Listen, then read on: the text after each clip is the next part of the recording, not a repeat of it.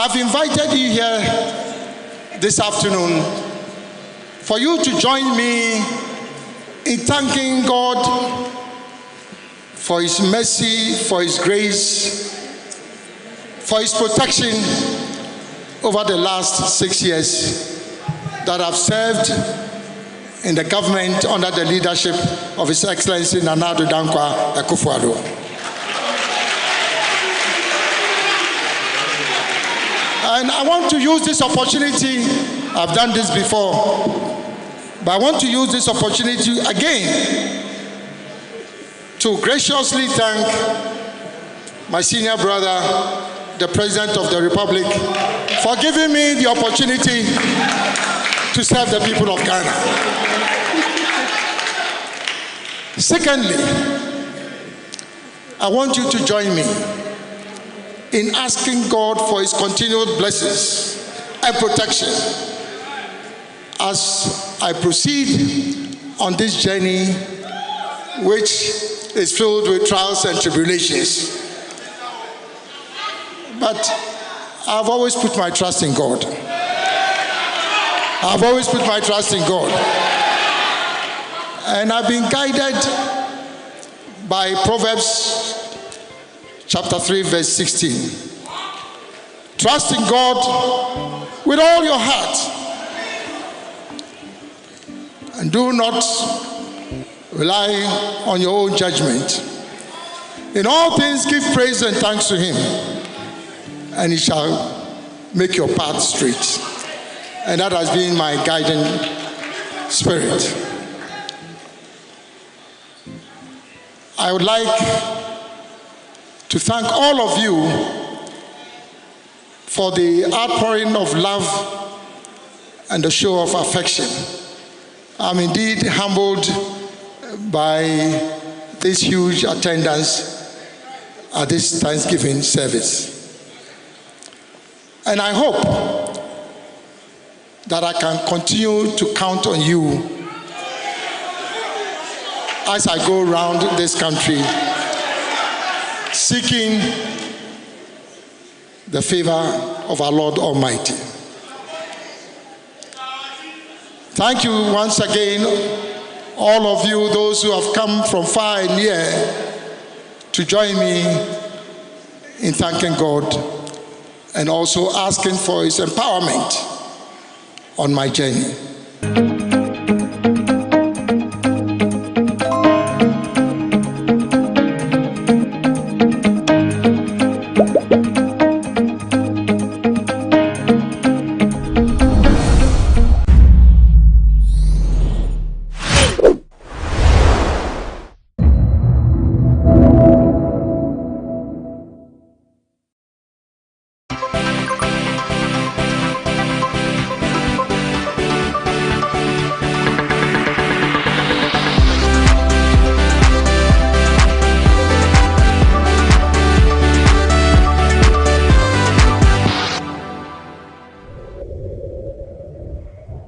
I'm seated with one of Ghana's talented comedians. I call him a 360 comedian.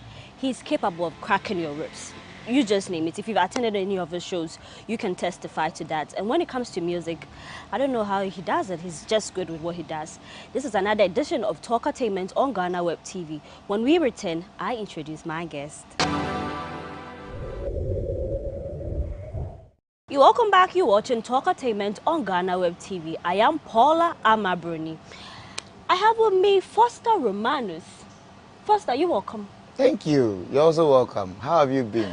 Okay. But I want us to have. No, let's get it.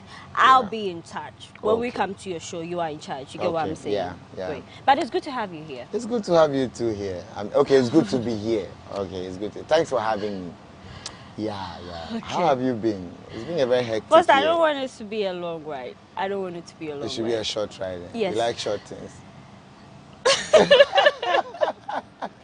Well, once again, congratulations. Running Romanus Incomplete 4 consecutive years. Oh, thank you. You're doing amazing. Thank you very much. Later, we'll talk about how you do it. But then I want to say congratulations on your marriage. Thank you. Yes, I see your wedding band when you Yeah, came here, you were flaunting you just it. had to chip that in, but Why I mean, not? yeah. But why won't I congratulate you? Oh, I mean, thank you for the congratulations. You've got a beautiful I'm proud wife. of myself. Very oh, beautiful. Yeah. I'm just using this to, help our brand tipper. To, I know it's a shade to my, editor, but we're going to talk about that. No. Before I even got married, I've been advising him. He's older than me. When our brand tipper was 30 years, I was 11. Right. And now look at me. You should look at what you've done so look and, at follow suit. Now. He's almost becoming an ancestor. So I'm just using this. If you know, you know. But congratulations. I'm telling him it will be well. If I've gotten a wife, God will do it for him. I like how you are flaunting it here, but you got a beautiful wife. Thank you. The wedding too was perfect. We saw the pictures and all that. Even though it was like quite coded, I said that, but what baby? I said that now. But saying the media and a better society. I mean, yeah, it's quite unfortunate, but it's all good. Okay, now let's talk business. This year you organized it, Romanus Incomplete. Yep. 4th edition. The 4th edition. The Legends Experience. Great, great. I know it's power packed. You've got a lot of things because in your 4th year you coming in bigger and better. But then, how has the journey been so far? It's been a very smooth and exciting journey. When it started, it was kind of like, that thing, should I or should I not? But then thanks to my team, they were like, you know what, it's about time. We can do this. Great. And I was like, you guys, are you sure? Because I didn't want to start something and later, it becomes a white elephant, so they say, right? Yeah. But then the team was like, let's go, we can do this. And this is how far God has brought us. And, so in the first year, was it so positive, the numbers and the energy? Yes, we had a full house, and I was like, oh, wow, are you kidding me? They're like, yeah, we filled all 3 terraces, and it was even on a Sunday, and I was like, oh my God, the love was so overwhelming, and I'm very grateful to everyone who has been on the show from 1 through to 3. And let me just add this, that the rush for tickets for this 4th one is, it's like, I'm like, oh my God, the love is so much. And I just want to say a big thank you to all the patrons who have passed through, who have supported one way or the other. Great. And all my sponsors, I'm very grateful. Now talk about sponsorship. We've had some of your colleagues come to say organizing a comedy show in Ghana is not easy. We've had Jacinta speak to us on that, your colleagues too. I want to find out, with musical shows, concerts, is it different having to get sponsors and, organizing, putting it together? How different is it from the comedy shows? Well, I think with the music, it's because of it's been, already established, so yes, they can boldly say, oh, we know this artist, we know that artist, he can pull numbers. So it isn't that difficult when you're doing music. But then with comedy, people are now coming from the assertion that Ghanaian comedians are not funny. And most of the people who have witnessed our shows have the confidence in us, so they come on board. And then the rest are also trying to, have a feel of it, etc., etc. So yeah, it's not been easy getting sponsorship for comedy shows, but we appreciate the little who have come through for us throughout the years. Yeah, we praying that in the years to come, it will get better. Great, great. So when it comes to music, we've heard some of artists say, oh, we are not united, this Ghana thing, and then always they compare the Ghana-Nigeria thing. When you come home in the comedy industry, are you united? So if one is having their show, you turn up for it. How would you rate that relationship? For our sector, I would say it's dope. It's very dope in caps, like in dopest dope. Like the love is overwhelming. We support each and every person when it's time for their specials or their events, and it's like, it's crazy. I don't like using the word crazy, but it's crazy, and it shows how, we all want to see each other succeed. There is no, even though personally you would want to, that whole competitiveness, not the bad one, but then you want to also be a better version of another person, or you want to be a better person. Yeah, that one is there, but then like supporting individuals is something that we do without stress. Okay, so I know you do skit collaborations. You have some of your colleagues that you do with. I think I've seen one with Is it General and then... Yeah, General, I've done it with MJ, the comedian. It's not that one? Maybe not that one. Yeah. Yeah, I think, I know when problem. It's as and when it comes. As and when it comes. But then for their shows, this year, which comedy show have you turned up in support of your colleagues? Oh, so I think the day MJ had his, I had another event, so I couldn't. But then, yeah, we helped in sharing flyers. Obi and Ponce's own, I was there. Comedian Jumo did his at the virtual hub. That one too, I had another event, but then I did a U10, and then did some endorsements, etc. So yeah, that's how it is. Maybe not your presence, but then just sharing a flyer, talking about it here. It's also a way of also supporting the individual. Yeah, so it comes in diverse ways. You can even talk to a sponsor to, oh, Charlie, check this guy out. So you can, if you can support him. Yeah, it comes in various ways. Right. So the comic videos, the very short one that we share on social media, WhatsApp status. How good is that one too? Is it profitable with sharing? Does it help the brand and all that? Yes, it does. At a point, sometimes our craft is seasonal. Okay. And if the dry season comes, you need a way to sustain yourself or to keep your fans, or I call them friends. I don't call them fans. I call them friends, to let them know that, oh, I'm still here. But then we are just, in a period or in a moment. So these kids are there to, kind of keep them going that, no matter what, we still there here for you. But then you'll be hearing of us also, that they don't go like, oh, it's been a while we heard from this person or that person. Out of sight. Yeah, can be out of mind. And social media is it's an universal thing. There are other content flowing, etc. So it comes to sort of sustain you, to keep the brand on a certain level. How many days inside? Oh, it depends on the numbers you command on whatever platform it is. People are cashing out from YouTube. Yeah. People are cashing from, TikTok. So yeah, I mean, yeah. With me personally, I follow musicians being in the entertainment industry. One thing I really find fascinating, because with musicians, they already have their songs. They mount the stage and then they say it. It's the same song. Of course, maybe they will have, something new just with the performance. But as a comedian, I've been to comedy shows, maybe a particular person, but then I don't know, find them repeating like the same jokes. How do you do it? How do you keep it fresh? Because I feel like it's a big challenge. Maybe someone might not appreciate it on that level, but you have, for 4 years, I'm not sure it's the same joke you're running through. You always have to come. It can be possible. How do you do it, and how challenging is it, and how do you find fresh jokes? Is it like you look at the situations, especially with stand-up comedy, you have to come and stand there, you don't even know how you're going to respond to it. It's crazy. It's very crazy. I mean, that's why I always say that you shouldn't be hard on the comedian, because it takes a lot to put content together, especially for a show, because like with the many comedians around, you have to make sure that your joke is original, is unique. It is not like, oh, I heard this person say it and he has copied to come and say it, So you spend nights trying to write original content for every other show.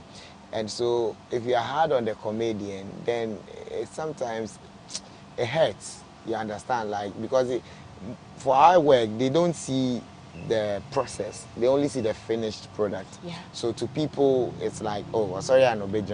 No, it's come with trying it out at several pubs, trying it out with friends, trying it out with yourself, with colleagues, even on social media, to just see how people will react to it before you now bring it back. It's just like producing a product. You bring it out for sampling, the people will tell you, maybe the salt is too much, this is that. You take it back, refine it, bring it back again for consumption. It wasn't that. You have to take it back again, work on it until you get the final piece. So you can imagine how long that will take to get a joke. There are times that spontaneously you can get something and then it works. But for, like, let's say a show like mine, Obi and Ponces, you have to really sit down and make sure that what I'm writing is like, it's dead on funny, and it's very, very serious. It's very tough. And yes, if you repeat it after 2 or 3 times, like, oh, he's always repeating his jokes, and that's what makes our work very difficult. Yeah, you made mention that the joke has to be dead on funny. I've seen some organizations, recently Obi and Ponsa with GTV calling about, some people have issues with you cracking jokes. Okay, why did you do it? People come, especially when it has to do with a personality, will come out to you on social media. It seems like it was an attack. How do you balance it? Because some of us, when it comes to politics, you don't find a joke. You might joke about a political party, and then the opposition will say, okay. Yeah, it's an occupational hazard. Okay. But to us, it tells us the joke has reached. Oh, okay. Yeah, the essence of it is to address whatever the issue is. But you have to address it in a lighter way so that people don't feel offended. But no matter what you do, some will feel offended. Some might think, it's extreme. But then the fact is, the end result is to make you laugh. Did you laugh? And the thing is that when I was talking about another individual, you were laughing. So why is that now we're talking about you? All of a sudden you feel we are attacking you. So it's something that you expect to happen when you do such jokes. But then the thing is that you don't have to cross the line of making it personal or being too, what's the word for it? Maybe let's say being too negative or being too hard. So you have to find a balance. You shouldn't cross the line. You should have your limits. You can talk about guest chairs. You can talk about happenings, events that happened. The events that happened that were funny. Everybody laughed, both NDC or MPP or whatever. But then most people sometimes try to personalize, and that's we, the comedians, we can't help it because it's an individual thing. But then when they are coming for comedy shows, the tagline is comedy. It's lighter. We're just coming to have fun. So they shouldn't take these things personal. We beg you. Yeah. Great. Still, I ain't come cry. Yeah, I can't cry. Great. So in December in Ghana is a big thing. Now people have, saved the date. Romanus incomplete. They are looking forward to come and attend. Yeah. Someone who doesn't really know the benefits of comedy, it's been a rough year, as you all saying. What would you tell the person to get the person to come? Because some people have actually never been to a comedy show. Oh yeah. And I think if they've never been to a comedy show, they should try their best to add it to their bucket list and get it signed off so that they can come and experience what talent we have in Ghana. And I think most of them are still riding on the whole Ghanaian comedians are not funny thing. Which we don't blame them, but then they can only get to clear that doubt or judge for themselves when they come to experience the comedian. So they should look out for all other comedy shows, not only mine. Mine is on Friday, but the others after Friday. December 23rd. Yes. 23 National Theatre. National Theatre. The time? 7 p.m. dead. We don't do 7-1. We don't do 7 for 9. Because it's been a major problem. People say you turn up for events. Everyone who's been to our show will tell you that one of the things that they can stick their necks out for us is our time. We don't joke with it. 7 p.m. Whether 5 people, 6 people, 7 is 7. Maybe sometimes when it's 7, there are people at the gate yet to enter. That we can give a breather. But then we don't say, oh, it's 7, let's wait till the place is full. Or, no. Once it's 7, we start. If we have to stall to have them enter, we put acts in there, but we still start. Great. Yes. Yeah, so I'm seated with Foster Romanus. We're talking comedy shows, this upcoming show which is in December. We'll take a quick break. When we come back, the conversation continues.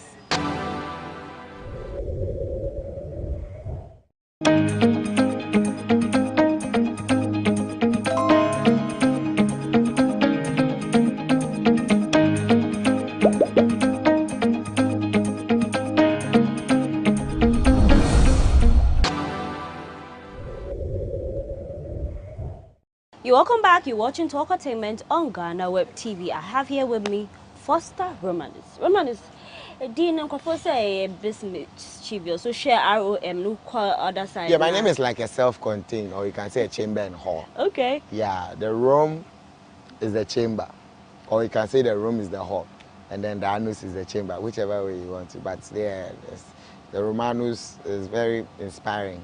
It's very, it's a hard name. Okay. Romanus. Romanus. Yeah, somewhat. You see, when you are from Rome, yes, that's what you are called. Oh, you are lying. Oh, boy. But then the name of your show captivates me. Incomplete. Yeah. What's incomplete about? So incomplete because Romanus as a character never ends. So we are trying to say that Romanus is always has something up his sleeve. Ooh. And so you can't pin Romanus to just a thing. He comes with this, with that, and then the next time there's this, and you're like, wow. So it's because Romanus has several attributes. Great. That's yet to be untapped. Yeah, so that's why it's incomplete. So for those who attend your show, those who have had the opportunity to be at your comedy show, you do crack ribs, you do sing. It's like 360s, it's a bit of everything. Where do you find that energy? How do you do it? For that one, we will say God. We will say God. We just try to balance it, and we're always looking at what can we do that will make us unique. What can we do differently? And so I for one, I believe in using your talent. Okay. Make sure that whatever you have in you don't keep it. It was given to you for a reason. So I was like, how do I incorporate all these skills? Because there are places you go, people just have maybe the comic side of you, people have just the acting side of you, people have the music side of you, and the others.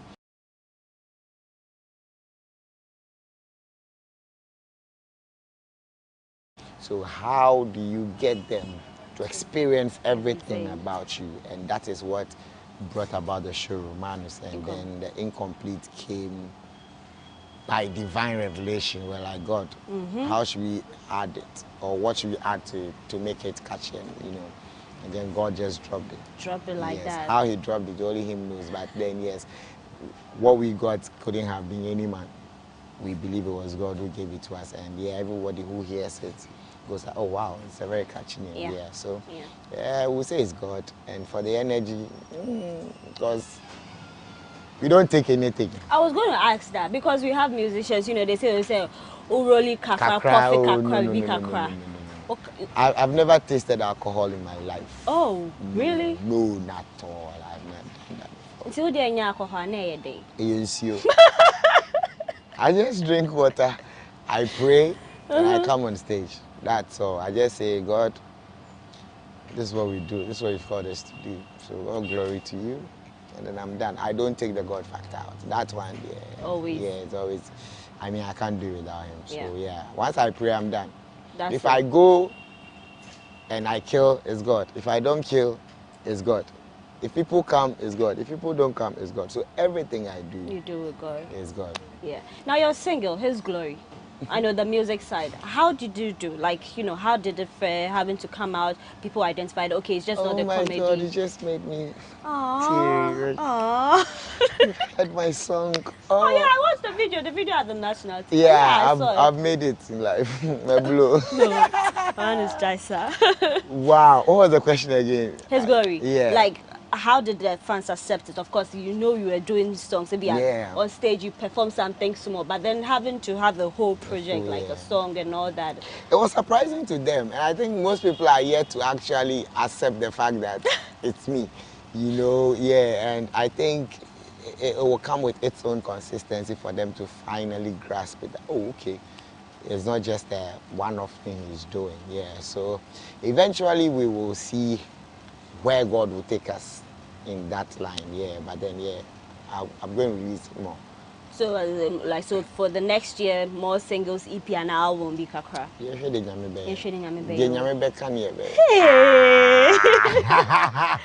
Matthias, no, but still on your show, based on what's happening at African Legends Night, some people are tipping that, of course, somebody is going to pass through.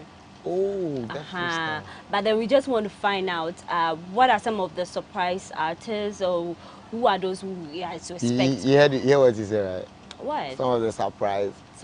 Underline that. The surprise is surprise. Why are you going to let it out? Oh, I mean, our show. And I say our show because it's not my show. Okay. It's first of all, it's for God. And then my team. But my team. But I believe that the God factor, you can downplay. You get it. You can't come and say I've done this. No. Not self-made. Exactly. God. It's God. And if you know where I'm coming from, you will understand what I mean by God. So I can't.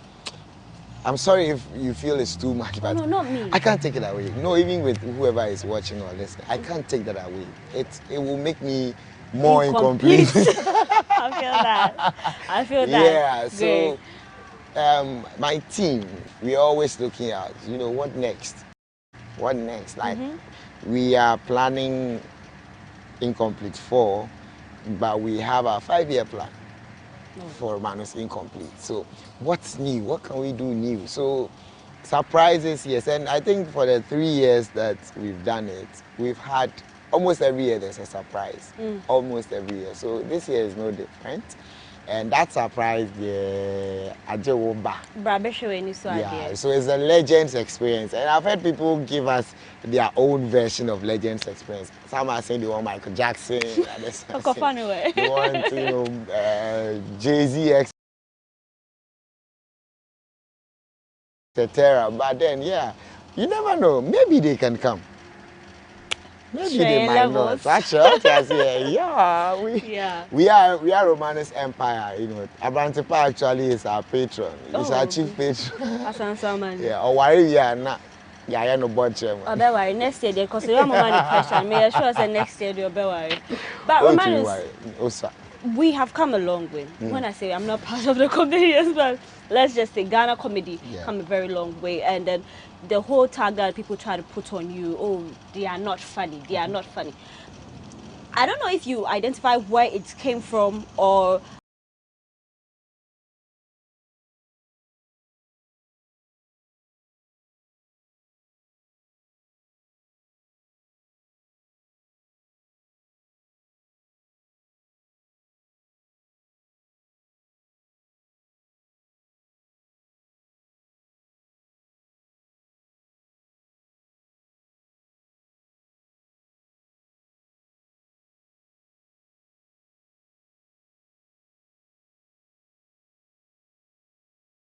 how you guys managed to, change that narrative and the whole comparison, having to compare with the Nigerians and all that.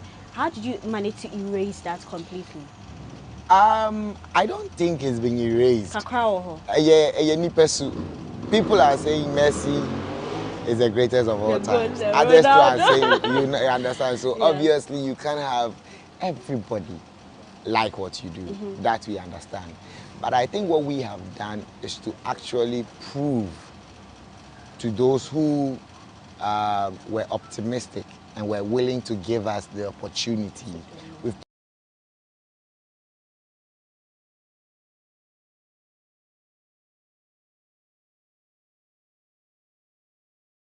proving them right. And we are very grateful to them. That's what I would say. There are still the few who think that there's more room for improvement. Of course there is room for improvement. We can't be better overnight. But then we are trying our best to make sure that we'll be the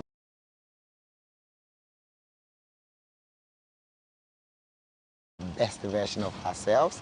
And also those who believed in us, we will also not let them down. You understand? So it's not died out. It won't die out. It can't die out because there are people who might like you, might not like me, and etc. So that one is there.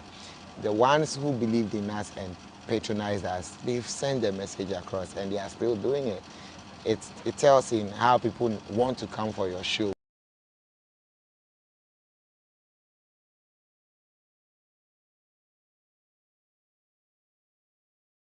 When you put it out there. So we only focus on the ones who believe in us. And that's what we did. So once you believe in us to come for our show, it means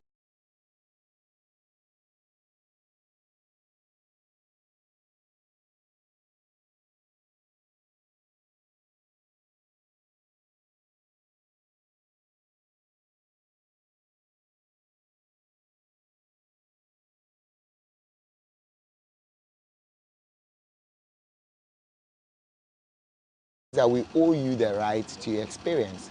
You have to make sure that it is worth the time, worth the amount we put on the ticket. So that's what we've done.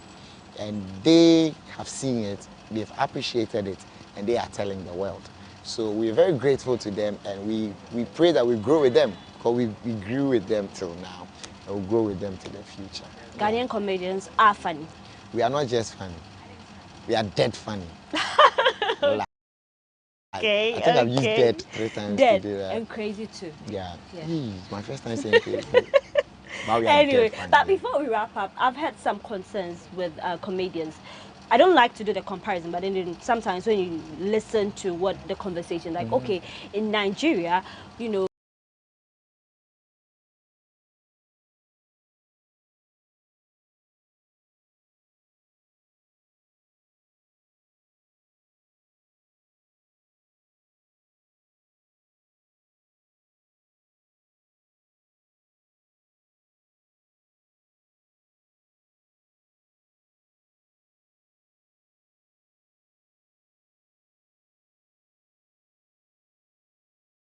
these celebrities, they avail themselves. You want to put them in a comic something, if you want to, you can walk into a hotel and say, okay, I want to partner with you, case of location and all that.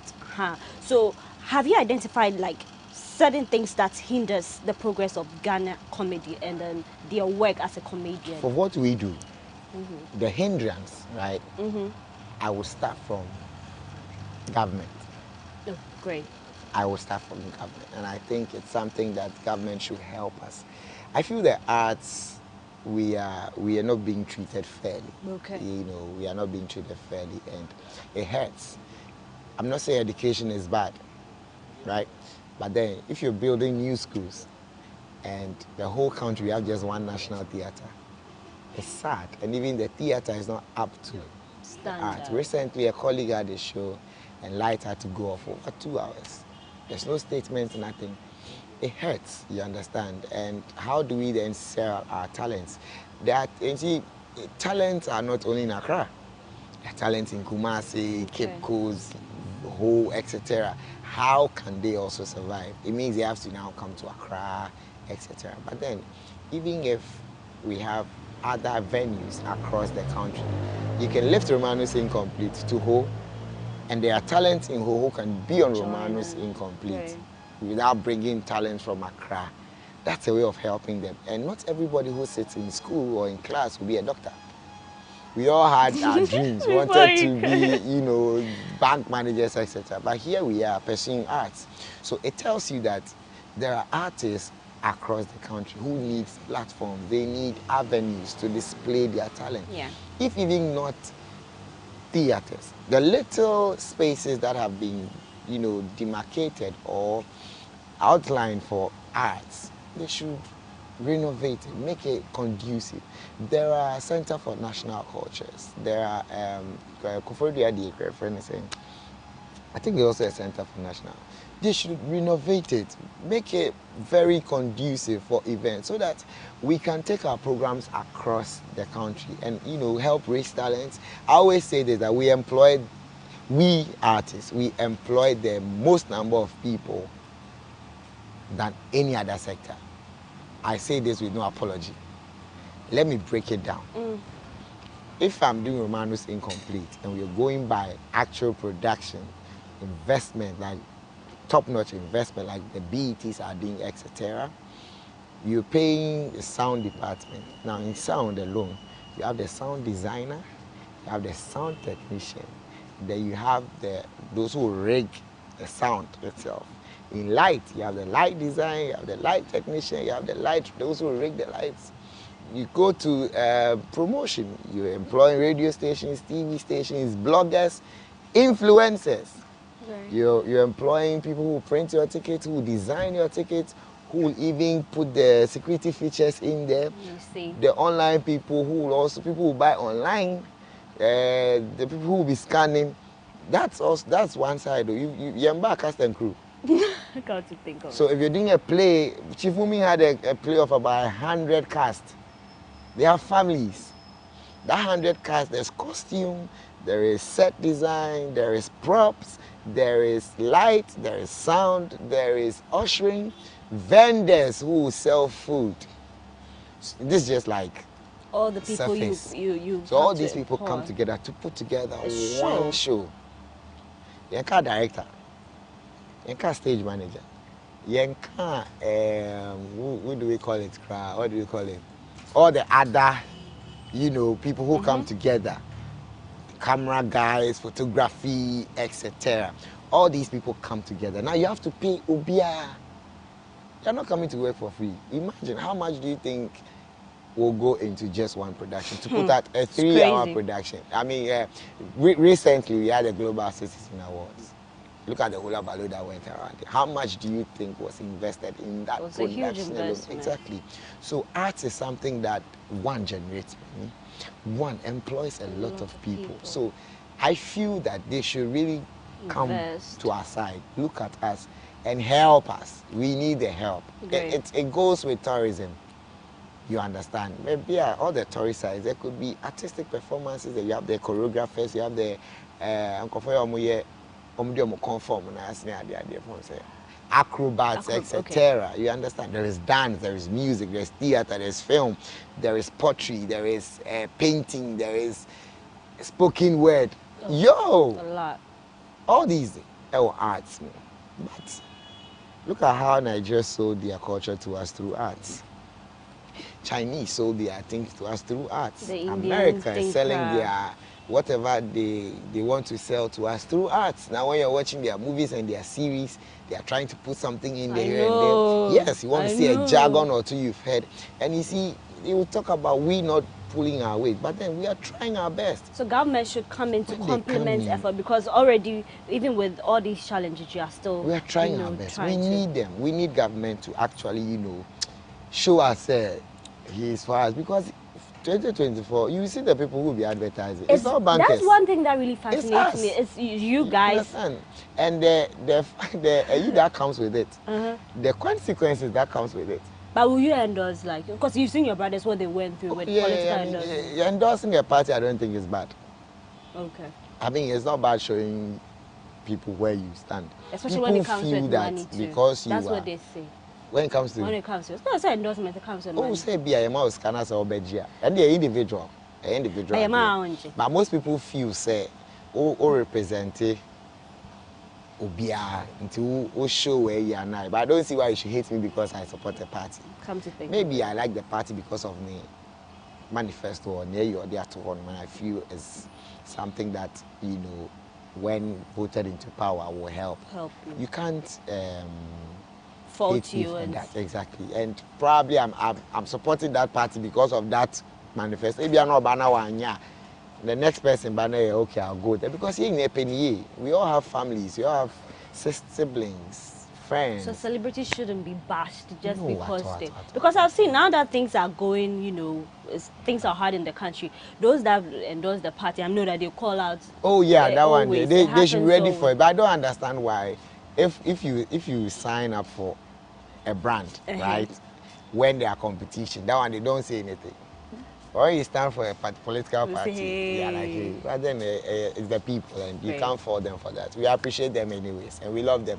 That also keeps us on our toes. It makes us always, you know, we reason before we take certain decisions and actions, because they're like, okay, you have to also put them into perspective. How would they feel? Because some people sort of see you as an idol, or, you know, you as a mentor. So you have to also, you know, make sure you're positively influencing them and you have them at heart when you're taking decisions. Well, one thing that caught my attention was when you were listing the challenges to talk about the National Theatre, things should be done so that, you know, at least your international standard cry will be good.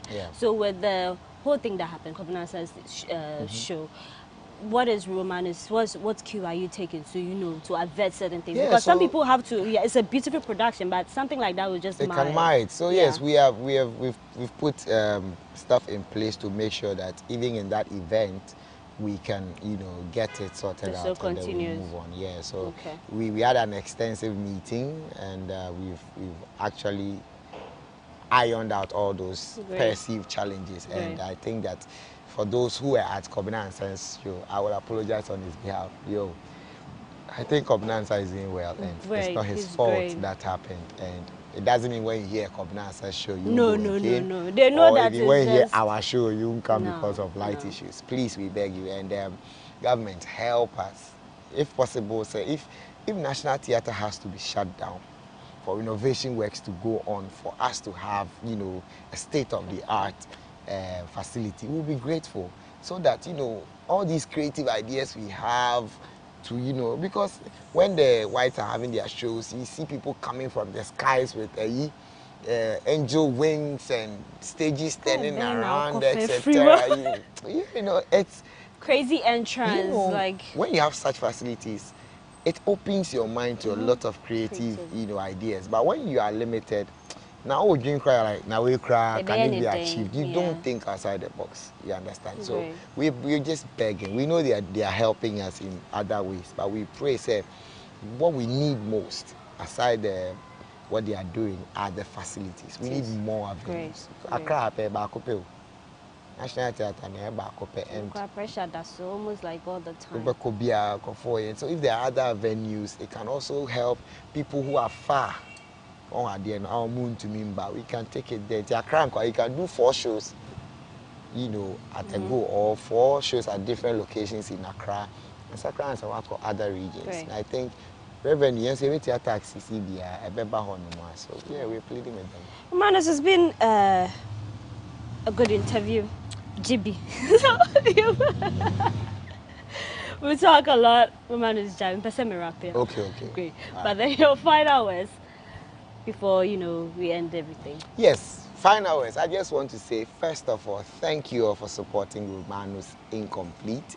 Thank you for supporting Romanus. I'm trying to be the better version of myself all the time, just to entertain you guys. And Romanus Incomplete is on Friday 23rd. Just get a ticket for 100 CD standard, 100 CD standard, 150 VIP, 250 premium. And then you can buy it online, *447 *332 hash, *447 *332 hash, or you can get it at the gate. And then also, this thing is very important to me. COVID is on the rise. COVID is coming back. If you've not vaccinated, go get your vaccine and be safe this, you know, Xmas period. Go to any center and get yourself vaccinated. And also, let's pray for our brantifers to get married next year. They're so worried. I want to say thank you to my sponsors as well for holding me down. Can I name them? You can. Thanks to Ebony Condoms. Thanks to Makers Electronics. I'm grateful to Promasido Ghana. I'm grateful to Audacious Apparel. I'm grateful to Antonio Rees. I am grateful to Hallmark Cafe for holding us down. And those that are coming on board, we are grateful for them all. So next year we'll be coming to your offices. Be prepared. Yeah, great. Thank you. And thanks to GhanaWeb for always holding us down. You guys here, it's like we are family. You know, anytime when we don't even have show, they'll call us. Won't you do show this year? It's a blatant. Yeah, you know, we're very grateful to you. Thank you very much for supporting the arts. Thank you. Thanks for coming too. I took notice of your grey hair, but we're going to talk about that. I'm not old though. Oh, please, I see the grey. Sugar daddy, you know what I'm saying? Higher car. Great. So I did this with Ghanaian comedian Foster Romanus. Do well to, you know, attend the event and, you know, all the things that he made mention. Of course, we're looking forward that government will also hear his plea so that we correct all the wrongs to make the act industry more lucrative. This is Talkatainment, or this has been Talkatainment on GhanaWeb TV. I am Paula Amabroni. We'll be back with the next episode. Thanks for watching.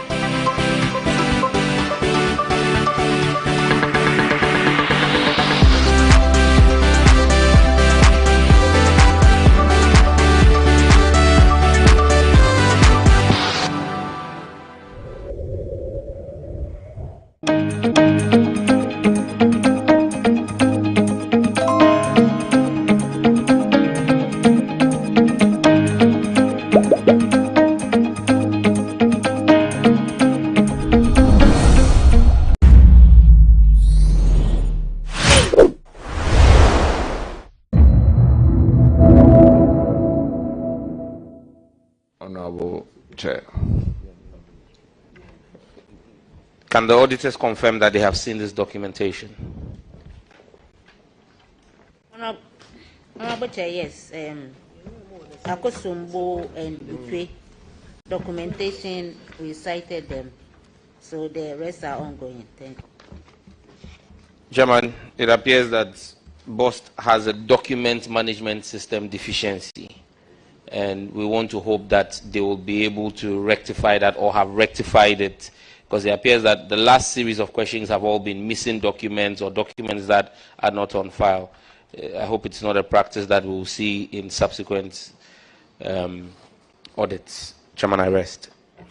Paragraph 546, Honorable Sampson. Thank you, Mr. Chair.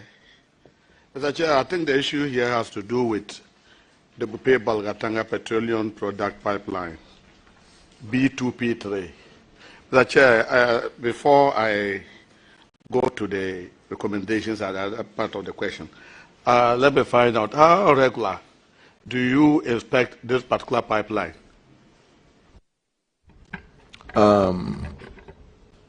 Honorable Chair, thank you very much. We have a team that patrols the pipeline very regularly, at least twice a month. Have you been told of the missing test boxes, the test boxes without hairs, test boxes being removed on that line? Are you aware of it? Yes, we've known this. That pipeline had been out of service for about 5 years prior to when the audit was done. That Savelugu, the booster station, had been out of service 5 years prior to when the audit was done. Bolga had been out of service as well. So yes, we've known about these things, but we had to bring up the critical ones first before these ones. That is why it still hasn't been done. But it's been factored in our depot upgrade program for this year. So this year, a lot of the equipment that are out of service or missing, once the procurement is complete, we would bring all of them back on stream. Thank you. You have the report in front of you. Can you read paragraph 552?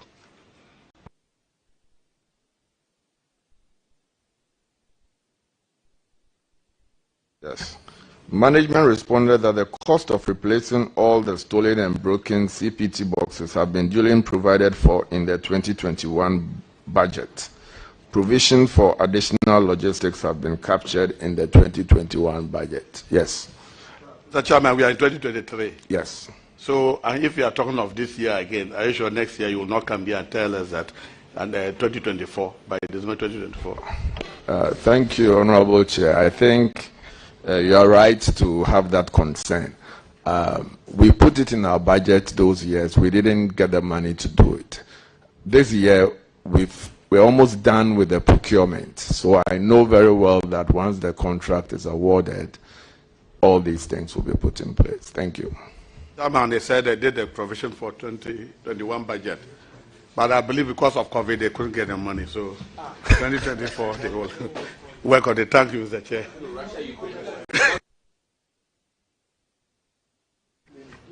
MD, did you say 5 years before audit, this station, the Savelugu station, have not functioned?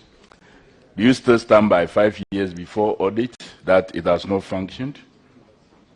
Or it's not been in operation, including that of Bolga? Do you still stand by that statement? Let me come back on the 5 years. But it hadn't been in operation for quite a long time before we started. So you are not sure? Because it was operating, it operated in 2016. At least I remember in October, November, it was still functioning in 2016. And I'm very sure about that. Okay. When I got in, it was not functional. You got in which year? In 2019. But then 2018, it wasn't working. So you shouldn't have said 5 years before. So will you withdraw your earlier statement? I'll withdraw and say at least 3 years before. Yes. Thank you. All right, paragraph 553, Honorable Apak. Thank you, Chairman. We continue from where Samson left off. Before I start, what is PMS product? Honorable Chair, it's petrol. Very well. Now, the concern of the auditors is that PMS product has not been transferred and that the product has been in the pipeline for over 4 years, contrary to the 6-month standard duration for which the product can be kept. They have said that the Sevlugu depot, since November 2016 till date, I would assume till date would mean when the report was published, has not seen any product transferred.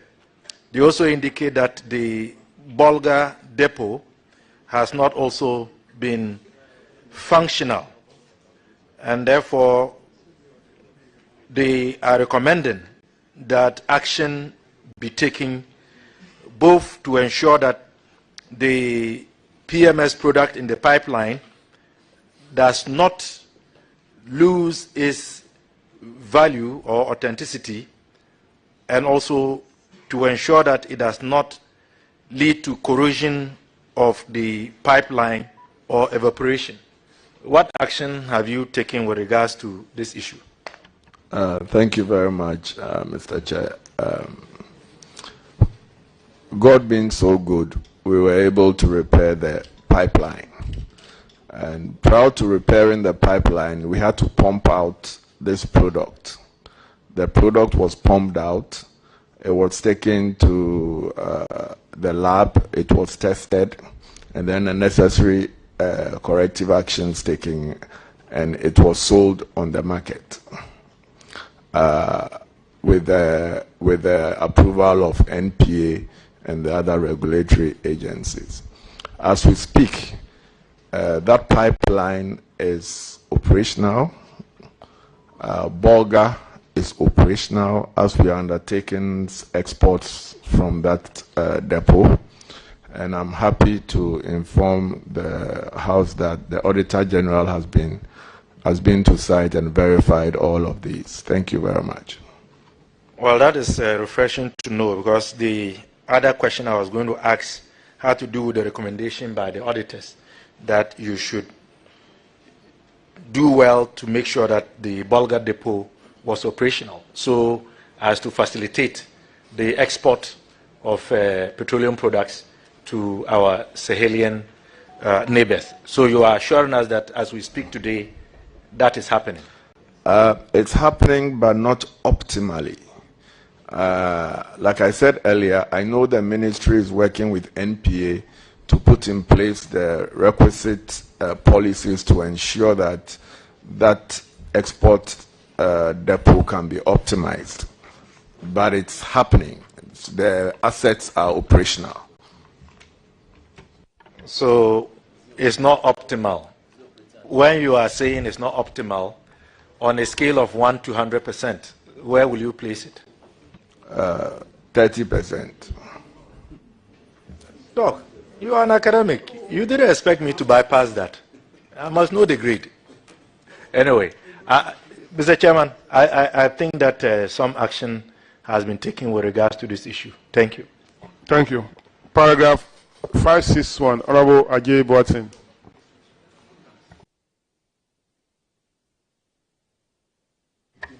Thank you, Mr. Chairman. Paragraph 561 talks about decommissioned barges. Since 2013,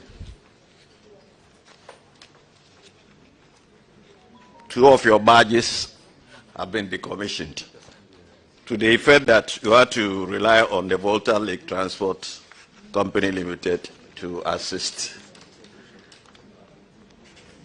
The explanation you gave was that you didn't have liquidity to be able to do it, but you assured the auditors that come 2020, they will be fixed. We want to find out from you what has happened to those badges.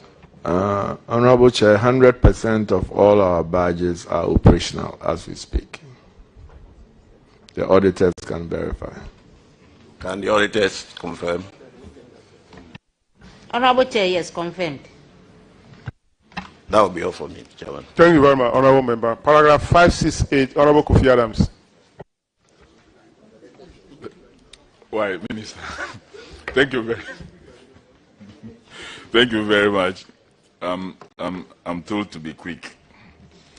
You have uninstalled meters at the discharge point, specifically the Akosombo depot, which is very critical for this lake transport that you are engaged in. From the auditor's report, your workers there use dipstick to determine levels, and because they do intertank transfers, and considering the topography of the area, it becomes quite difficult to determine actual volumes. And this means, as per the auditor's statement, you are able to do only about 14 BRVs on a busy day. And if a batch takes about 23 or 22 BRVs, then that means it will take you about a day and a half to load one batch. You promised to deal with this situation in 2021, so I'm sure you have dealt with it now. Is that the case? Thank you, Honorable Chair. From 568 ongoing, all the issues there have been factored in the depot upgrade. So the depot upgrade, like I said, contracts will be awarded early part of this year, and it will deal with all those other elements. Because we were resource constrained, we had to prioritize on where to put our limited resources. And that is what we did earlier on. Now, we are happy to inform the House that this year, God willing, all those things will be done once the contracts are awarded. So from 568 going, everything is factored in the depot upgrade program. Thank you. Well, if you want to really operationalize your Bolga depot, then your Akosombo must equally be very, very efficient. And by extension, even the pipeline between APD and Akosombo to make you more efficient. Thank you. Mr. Chairman, that should be all for them. Thank you very much.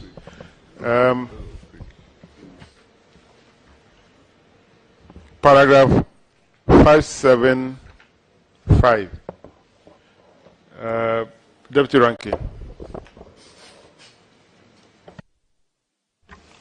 Thank you very much, Chair. Paragraph 575 talks about absence of security surveillance unit. Visit to your Kumasi, Akosombo, Mami Water, Bogatanga, Savlugu, and Bupe depots showed that there were no security surveillance to help improve security at these facilities. And the auditor's interaction with your officers indicated that over the years, you have always relied on the presence of security officers to take care of the depots. In the view of the auditors, the initial construction of some of these facilities did not consider the surveillance units and reliance of security personnel, which has led to the absence of these critical security systems. What have you done so far about it? Honorable Chair, thank you very much. Like I said earlier, from 568 ongoing, all the issues have been factored in the depot upgrade that we plan to do, which is currently at the Central Tender Review Committee. So for CCTV, automation, all these things will be factored in the depot upgrade program.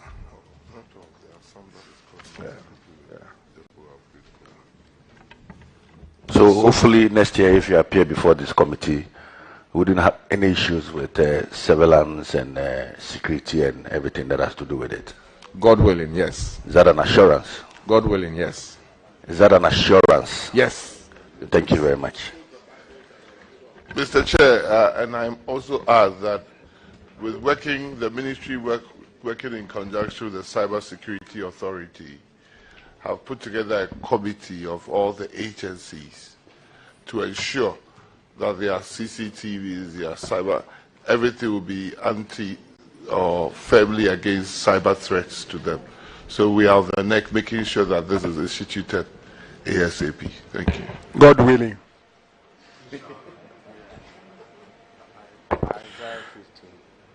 Paragraph 581. Honorable Roxanne. Chairman, thank you. Chairman, considering his earlier responses in respect of related issues, I want to find out that these are 2020 observations. 2020.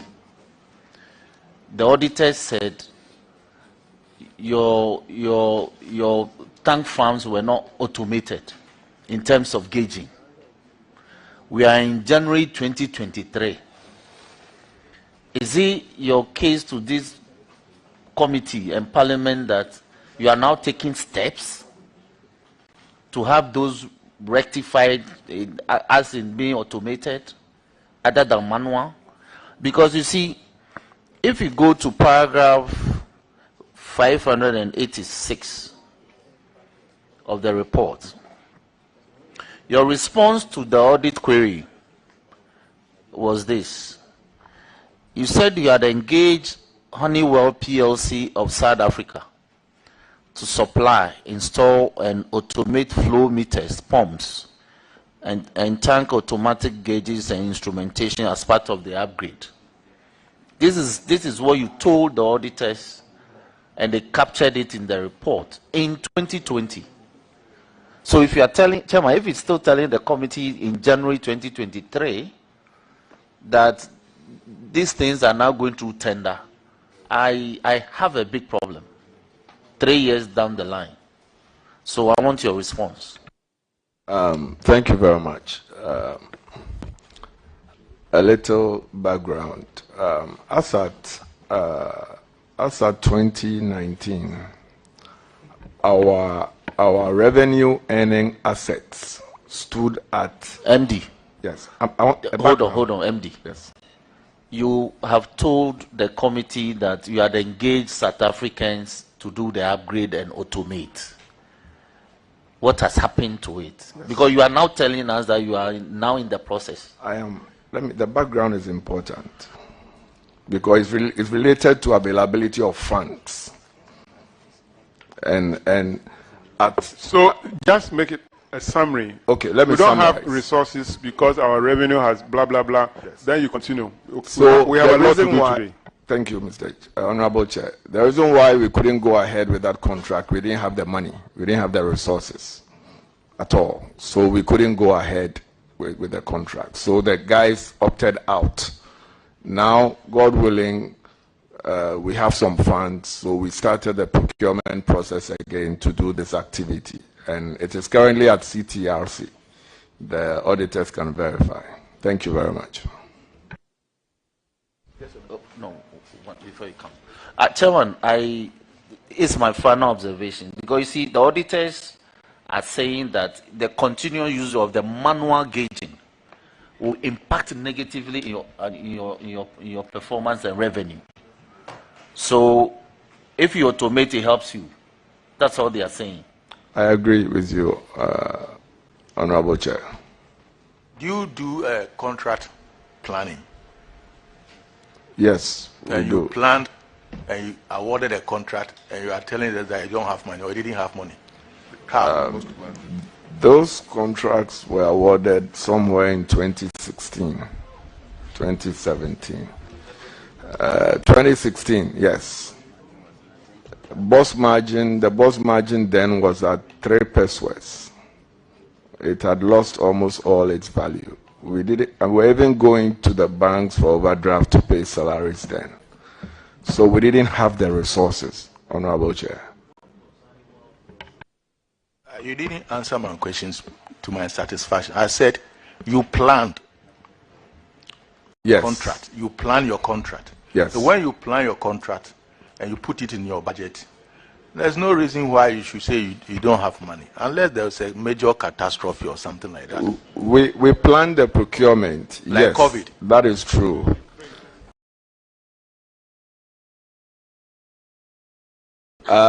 We planned based on the fact that we were expecting hope margin at the time, which didn't happen. So the procurement couldn't happen. And when the boss margin was even increased, we requested for 12 pesos. They gave us 6 pesos. The ministry approved, with NPA approved 6 pesos, which was not sufficient. So that was why those spending couldn't happen, Honorable Chair. You are saying now you are re-awarding it on contract. Do you have money now? Yes. You sure? Yes, Honorable Chair. All right. So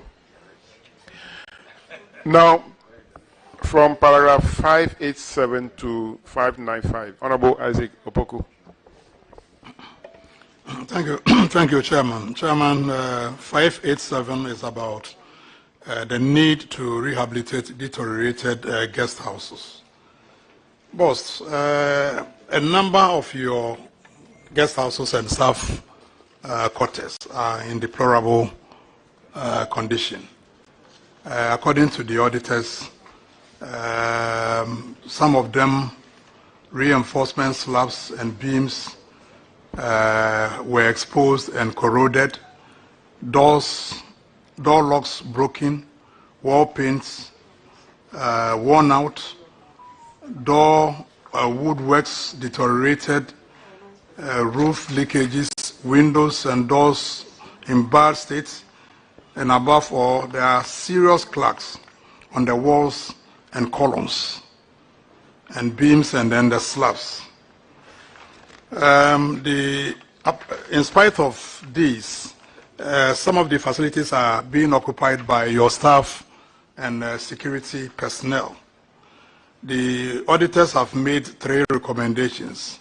One is to ensure that the personnel residing in the quarters are relocated immediately, and 2, conduct a structural integrity test on the buildings, and 3, take immediate action on the outcome of the tests in order to safeguard human life and property. What is the current state of these facilities? Thank you, Honorable Chair. We have advised to protect life and property. We have advised our staff not to inhabit any of our old and dilapidated guest houses. We are going through the procurement process to procure a consultant to go and do the structural and integrity tests, beyond which we would do the corrective action. So that's where we are.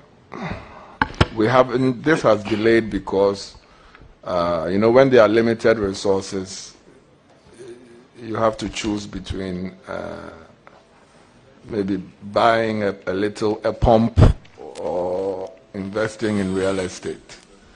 We didn't have the luxury to invest in the real estate. So we focused the little resources in the core business. Thank you very much. I'm wondering, if you look at the pictures on page 126, are you there? Are you there? Page 126. I'm wondering why you would leave your guest houses to deteriorate to this extent.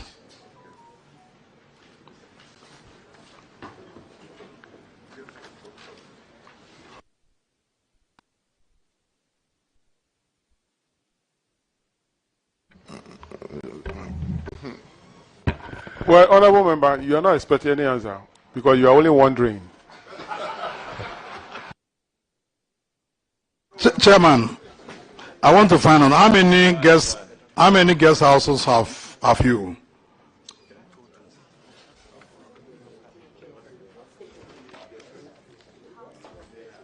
guest houses. Honorable Chair, thank you. I think there are about 8. And are they all in this state? No, not all of them. Since you, looking at your response, paragraph 595, management accepted these recommendations and indicated that appropriate funding is required. I guess you don't have the appropriate funding. So will you be considering giving these guest houses out to private developers?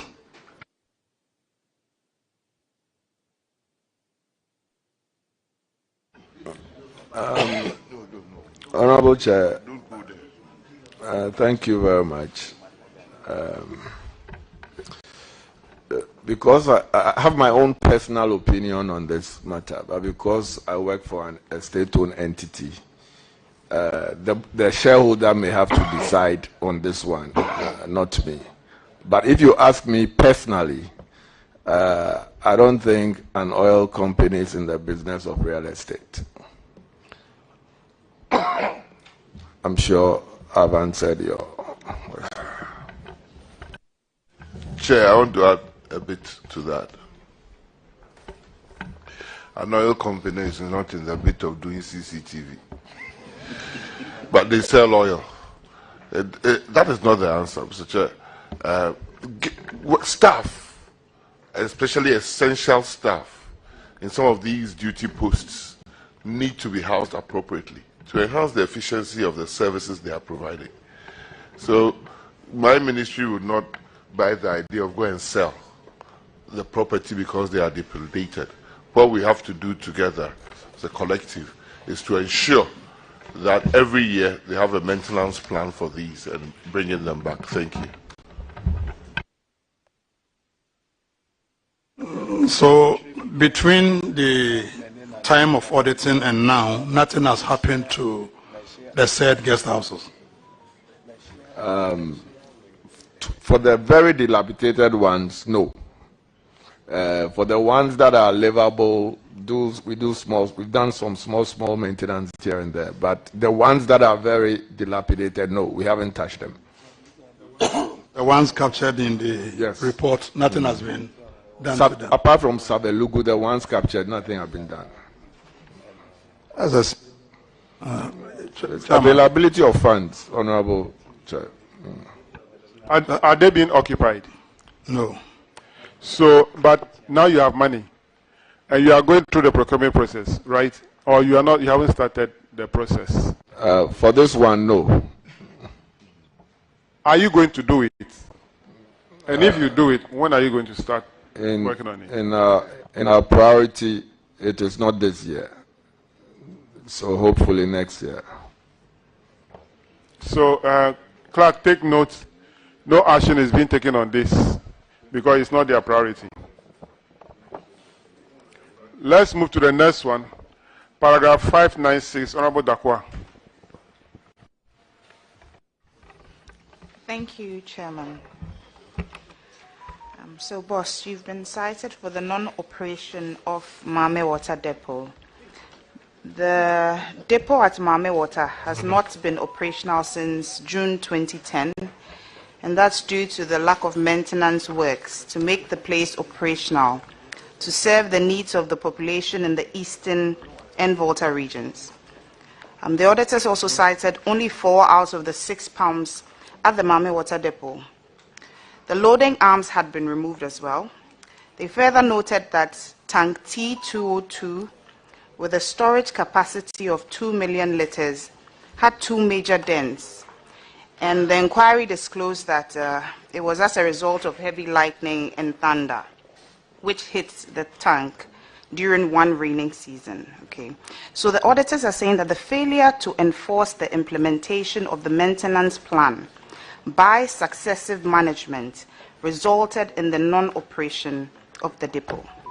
The inquiry disclosed that the main pipes connecting Accra Plains Depot to Mahama Water Depot were very old and had leakages, which needs to be fixed for operations to resume at the depot.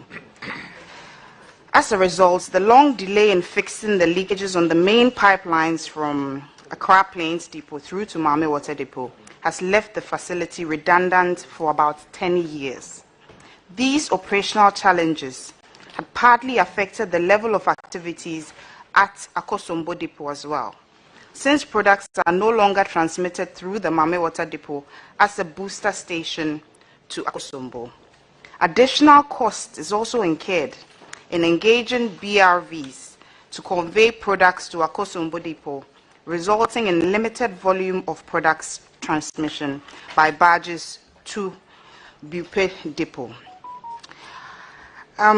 It looks like there's a ripple effect, clearly. So can you just tell us the current status of the tank T202, the pipelines, as well as can you tell us the current state of the Mahama Water Depot currently? We just want to know that. Thank you. Thank you very much, Honorable Chair. The depot is still not operational. During the 10 years, a lot of the equipment at the depot were cannibalized and used for repair in other depots. But God being so good, the pipeline is currently operational. The contractor is testing the pipeline to ensure that they can hand over to us, and products will be conveyed from Tema via pipeline, no more BRVs to Akosombo. The Mahama Water Depot is part of our upgrade project this year, and it is now more important to us than ever because NPA has granted us permission to use that depot to serve part of the Eastern and the Volta regions. So it's very important in our plans this year, and we can promise the House that by the time we come here next year, the depot will be operational. Thank you. Thank you. Auditors, can you just confirm that the pipelines are operational? Honorable Chair, like you said, all those ones are part of the upgrade. So really, we were not able to confirm whether it's in progress, whether it's being used or not. Thank you. All right.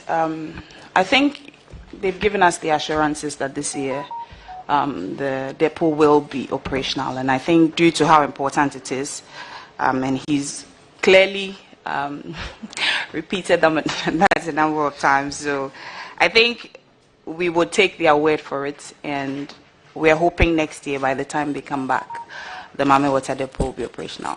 Chairman, that's all for me. All right. The chief executive has given the MD has given assurances throughout all the issues. You've given assurances throughout because now you have money. You say now you have money. Of course, that's what you said. Please. You said now you have money. You didn't have money, now you have money, so Chair, that is why you are giving these assurances. Chair, it was for those specific issues.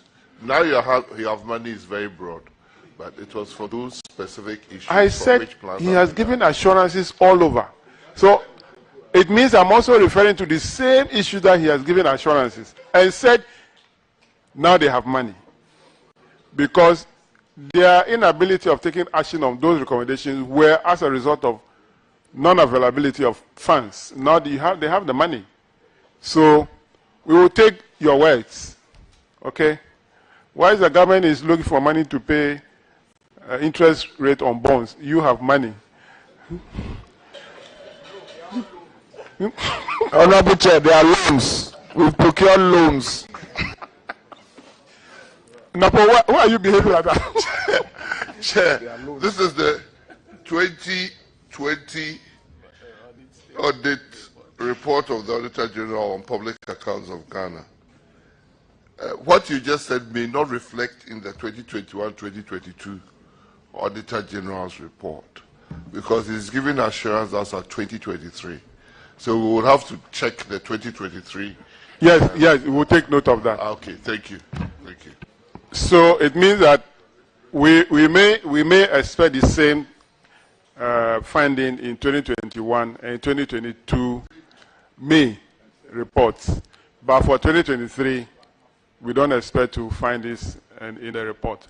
Okay. All right. So the last one. Let's finish before. Is it public interest question?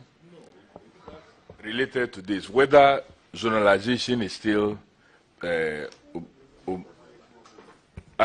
BOST is an interested party in this zonalization, whether it's still operating. No, they understand.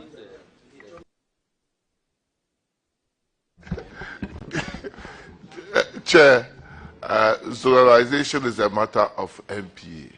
And I think they would answer it very, very well when they come. And if it's asked when they come.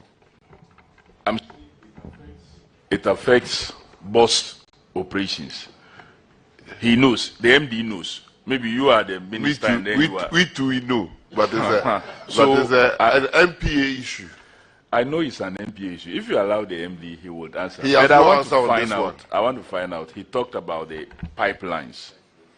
As part of the improvement processes, they must make sure there's some inbuilt security system, because we've had experiences where you pump water, everything goes through, you pump 10 liters, you get 10 liters. You start pumping products, you pump 10 liters, and you get 6 liters. So he must make sure that in the upgrade process, the necessary systems is put in place to stop this pilfering. Thank you very much, Honorable Chair. I'm happy to inform you that in the repair of the pipeline, we made sure that there was an intrusion detection and a leak detection system on that pipeline. So we have the technology needed to detect the leakages as soon as it happens, and then intrusions in the right of way. And as we speak, it's working very well. The contractor hasn't handed over the pipeline yet because they are still testing. And once it's done, we believe that we have what it takes. And in partnership with the security agencies, we can keep the sanctity of the pipeline intact. Thank you. On zonalization, I think MPA would be best to answer those questions. Thank you. Paragraph 606, Honorable Yusuf. Chairman, thank you. MD, I think you shouldn't be a happy person. You alone, 21 infractions this morning. That's not good enough. Let's work together to ensure that next time when you come here, your infractions will not be many like this. You are my friend, but I'm not happy. Chairman, the infraction here has to do with unapproved policies by the board. About 6 policies at the time of audit were still pending. What is the state of these policies? Have they been approved now? Honorable Chair, thank you. On your previous comment, we would work to make sure that we don't repeat these. They are as a result of inheritance of assets and liabilities. That is, with respect to this one, this particular policies, we've currently approved 15 policies. And the Auditor General can confirm otherwise. May I find out from you, BOST is an old institution.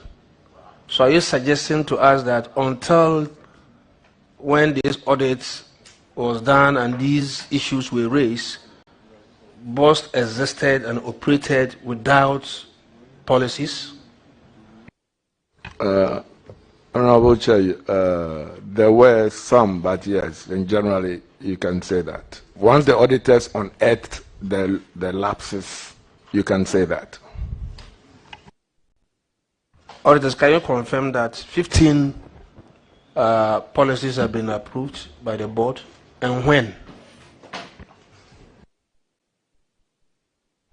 Honorable Chair, it has been approved, confirmed, and it was in the processes. I mean, as and when they present to the board approved. So the 15 had been approved, including the 6 that were reported on. Thank you. So what you are saying is that you couldn't give us specific dates. When was the last one approved?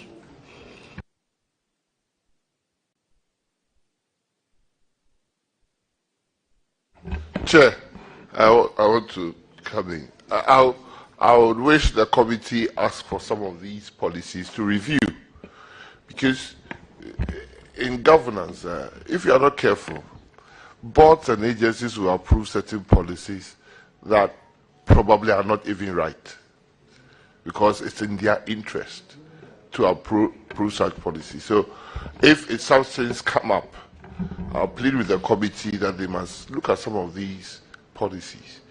Because I'll give an example, not regarding BOST or for that matter, any of my agencies.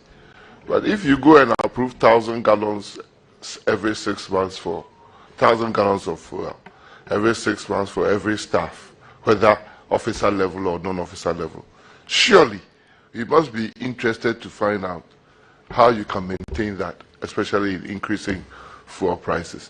So some of these policies, innocuously done between management and board, we as the ministry are not even aware of all these policies they are hurriedly doing. But the committee, I'll just plead that, not only Ministry of Energy, other agencies, these policies, we must be very, very careful with it. Thank you. But the ministry, okay, go on. Minister, I think that this should rather be your responsibility. That is why you are the minister there. And I'm surprised that they are doing all these policies without involving you. That is serious. And so, rather work with them to ensure that you have a hand on all these policies. Where there's a need for you to even bring in experts to help them, you bring them to help them. I don't think that this committee will have time to be calling on policies and interrogating the policies. That is my opinion. Anyway, Chairman will respond to it finally. Now I move to the second infraction, which has to do with non-compliance with data protection, and that is a breach of the law. Acts 2012 Acts 843. The auditors established that BOSS breached this law. You breach the law because you failed to register with the Data Protection Commission. And you know the consequences of not doing it. What is the state of it as we speak? Honorable Chair, thank you. As we speak, for the first time in BOSS history, we are compliant with the Data Protection Act. Thank you. So you were not aware of the law before?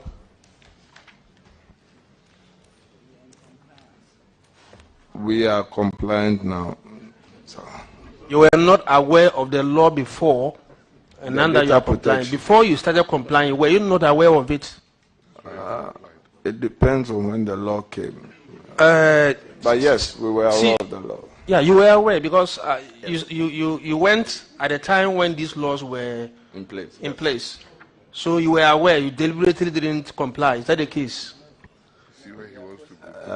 We didn't deliberately not want to comply. It was an oversight. Is that the case? No, we have complied. Auditors, can you confirm that you are now complying? Honorable Chair, the certificate, data protection certificate covering the period February 2021 to February 2023 was expected. Thank you. Suggest that you continue to renew it as and when it's necessary. Chairman, I defer to you. Thank you.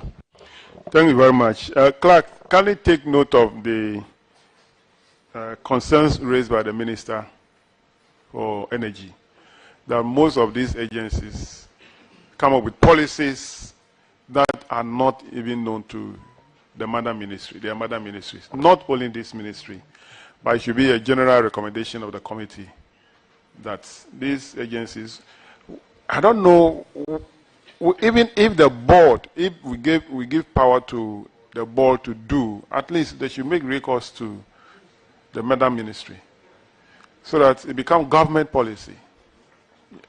So let's make that type of recommendation in our report. Yeah, Yusuf.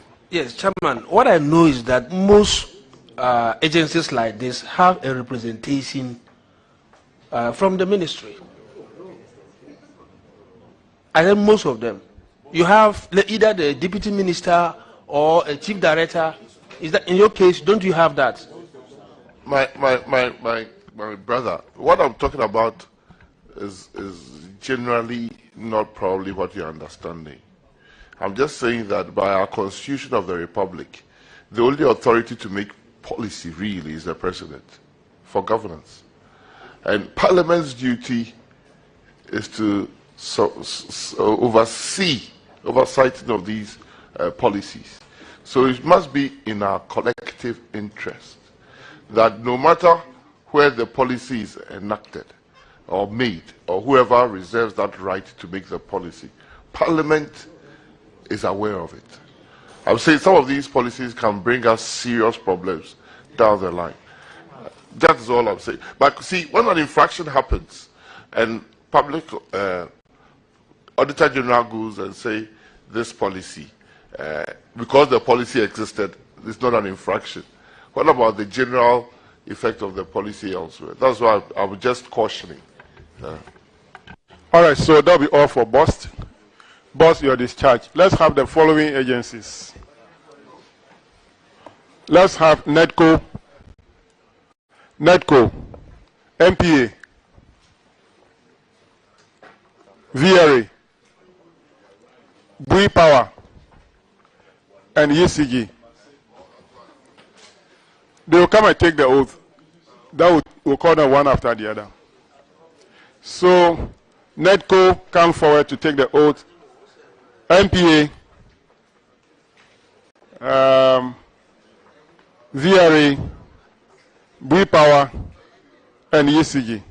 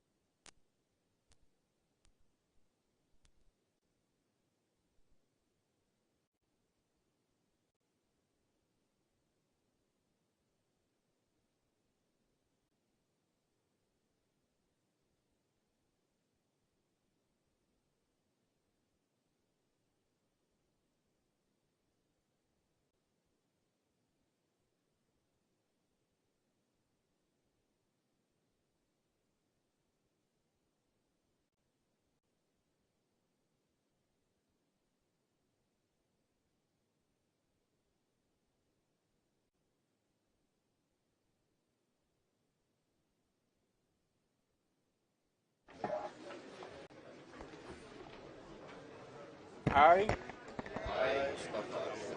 swear by the Almighty God that the evidence I shall give before this committee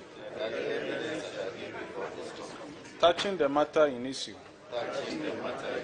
shall be the truth, the whole truth, and nothing but the truth. So help me God. Thank you very much. Kindly take your seat, but let's have NEDCO. NEDCO.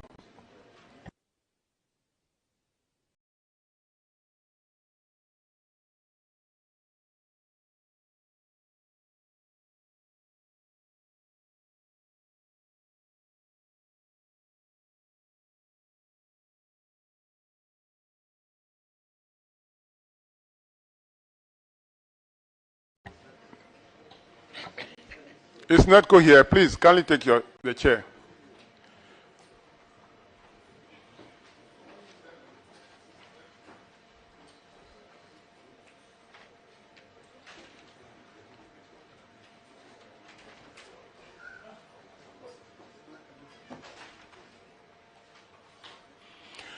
Yes, kindly introduce yourselves to the committee.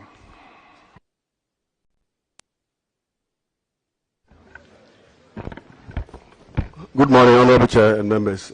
My name is Osman Ayuba, the Managing Director, NETCO. Good morning. My name is Hashim Idrisu, Director of Finance, NETCO.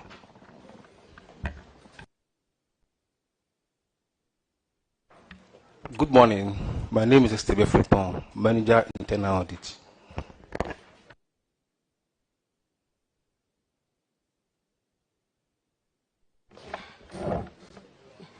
Good morning, Honorable Chair. My name is Ni Ayitego, NETCO. What is your position at NETCO? Head of Legal. Okay. So we'll start with you, paragraph 359, and Honorable Ajay Burton will take that one. Thank you, Mr. Chairman. Northern Electricity Distribution Company, NETCO. We'll start with the operational results. The auditors in their report say that you made a loss of about 343 million, representing a 9% increase over the previous years. Can you give us some explanation why you had that problem?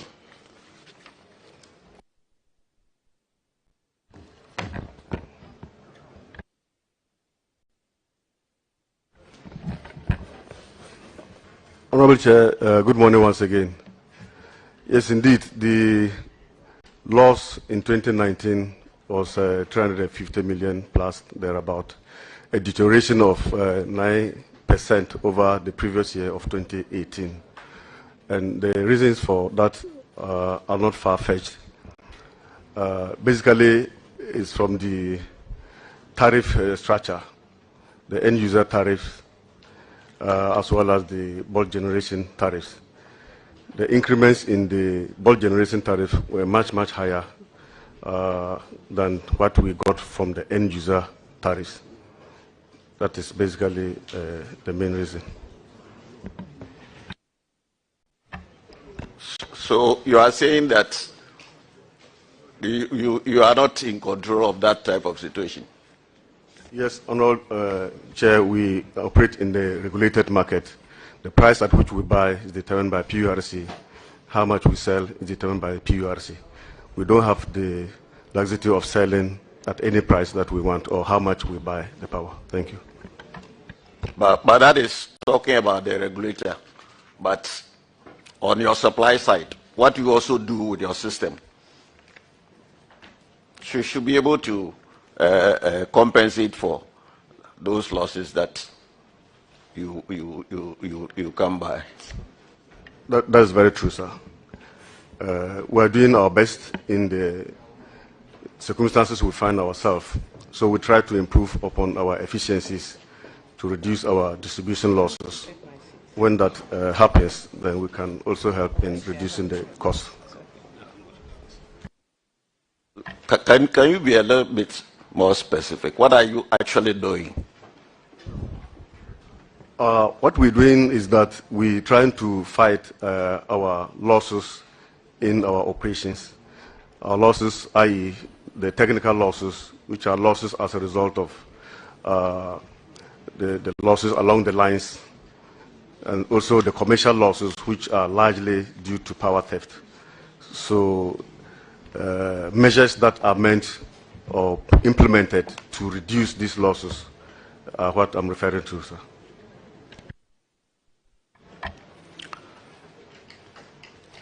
Going forward, you have also other operating incomes. What makes up the other operating incomes? other operating income are essentially the non-power revenue in terms of fees that we charge for, say, connection, fees that we charge for reconnection, as well as if we have investments, if there are returns on those investments, they are also part of the other income. I'm asking about that because in that particular area, you made some improvement. The previous years was 2,872,000, but for 2019 you are 20 million. So I believe you employ something to be able to bring the figures up. What did you really do? I would let my finance director take that, please. Mr. Chairman, in that year, we did a number of regularizations of illegal connections, and as a result, we rake in some income, which is other income to us.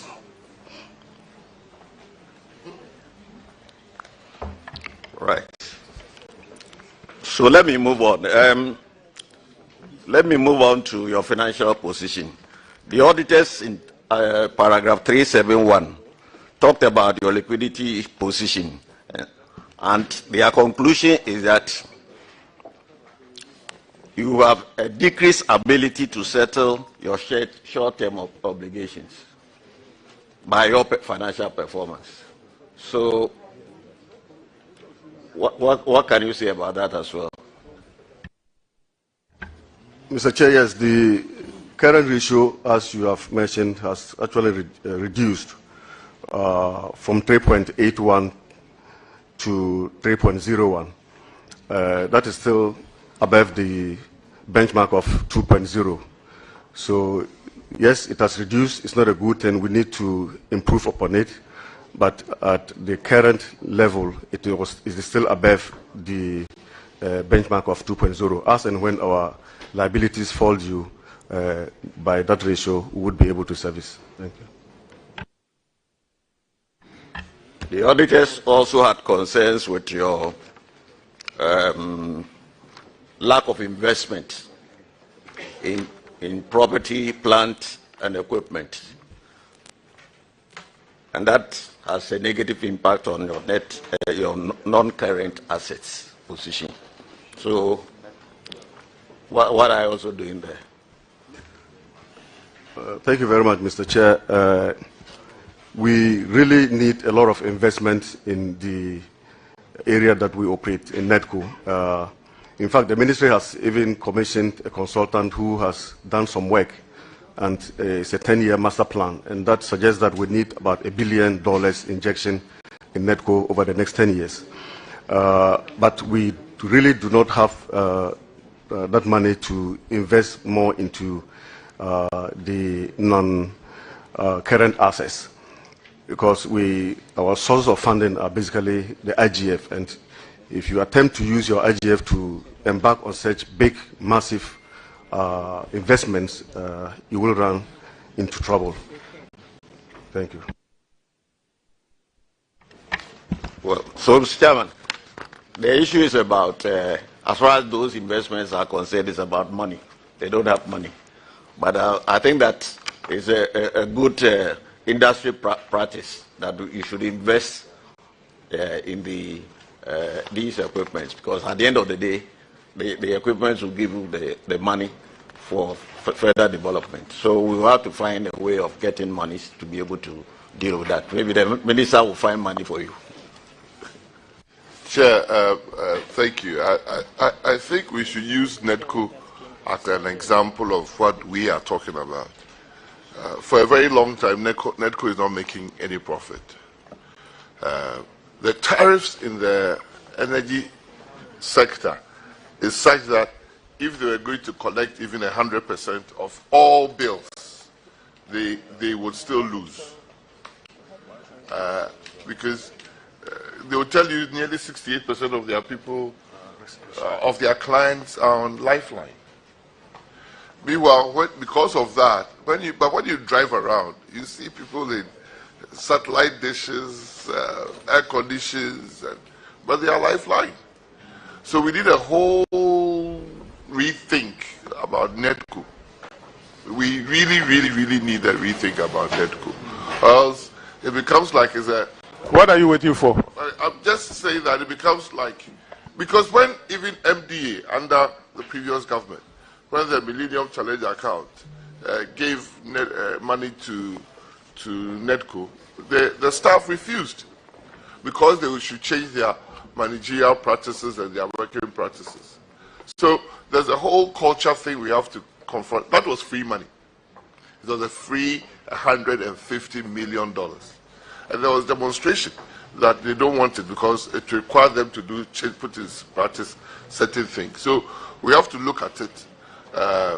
If we are going to continue having NETCO, which we should and we must also confront the managerial and tariff issues that will bring them more money. Last couple of months, we inaugurated a revenue tax force for NETCO, which we hope will rake in a lot of money because a lot of people are getting the electricity and they are not paying for.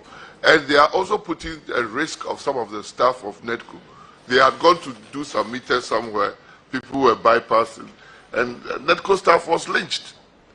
So whose wife or husband should be going around chasing them? So the responsibility should be on both sides, that as we try to reform NETCO, which reform must happen, and reform we will, people should also pay their obligations of their usage of those things. Thank you. But Minister, you have the power now to do that. So if you say we, you are the we. It's a policy matter. Start it. We'll give you the support. We are starting it with a letter to VRA to make it a fully incorporated liability company. Because as of now, it's part of VRA. We'll make it a full company, then we deal with the matters as they come. Thank you. All right, let's move to the management issues. And paragraph 372, Honorable Kofi Adams. Thank you, Chairman. I only wanted to find out when the minister said they say lifeline, because lifeline is not determined by they say, it's determined by consumption. So if the person consumes above the units, that doesn't put the person in a lifeline. How will the person say I'm a lifeline consumer? So maybe since they can locate them, if they cannot locate them, then that's where we have a problem. If they can locate them, they can't say I am a lifeline consumer when they are consuming more than the lifeline units, unless they don't have meters. Unless they don't have meters. Well, to the management issue, whilst you are struggling for funds, you are also allowing the little you have to be kept in banks and other institutions longer than the law and your own policy allows. The regulation says 48 hours, and you yourself, in terms of the policy that you developed, said lodgement should be done the same day or the next working day, and the total sum of the amounts lodged be transferred to your power sale accounts at the end of every month. But the auditors observed that you lodged some money in Tisuk Taba Community Bank Limited in Upper East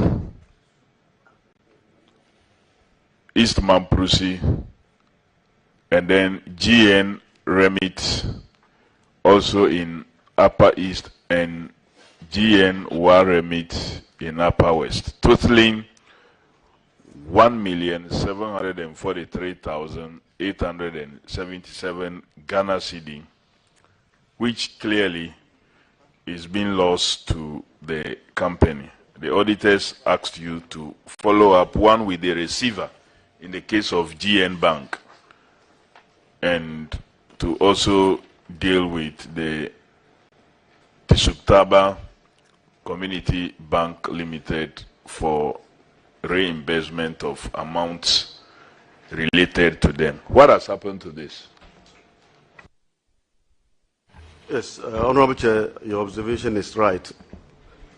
If you are struggling and you make money, you shouldn't lose the money that you have made.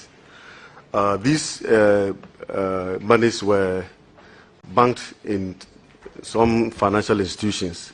Two of such were the GN banks, and the other two rural banks.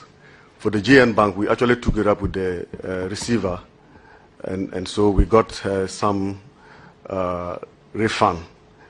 In the case of the rural banks, yes, we followed it up and we got to a point where we had to report to the Apex Bank, and we've since agreed with the Apex Bank. The Apex Bank agreed to take up the liabilities, those funds, and so we've signed an agreement with them.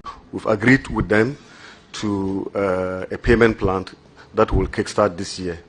I think they've agreed to pay those monies over an 8 installments, and that is the state of that. Thank you.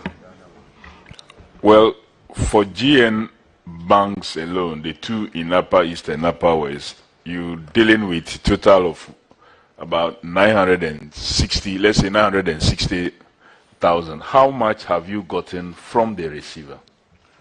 Mr. Chairman, we have received 942,228 cedis, 42 pesos. 942,000. 228 cedis, 42 pesos. So what happened to the remaining about 17,000 or thereabout? We are still pursuing the receiver for that.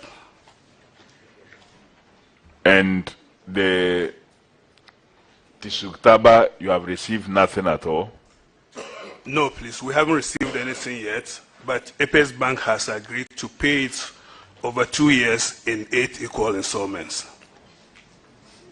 Is the bank really still operating? Yes, the bank is not defunct, but is facing some financial challenges. And are you still banking with them daily, or you have stopped? We have stopped banking with them. So where do you bank in Mamprusi area now? The East Mamprusi area? Now we use GCB.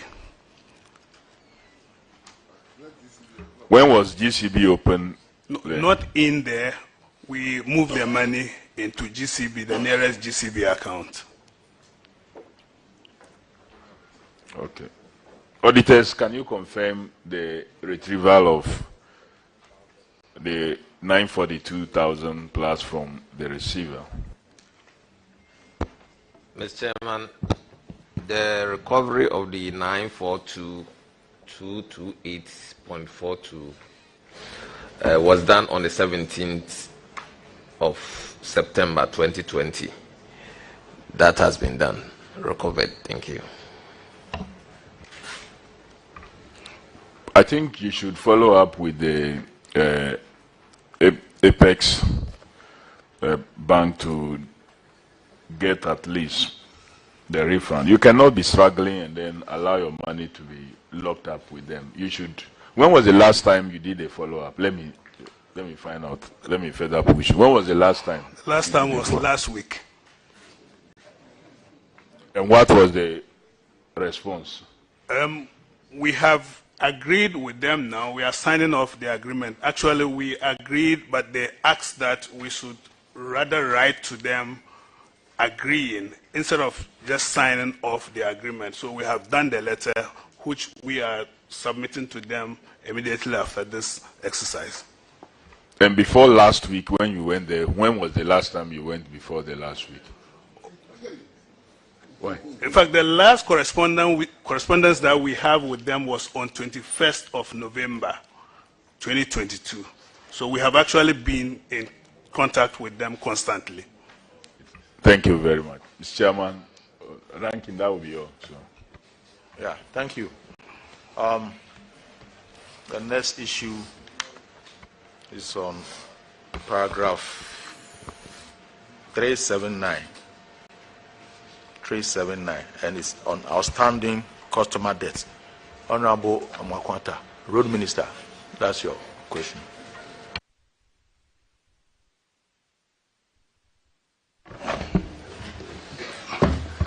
Thank you very much, Honorable Chairman.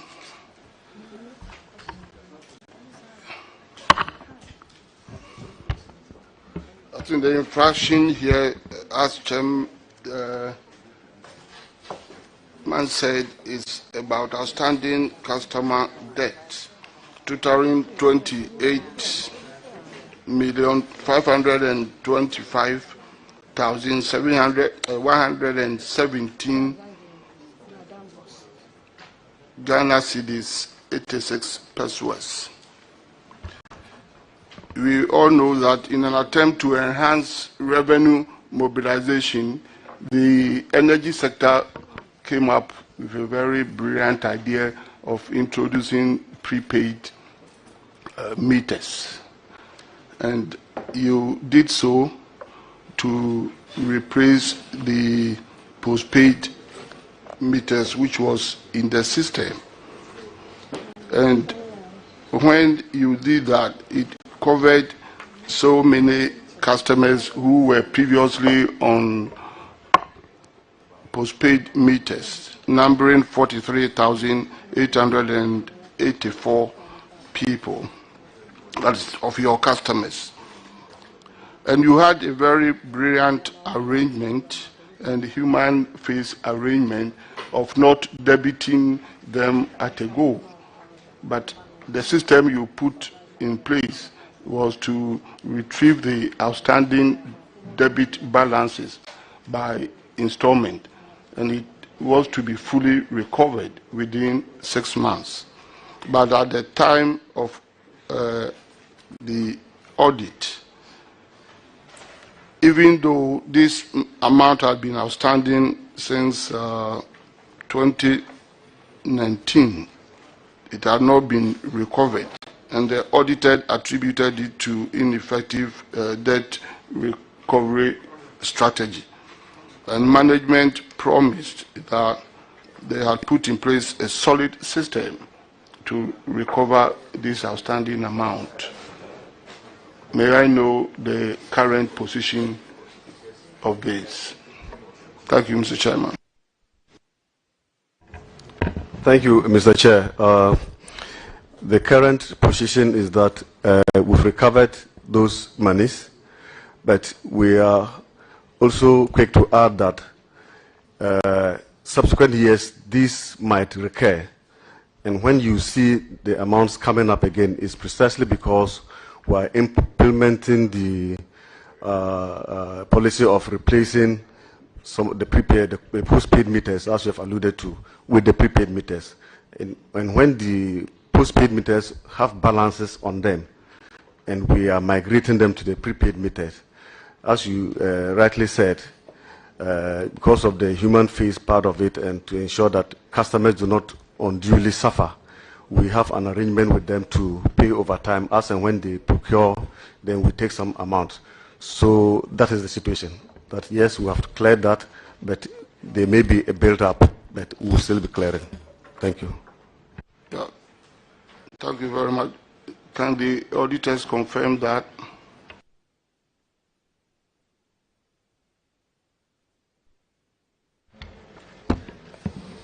Thank you, Chairman.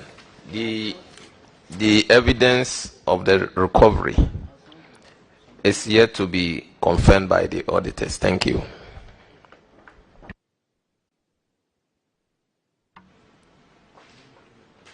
Thank you, Mr. Chairman. Mr. Chairman, I think the explanation given is quite good, and we are being assured that the outstanding amount being complained of has been settled as at now, but with the explanation that it will continue to reoccur as they also continue to replace the meters.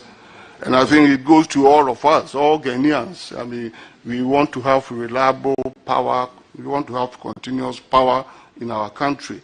And we must also do our bit of it to help the... Honourable Minister, kindly take note of time.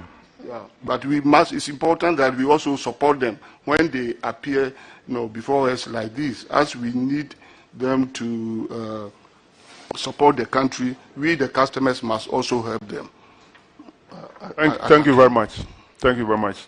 Let's go to paragraph 389. Honourable Roxon. Chairman, thank you. NEDCO, MD, you are welcome.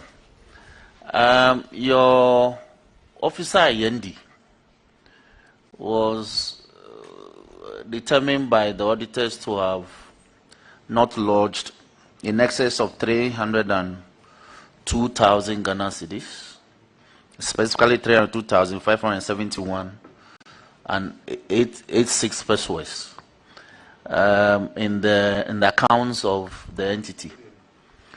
And the auditors are saying this resulted because the area manager failed to exercise proper oversight. Now, your response to the issue was that his appointment has been terminated, and he was also being processed for, he's been reported to the police for purposes of further investigation and prosecution. We are interested in the recovery of the money and also whether prosecution has been successful or is ongoing. We are in January 2023. What's the situation? Thank you, Honourable Chair. Yes, indeed, as you have said, we've dismissed the staff and attempts were made to recover the money, which is very, very paramount to us.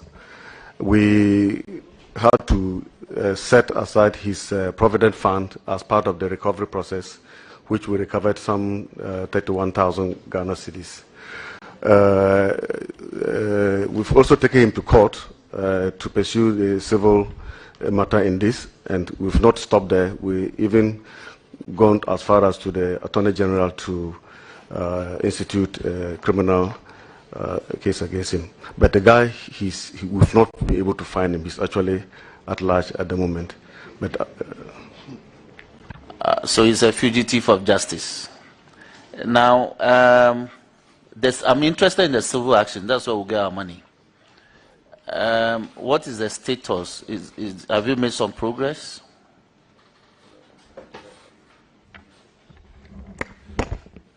Yes, we've instituted civil action to recover the amount, but the gentleman cannot be traced at the moment. So we are taking steps to obtain an order for substituted service. Then once we obtain the judgment, we look for him or any assets or property and then take steps to attach him. Yes, as a former staff, you ought to have some intelligence regarding some assets, some valuable assets that you can attach. Now, it means that the action is fresh. If you are speaking of substituted service in January 2023, it means you didn't take this, you didn't go to court in 2020 or thereabouts. So I'll urge you to expedite. You get the judges to do what they have to do for you. Very well. Time is of the essence, because he could dispose of the property. He could dispose of the property before you succeed. So it's very important that in the course of the action, you ask for an interim preservation for assets that you can determine that belong to him. Chairman, that will be all for them. That will be all for NEDCO. NEDCO, your discharge. Let's have... Thank you. I should have taken MPA, but let me vary. Let me take VRA. Because NEDCO, VRA, their mother and child. So let me take that. Then after that, I'll take the MPA.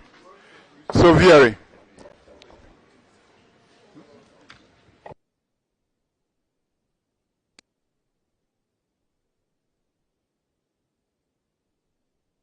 Sorry, Minister, let me vary again. VRA, please go back. NEDCO, MPA, please come. I just informed that there's a need for them to do something. So, MPA, please. After you, we take the VRA. I'm restoring the first order.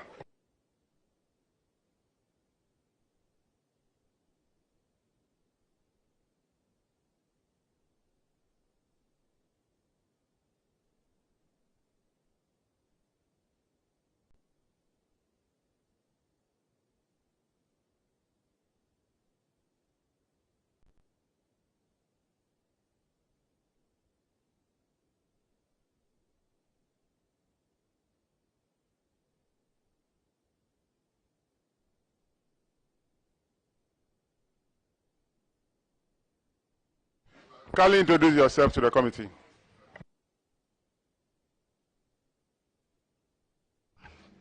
Mr. Chairman, my name is Mustafa Abdelhamid. I'm Chief Executive, National Petroleum Authority, sir.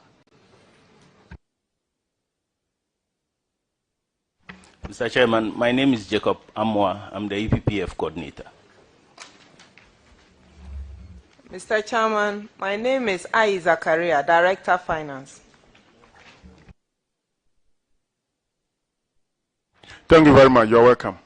You don't have many issues, so we'll go straight to the financial statement, paragraph 692, and Vice Chairman will take it. Thank you very much, Mr. Chairman. Now, looking at your operational results, you increase your exchange operational income by 61%, and then non-exchange operational operating income by 31%. Now, for those who may not know the difference between the exchange operating income and non-exchange operating income, could you explain that? Thank you, Mr. Chairman. Exchange operating income is basically the statutory margins that we collect at the pumps. We take those margins in exchange for specific purposes. So they are usually zero-sum funds. Whatever we get at the pumps is what we utilize. Non-exchange operating income in our operations represents license fees, sanctions, and penalties. And they are non-exchange. Thank you.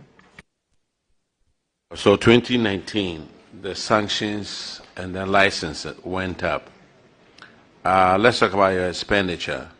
Total expenditure also increased by 39.1%. And that was largely, then the increment was largely due to operational expense, which was 50.6%. Current ratio went up from 3.5 to 7.1. That's pretty good. And net assets, including intangible assets, reduced by 1.5. The liquidity, on paragraph 699, said the liquidity position as measured by the current ratio of the authority stated out there 7.9. An indication that the authority is being in a position to discharge its short-term liabilities when they fall due. Mr. Chairman, there's not much to say about it. All right, so I think that your financial positions look good as a 2019 account.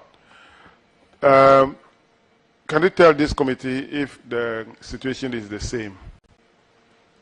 Is your financial position looking good now?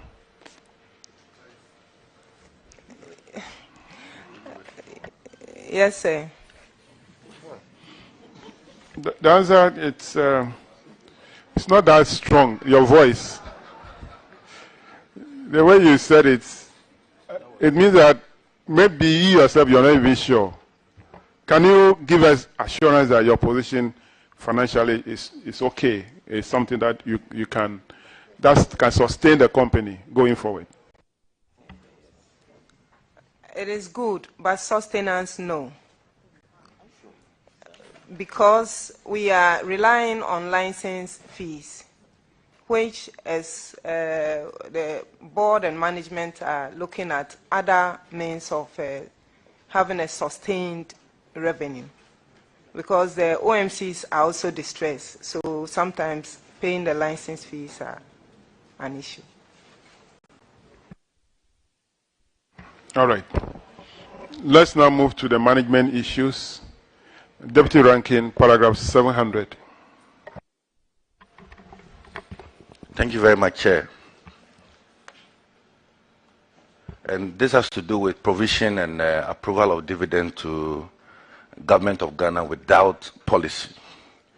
The auditors noted that the governing board approved a payment of 10 million Ghana cedis to the government, but as at the end of the audit, the August 2020 money was yet to be paid to the government.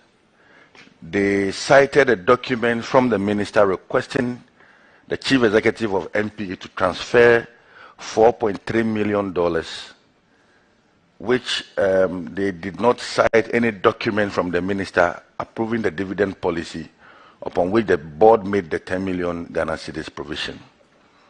The audit team were also made aware that the NPA was in the process of meeting the minister on the approval and the payment of the 10 million Ghana cedis. The provision is subject to an increase or decrease based on the outcome of the meeting with the minister and also the central oversight body. The auditors are recommending that the authority should ensure compliance with regulation LI 2378 while seeking approval from the Ministry of Finance and or Parliament for the retention of those monies. First of all, how do you send monies without going through the approved processes, sir? Mr. Chairman, we have attached in our answers to this August committee a letter from the Ministry of Finance authorizing us to pay 10 million cedis into the consolidated fund. So we did that on the request of the Ministry of Finance, and that was done. We also have attached evidence of the payments since then.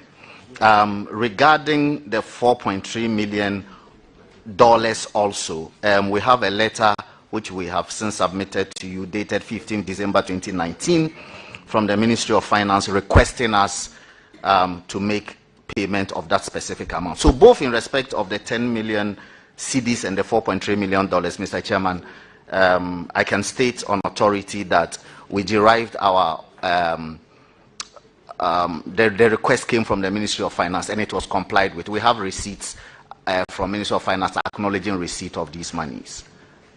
But if you were to look at the LI, it requires that a minister shall, in this case, is it the Ministry of Finance or the Minister of Energy?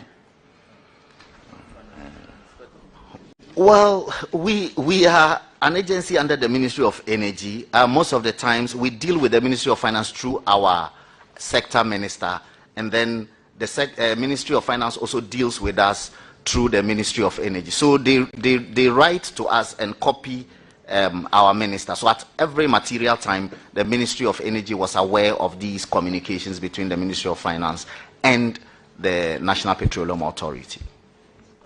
All right, okay. Thank you very much. I understand the law defines minister as the Minister of Ministry of Finance.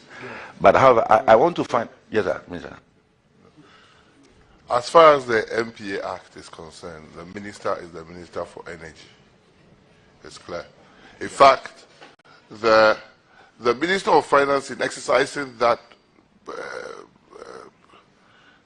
order, relies on the Public Financial Management Act and other things that allows him to do what he did in this circumstance. But when you look at the MPA law, it is clear that, and I read Section 4, Independence of the Authority. It says, the authority shall not, in the performance of its functions under this Act, be subject to the control or direction of any person or authority other than the minister, which shall give policy directions. And the minister is defined in the same law, as the minister somewhere. Minister means minister responsible for energy. And even anywhere there's a ministry, it's supposed to be Ministry of Energy. I say this not for the fact that the Minister of Finance hasn't got power under other acts, but I draw the mind of MPA to it because certain things happen and they are always caught in between the Ministry of Finance and the Ministry of Energy. Thank you. Honorable Minister, the reference made in the reports is Regulation 197 of the Public Financial Management Regulation of 2019. So I want to read that regulation to you. Regulation 197 is about dividend policy. And it says, the minister shall, on advice of the Central Oversight Body, annually approve a dividend policy for a public corporation or a state-owned enterprise, to which Regulation 193-206 apply, in accordance with Regulation 195. Now, the minister referred here in the regulation is Minister of Finance, in the LI is Minister of Finance. Minister of Finance. So, what the auditors are referring to is the Minister of Finance. But the issue is about the Ministry of Finance not approving that dividend policy on advice of the Central Oversight Body. That is Ministry of Energy. That is the Ministry of Energy. So, upon advice of Ministry of Energy, the Minister of Finance shall approve the dividend policy. And that dividend policy is not here. So they just write to MPA, give us $4.3 million, give us 10 million Ghana cedis. That is wrong. That is wrong on the part of Ministry of Finance, not Ministry of Energy.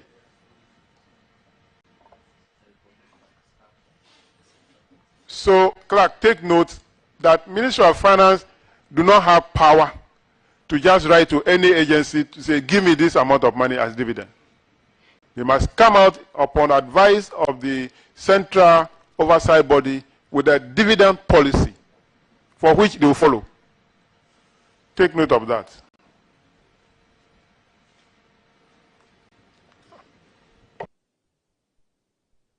Oh, thank you very much, Chairman. Just to find out, Chief Executive, the said letter from the ministry, was it, did it take effect retrospectively? I mean, was it after the payment had been made or it came before that? Mr. Chairman, it came before that. Right, that'll be all for me, Chairman. Okay, let's move to the next one, which is the Unified Petroleum Price Fund. That is under you. Okay, so Honorable Aka. It's under you. Okay, so that is paragraph 706. It's on the interpretation, your financial operational results, and then the financial position. Your financial position deteriorated from 2018 to 2019. Instead of 15.9 to 1 as a ratio, it dropped to 5.1. In terms of this Unified Petroleum Price Fund, what is the current financial position in terms of your current ratio?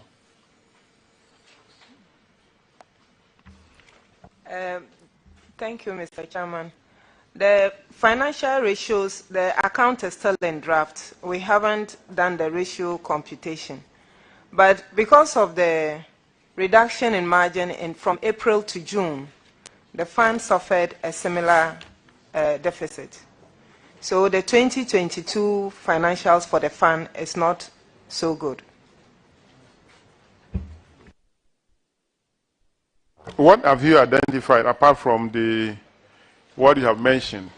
Because if you look at your income and expenditure statement in 2019, there was a big jump of a difference of 84 million Ghana cedis. That is dropping from a surplus of 74 million to a deficit of 9.5 million. 84.3 million drop. What accounted for that in 2019? Thank you, Mr. Chairman. The drop was, there was an increase in freight payable. That is money that we pay to transporters for carrying petroleum products around, without a corresponding increase in the margin, because the authority did not thought that it was not improper to pass on the cost to consumers. So that brought about the margin. But this was corrected in 2020, posting a positive result of 53 million. 2021 was 92 million. But because of the reduction in from April to June, the fund has is in distress again.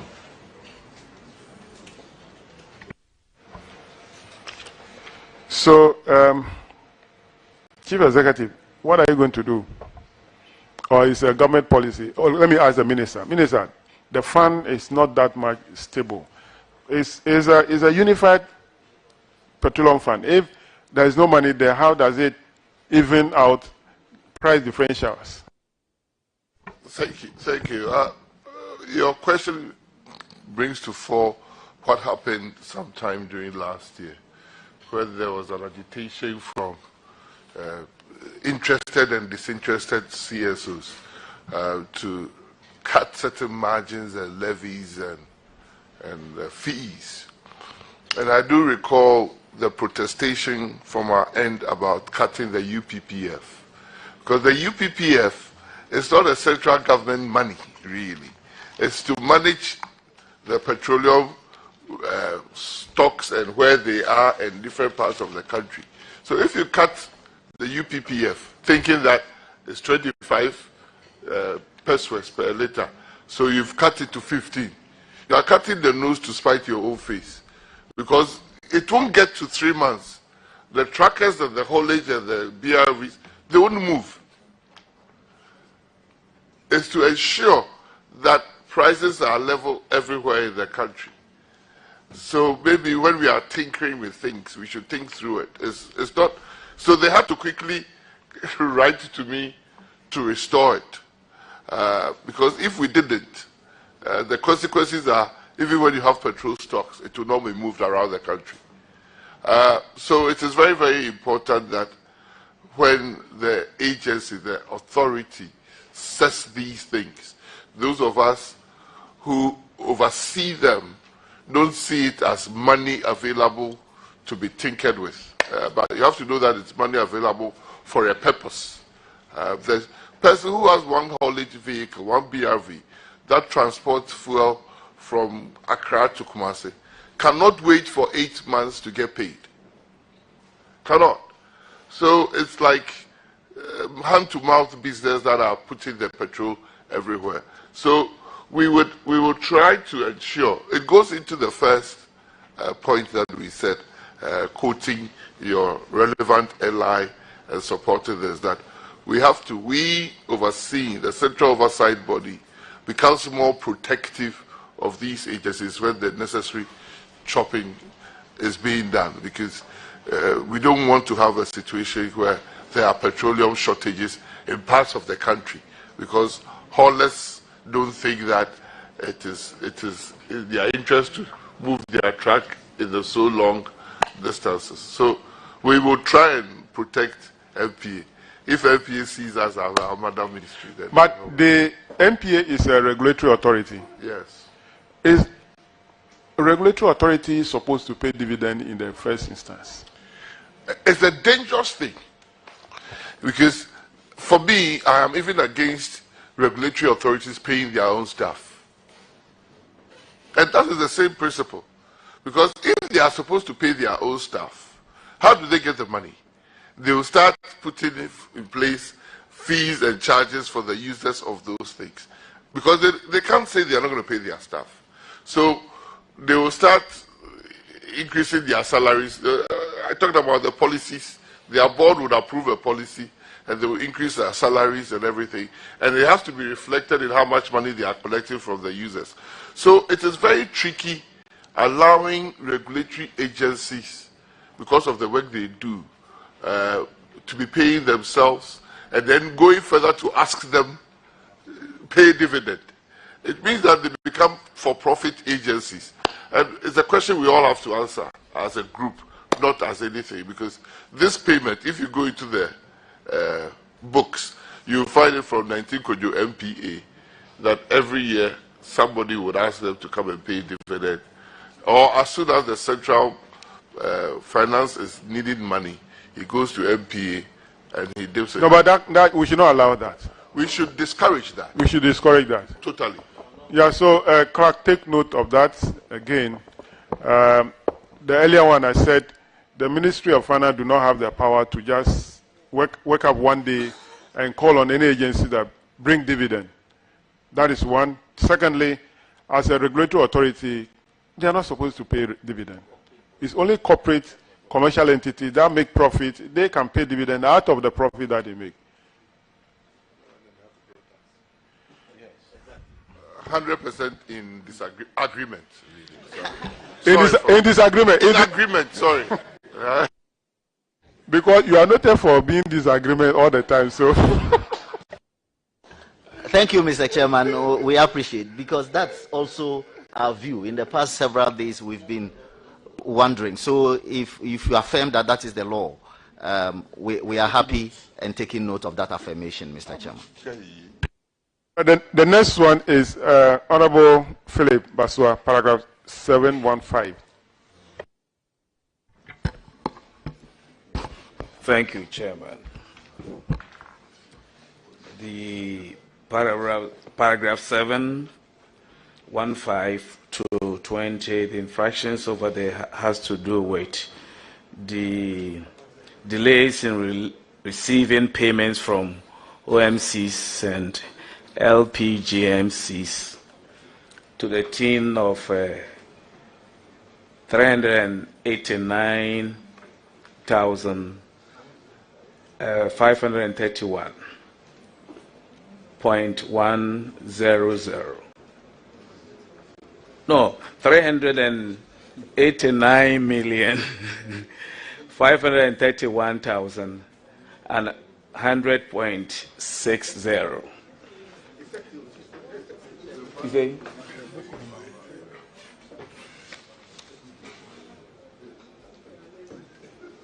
The amount is 389. Oh, all right, all right.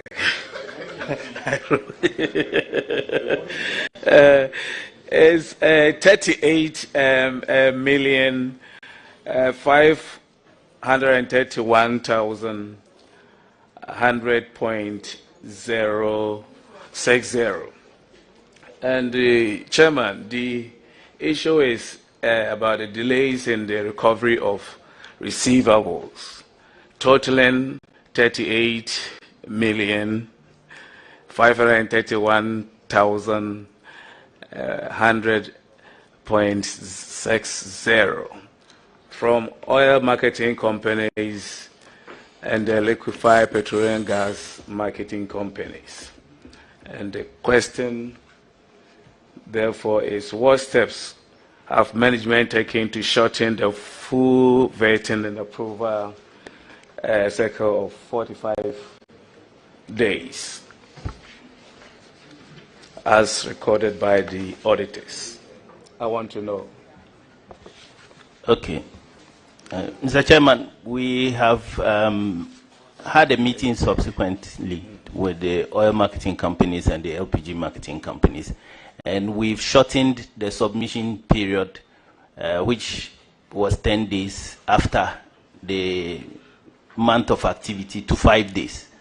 And by so doing now, we have shortened the cycle to 30 days. So once they submit, the vetting process will take place and subsequent approvals and their credit and debit notes will be sent to them before the end of the ensuing month. So now payment would have to reach the fund by the 30th or 31st of the month.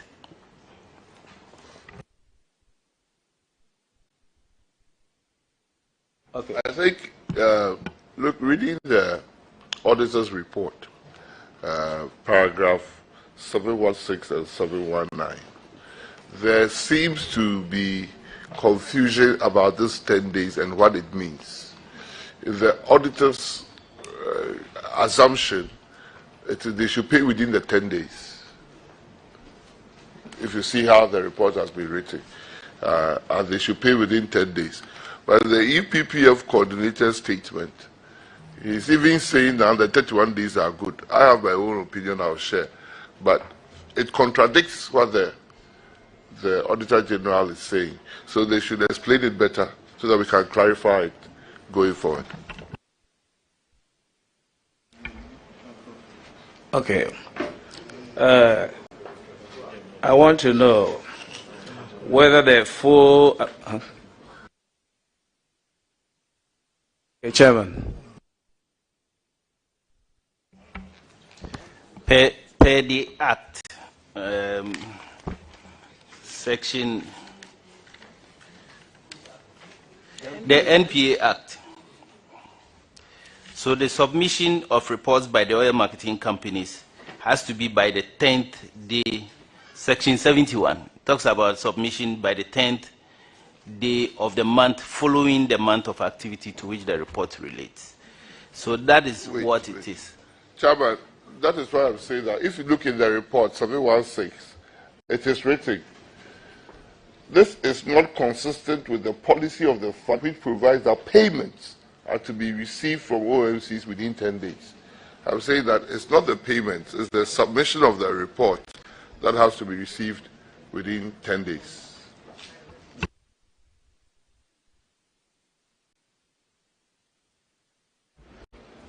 Mr. Chairman, what it is that OMCs lift from BIDEX.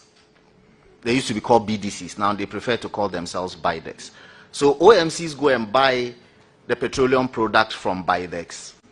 Then they go and sell. When they sell, they have a 30-day period within which to exhaust the stocks. Now, when they have sold in 30 days, what the Act is saying that within 10 days after that, after the month of sales, they are supposed to account to the UPPF fund for, or pay to the UPPF fund what is due the UPPF fund. So submit their claims to the UPPF fund, you know, either for the fund to pay them or for them to pay back to the fund, whichever is applicable. So this 10 days is not as if 10 days after they have lifted petroleum products from BIDEX, then they have to come and make submission. It's 10 days after sales. Yes. So I think that the way the auditors captured it gives a certain misunderstanding that we must account to the UPPF fund 10 days after the lifting of the petroleum product. That is not the case. All right, so Honorable Pastor, are you done? I'm not done. One more question. Yeah. I want to know if the total amount has been recovered after the post-audit. Mr. Chairman, we have recovered 30 million out of this amount. And we're giving evidences of payment receipts to the auditor when they did the follow-up. The rest, 7.9 million were owed to OMCs who are currently non-operational. And the authority has gone ahead to revoke their licenses, as you heard in the news recently. And because they are no longer operational, we have referred the matter to the Economic and Organized Crime, and they are following up for the monies. When we referred the matter to them, it was actually 10 million. They've recovered 1.2 million. We've given the evidences to the Auditor General.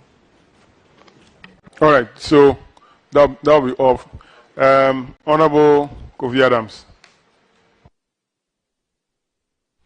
Thank you very much, Chairman. I think the Director of Finance alluded to an aspect of the concern that I have. It's to do with the revocation of the licenses of these 30 OMC. Considering that your revenue sources include fees and charges that you get from some of these OMC, and the challenging situation we find ourselves now, and the fact that some of these OMC operate also in remote areas, and you go to some community, they are sometimes the only ones that are there serving fuel to various users. Was it the case that you have reached your limit? There's no other way you could have handled it to still keep them in operation? Thank you, Mr. Chairman. So what it simply means, what simply happened was that because they had raked debts, a lot of debts on their licenses. First of all, when you rake a lot of debts on your licenses, the NPA disables you, or what we call deactivates you from carrying petroleum products until you come and pay your debts. And because they were deactivated and were not working and made no efforts to come and pay, there are many people, many companies, when we deactivate them and they show seriousness, they come and then we give them a payment plan. And then once you show faith to honoring the checks, the post-dated checks that you give us, we allow you to operate. But what happened in the case of these 30 or so companies that we revoked was that for more than 2 years, some for 3 years, had no longer renewed their licenses. And Mr. Chairman, we take the renewal of license as an intention to do business. So if for 2 years you have not come to NPA to renew your license and you are not operational, we take it that you no longer exist, basically, or that your company has gone bankrupt and you have folded up. And that indeed is the case. So the only option is to revoke and then report to IOCO to pursue you for the monies that you are keeping, and which is what we did. Honorable Roxon, not on that issue. Go ahead with yours.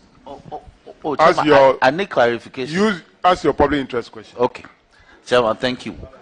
Now, you recall that last year we discussed the gas matter, and fortunately you lifted the ban sometime last year. So I want to find out how private persons who are interested can proceed to be licensed to build the gas stations in the various localities that they want to open up. Mr. Chairman, I know Honorable Member for Bole, I don't know whether he's here, he's the one I was expecting, because he's been on my case with Bamboy. After the cabinet gave us approval to allow some categories of LPGMCs to build their filling stations, we made that announcement to the industry. So far, about 35 of them have submitted applications, which out of the 35, 29 didn't really have proper documentation. So we've sent it back to them to make their documentation up to date and submit. About 6 have proper documentation and everything, and then we've sent it to our regional offices to physically inspect their sites, and then we will issue the license for them to operate. So whether in the case of Honorable, your village, or in the case of Bamboy, the persons who want to operate in Bamboy can submit the application. If they submit the application, we will take them through the process and grant it. Chairman, thank you. The only thing I want to say, Mr. Chairman, is that on this 30 days, 31 days, the more you look at it, the more it's very, very dangerous. Somebody lifts fuel 1st January. You have given him up to 31st January to pay. Then you say after 31st January, he has 10 days to submit. Meanwhile, every day he's lifting. Every day he's selling. So by the time you allow that person to accumulate as much as you think that you have to intervene, if you're not careful, 6 months of petrol, it's gone down the drain. It's really, really, really gone down the drain. Because most of these companies that you have deactivated or cancelled, a sizable number owe MPA, either government statutory fees they haven't paid, or some monies to an agency there. Sometimes even the commodity itself, they owe where they lifted the money.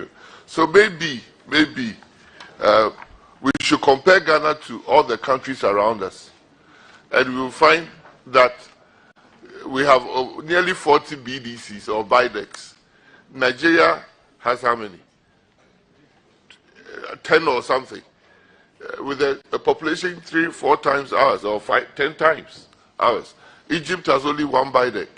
It has only 7 OMCs. So we have to sit down and see that. So now MPA has become a money-chasing industry. Maybe a non-financial institution, they should go to Bank of Ghana for a different license. Because they are always chasing people for money. They haven't yet, I submit that we should collectively look at the process, whether we should really, if you are going to give 30 days, then the product the person left, you should postdate an LC or SBLC or... So are you complaining about the number of the... No, I only hear when MPA comes to me to complain the number of people who owe them and are not paying. Then you see that there are many. And they are growing. It's a job that have been created for them. If you don't want them to go there, which job do you want them to do? To lift and pay. Honorable Yusuf. Chairman, thank you. Chairman, it's a follow-up on the Honorable Roxon's question. Indeed, there was a publication that some approval or lifting of the ban was done. But like you rightly said, you stated there are some categories of companies. And when I followed up, I was told that those who had started constructing their filling stations and as a result of the stoppage, they couldn't continue. They are the ones that you have asked to now go ahead to regularize their permits and what have you and continue. We are talking about areas where you don't have any filling, gas station. And I've always been making reference to my constituency, very vast constituency, from Bamboy up to around Sola, even Sola up to Tona. These are 2 constituencies put together. You don't have a single, reliable, efficient gas station. And as a result of that, people are felling down trees for charcoal. The same government, the same all of us now asking them not to do it. But we haven't made provision for them to be able to survive. And that is my concern. If special arrangement can be made for such areas, it will help. Because nobody has started building any new filling station and was stopped. And so it has allowed some people from upper west to come to our place and to be felling down trees, and China is a witness. Thank you. Mr. Chairman, that's a legitimate question, but I would defer to my minister. He's responsible for policy in the energy sector. And so I will be happy if he can convince Cabinet that for very remote areas, and I sympathize with your position, for very remote areas like that, we should, the minister should grant us dispensation to allow people to start building from the scratch, I think. But my minister is here, I defer to. The policy given to MPA to implement, as far as I'm concerned, is the cylinder recirculation model. That doesn't prevent your place from getting LPG, but getting LPG in a safe, secured manner. Because you might talk this way now because there's a need, which I agree totally with. But let an accident happen. And then MP will be asked what were the safety and the security issues to do with the siting of that station. So we have moved on, like in the ECOWAS sub-region, everybody does cylinder recirculation, which is a more secure way of distributing LPG. There were challenges in the implementation of the policy that necessitated a pause in there. But I think we have moved on. We have moved on in the sense that this approval that was granted to these companies that MPA identified was granted in the sense that as they are into construction, they will construct to fail that same proposal of cinder recirculation model, such that when it is fully implemented, their stations can work along the same side. Filling the way, a manner we are filling bottles left and right. We hope catastrophes don't happen. But if they do, this obvious sentiment of yours would not be found in any of the statements that will be made. So yes, we should work together in ensuring that even if MPA is going to grant somebody in your neighborhood about these cylinders, we have to take effect that it's a cylinder recirculation model, part of which is being deployed by MPA. But the old way of going to do cafe might not be the best way to do it. Minister, I'm grateful, and I'm happy with your last comment. If some provision can be made for places like what I've described, to build it to suit this situation that you're talking about, we're ready to do that. And just to correct my brother, Bole is not a remote area. Bole has never been a remote area, yeah, but so in a sense, you yourself were saying remote. You said to. I never said remote. I'm saying that. Bole is not a remote constituency. I mean, Bole is one of the prominent constituencies and districts that you can talk about, and that should be a constituency that produce a president. Honorable Yusuf, why are you worried? We don't have any description remote constituency. We have urban and rural. So if you say remote, it's not anything wrong. Okay? Thank you for the correction. Yes. Mr. Chairman, let me just say that I meant that from Bamboy to Bole, it's very far. And therefore, it's important. People can't move from Bamboy all the way to Bole to go and fill their gas. That's all I meant by remote. Remote from Bole, not remote in itself. All right, that'll be all for MPA. You are discharged. MPA, you are discharged. Let's have VRA. VRA.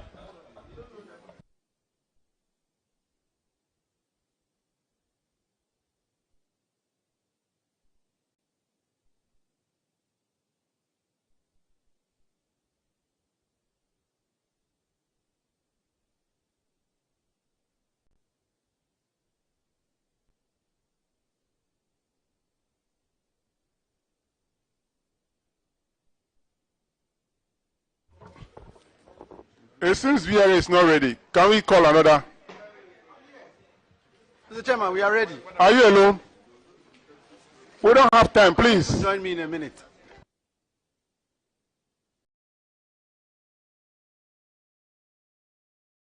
Kindly introduce yourselves to the committee. The Chairman, my name is Nchidakwa and I'm the Chief Executive.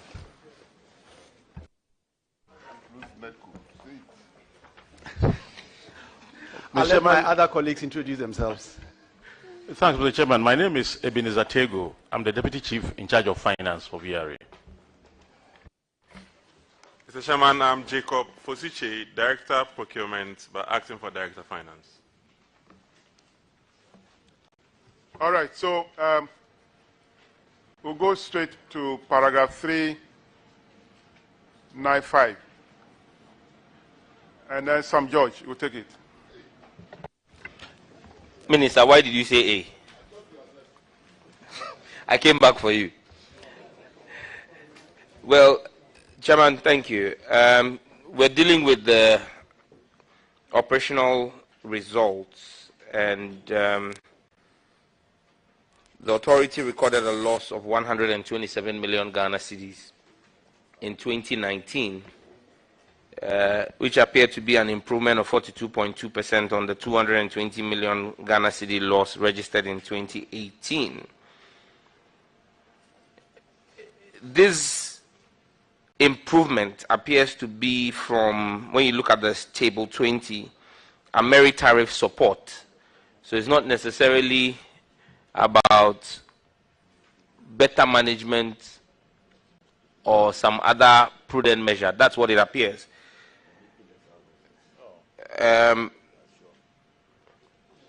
Ameri tariff support in 2018 was 536.9 million Ghana cedis, but in 2019 dropped to 139.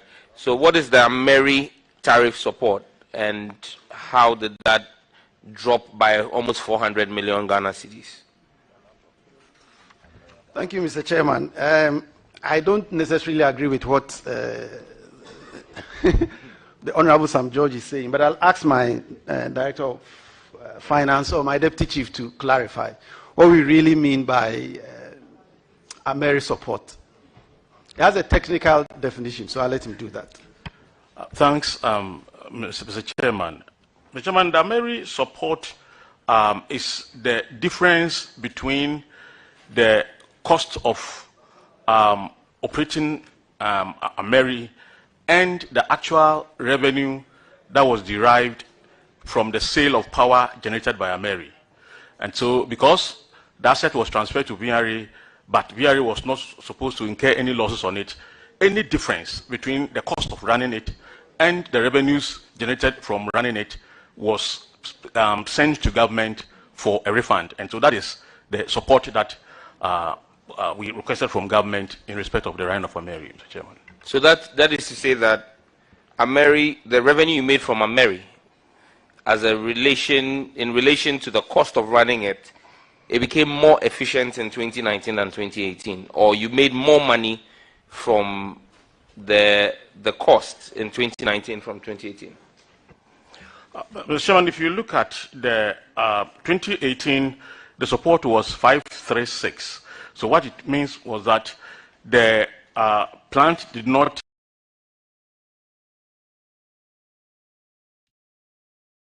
generate enough revenue as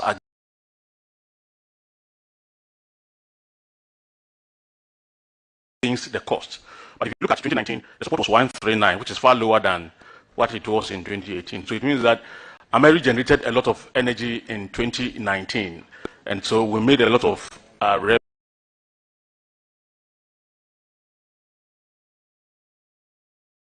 revenue, but it was short when compared with the cost in 2019. Chief, that's why I asked that, was Ameri more efficient in 2019? Yeah, there was more generation in 2019. No, the question here is, if it wasn't being put to use, if you weren't running the plant, there will be no cost incurred. Yes. So for you to incur the cost balance, the differential of 536 million in 2018, it means that you ran it but didn't make enough revenue from it. That's why there was that shortfall. That's correct. So you put in the same or similar inputs in 2019, but this time made more. And that's how come the shortfall has reduced by over 400 million. That would point to better efficiency or better recoveries of sale. Which is it? The second part is correct. So in power generation, if you say efficiency, it means a different thing. Mr. Chairman, can I make a comment? I think really the word is availability. It was more available in that subsequent year than the original year. Well, maybe efficiency definition in the energy sector is different from economic efficiency. No, in the economic division, not communication. Not communication. So go on. Thank you very much, Chairman. Chairman, we will move straight to the next table, which has to do with your financial position, table 21. Your liquidity seemed to have dipped from 1.17 to 1, the ratio, to 1.16 to 1. You are moving from bad to worse. Because even your 1.16 is not the most desirable. 1.17 is not the most desirable. Now you've dropped to 1.16. What's accounting for that dip? Why is VRA not posting liquidity ratios of 2 to 1 or 3 to 1 as we've seen in other agencies here? Mr. Chairman, he will answer it. Thank you, Mr. Chairman. Mr. Chairman, if you look at the ratio for current assets thing in the energy sector is that you have a lot of non-payment amongst the players, and so you realize that the receivables build up very quickly, and so because of that, the agencies are not able to pay themselves, and so the payables also go up very quickly, and so you realize that year on year, the receivables, the receivables and then the payables move in tandem.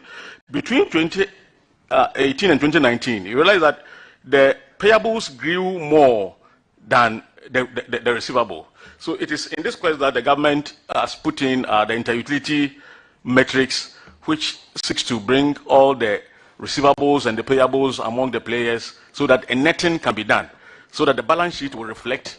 Deputy Director, it's okay. It's okay. Move to the next one. Chairman, I was enjoying the accountancy lecture.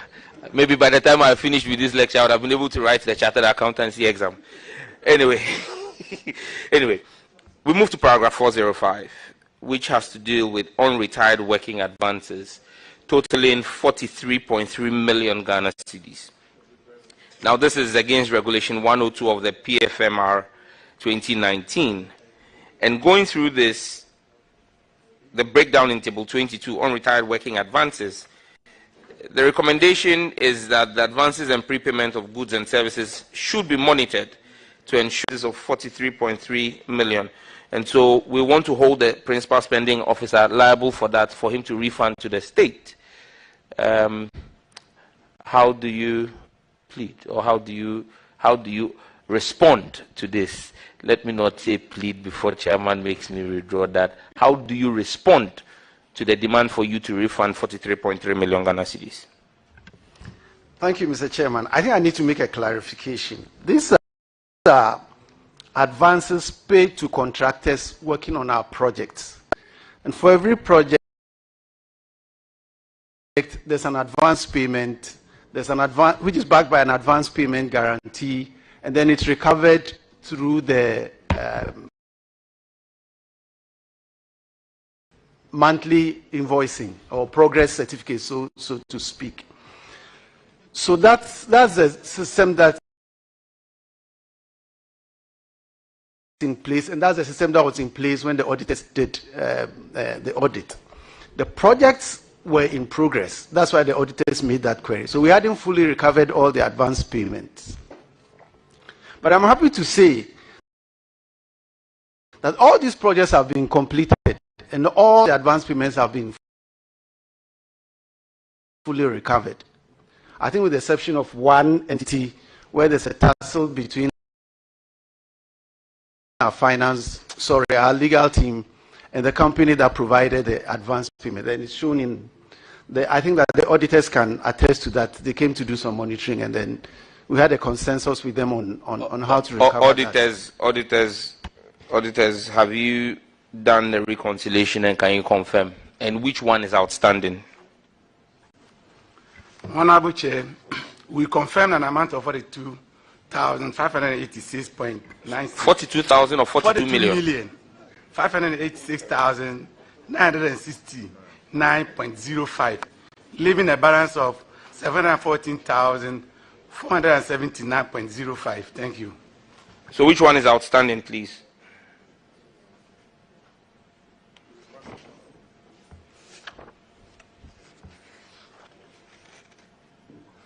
The outstanding is 714,000. From which of you've given a number of projects. So which of the projects is the outstanding one? VRA, you should be in a position to tell us which one is outstanding. Mr. Chairman, let my finance guy do it. Mr. Chairman, it's in relation to the fencing of the Takwari Thermal Plant by BRI, that's Building, Road and Research Institute. That is what is outstanding, and that's what our legal team is. Just a quick one on the significant transaction, which is the advance payment in forex, on the Akuse project, did you lock in the exchange rate, or did you pay them in forex? Did you pay cedis to the contractor, or did you pay them in forex? Because it's quoted in cedis here as 31.9 million Ghana cedis. Did you pay that contractor in cedis or in dollars? And if it was in dollars, did you have a locked-in forex rate, or the depreciation of the cedi affected that payment as well? Honorable member, that question is disallowed. You are importing your own question into the thing. If it is paid in, that's the name of the project. No, that's not the account name.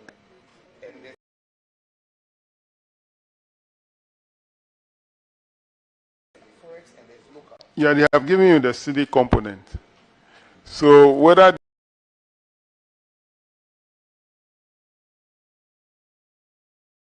they've locked in or not should not be an issue.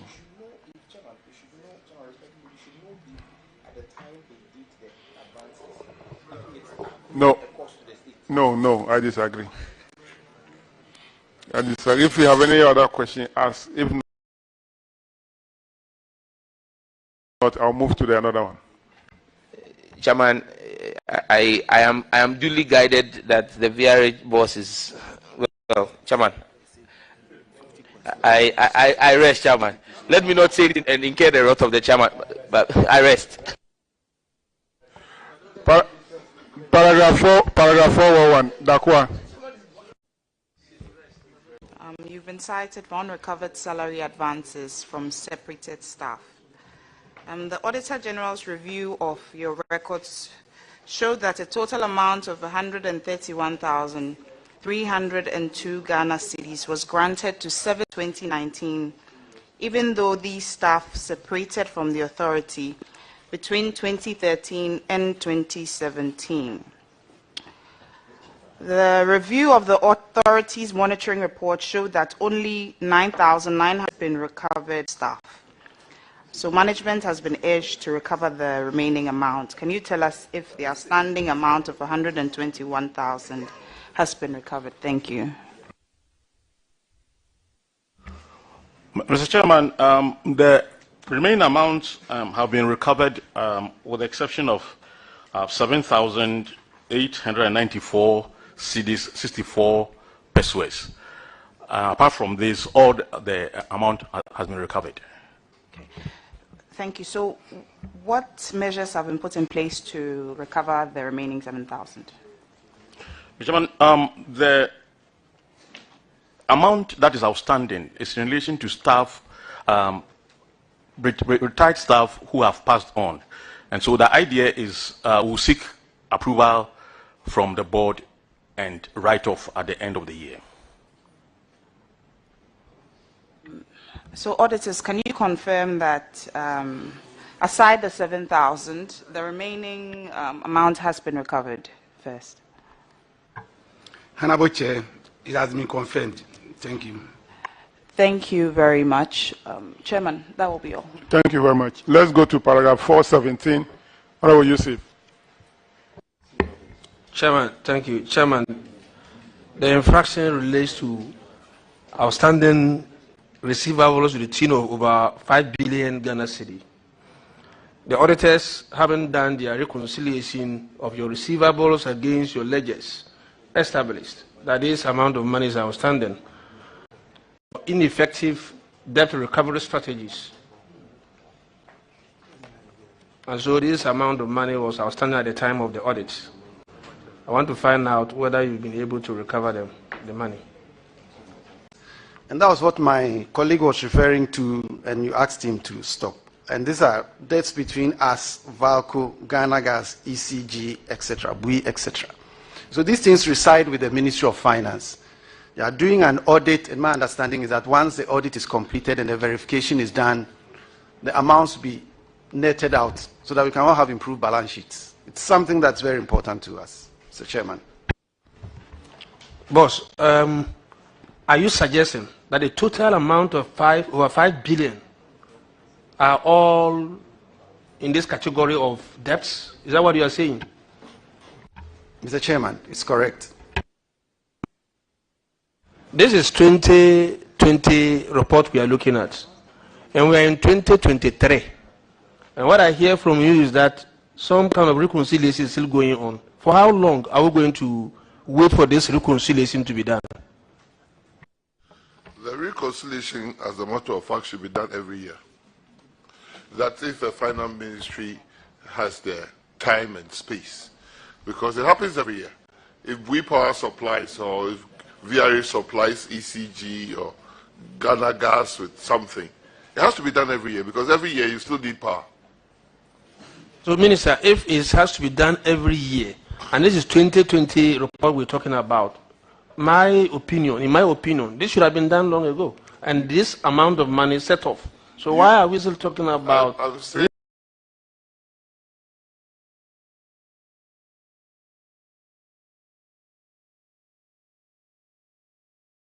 You might not, we don't have the 2021 here. The 2021 audited report here. So this is as the situation as at the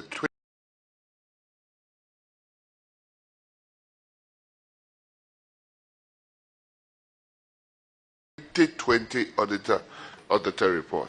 The 2021 may reflect different sums because the reconciliation of such sort of. No, so if that is the case, what I want to hear from him is that we have reconciled and the 2020 issue set off. Because but that's not what we are it's hearing. not going to go to zero. It's never going to go to zero because the reconciliation is becoming a more dynamic, active thing every time. Because every time somebody is generating, somebody is receiving, somebody is paying. So normally, finance ministry takes time in doing this reconciliation. Recently, they did some among the independent power producers and realized that they had been paid to the tune of $600 million. But that is how it happens. And if it happens, the finance ministry is not even here because they are so central to this Ghana government. Valco, if you say you supply electricity to Valco, one day that they were turned off, the whole country was up in arms. It was to protect Valco for all of us. So we have to be very careful about the money. 5 billion might seem a lot of money, but in the power sector, it's less than $1 billion, isn't it? Yeah. It's about $500 million. The subsidies alone, it's more than that. So we do the reconciliation and it will be done appropriately. But these are some of the things that you have to look at it in evolution. 2020, 2021, you might see that the reconciliation, some will still be outstanding, some will be paid, some have been paid, finance ministry has paid somebody, and it happens. This is all government institutions. Exactly what I expect. That reconciliation has been done, this has been paid, this is still owed, and all of that. But if we are still talking about that same bulk figure that was established in 2020, then it seems to me that no solution has been provided. That's not what I'm saying. I'm saying that the 2020 reconciliation might have been done in 2022. It might have been done late 2021. Auditors, I want you to come in here. You have listened to the minister. Are you satisfied with his response? Before the auditors come in, has the reconciliation for this 2021 done? Was the reconciliation done? We have to ask the agencies if they have been called for such reconciliation. One of the agencies is the VRA, and they are here. Was the reconciliation done? Yes, Mr. Chairman. There is an external auditor who has been commissioned and is doing that with all the agencies.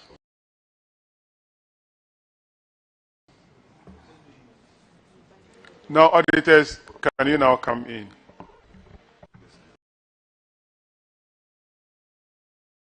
Honorable Chair, the reconciliation was on, according to our verification, out of the 5.4 billion.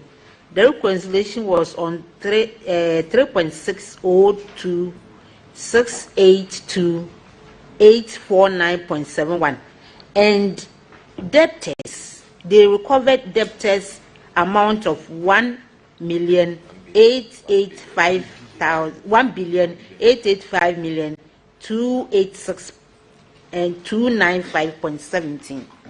Thank you. So what it means is that what the MD said is not right. It means that not all the debts could be attributed to those institutions that you mentioned. There were some other debtors outside this category. Haven't listened to the auditor. Yes. That is part of the report. Honorable Yusuf. Other power-related receivables. Exactly. So but he said all institutions. No, it cannot be true. Yes. It cannot be true. There are others outside the institutions. That must be corrected. That must be corrected. No, he should correct it. You didn't create that problem. Set the records right. I think the records suggest that 3.6 billion was transferred to the interutility debt matrix. And the balance of 1.8 billion, which the auditor just said, has been fully collected. Thank you. All right, let's move on to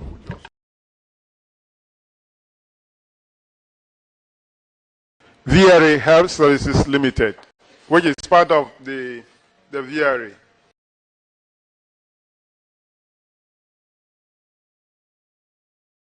The Health Services Limited. So paragraph 4.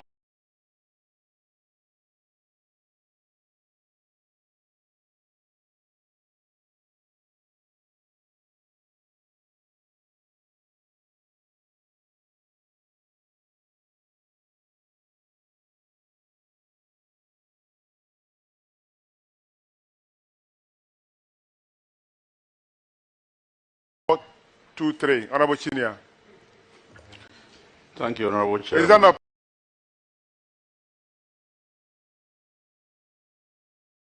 part of you?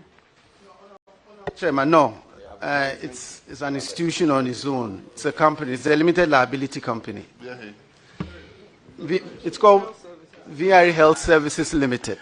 It's a limited liability company. So they have Where are they own located? board. Where are they? Just like Netco. They are here. So they are here? Yes. Oh, okay. I thought they are under you. So you are the charge. Netco. You are the charge. Let me take Bui Power before I come to VRA Health Services Limited.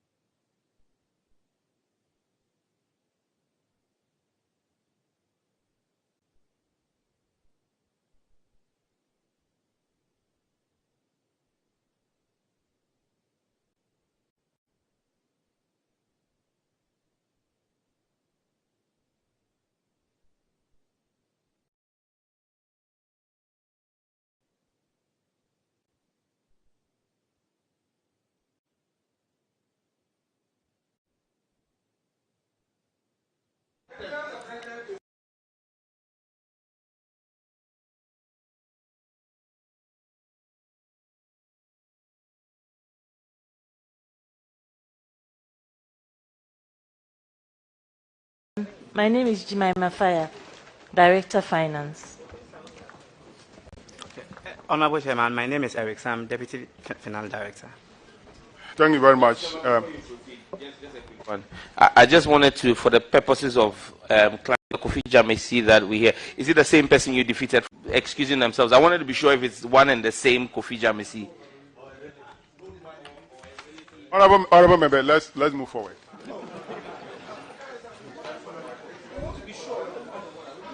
Well, that is an issue. That's an issue.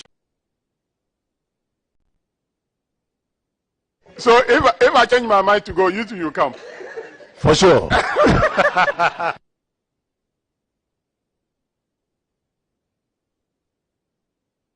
All right, thank you very much. Paragraph 620, Honorable Chinia. Thank you, Honorable Chairman. The infraction here is under operational results. But your expenditure increased by 36.5%. Can you give a brief explanation why this situation, that your revenue only increased by 6.5 and your expenditure increased by 36.5%?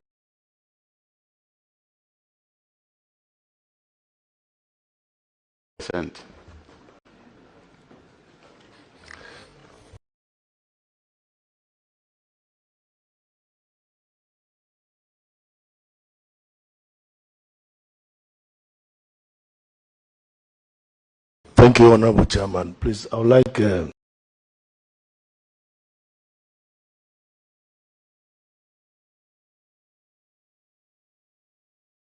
my Deputy CEO to take up the matter.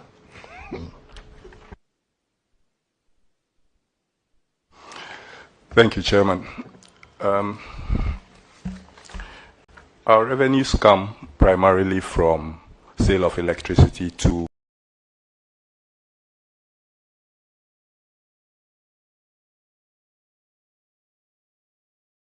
one entity, ECG, and the quantum of revenue is affected by the quantum of generation we have that particular year. However, most of our costs are fixed, and in that year, 2019, we started major refurbishment of our turbines. So there was a huge cost incurred in repairs and maintenance of our turbines. Then also your profit after tax.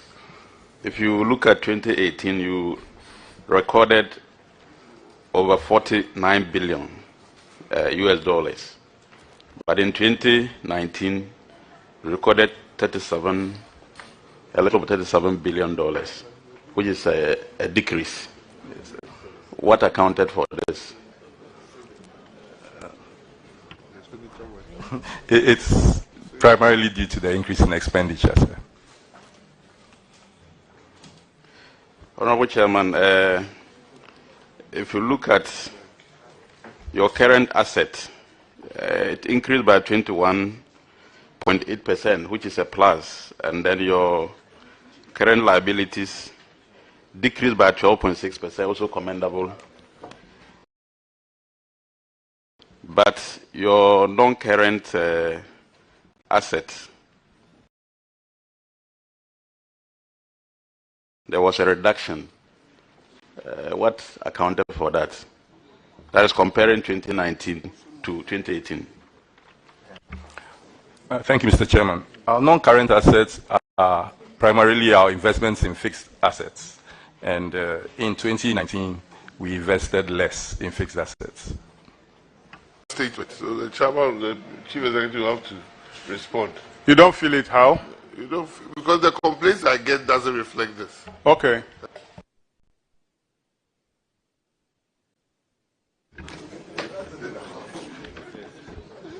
Yes. I think that the minister is speaking in parables. No, not at all. They themselves, so maybe the director. It says that the liquidity position has increased, which is comment asset. We have a huge problem with the collection of our receivables, and that is reflected in the first management issue. We don't have the quick asset ratio here, so we might not be able to look at it.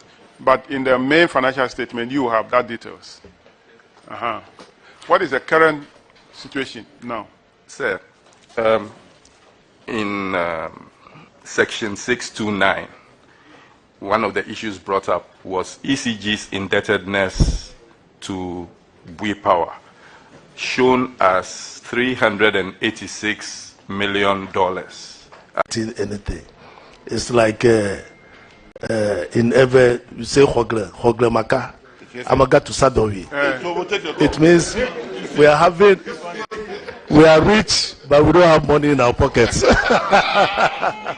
Mansion. Yes. But you might be hungry after building a mansion.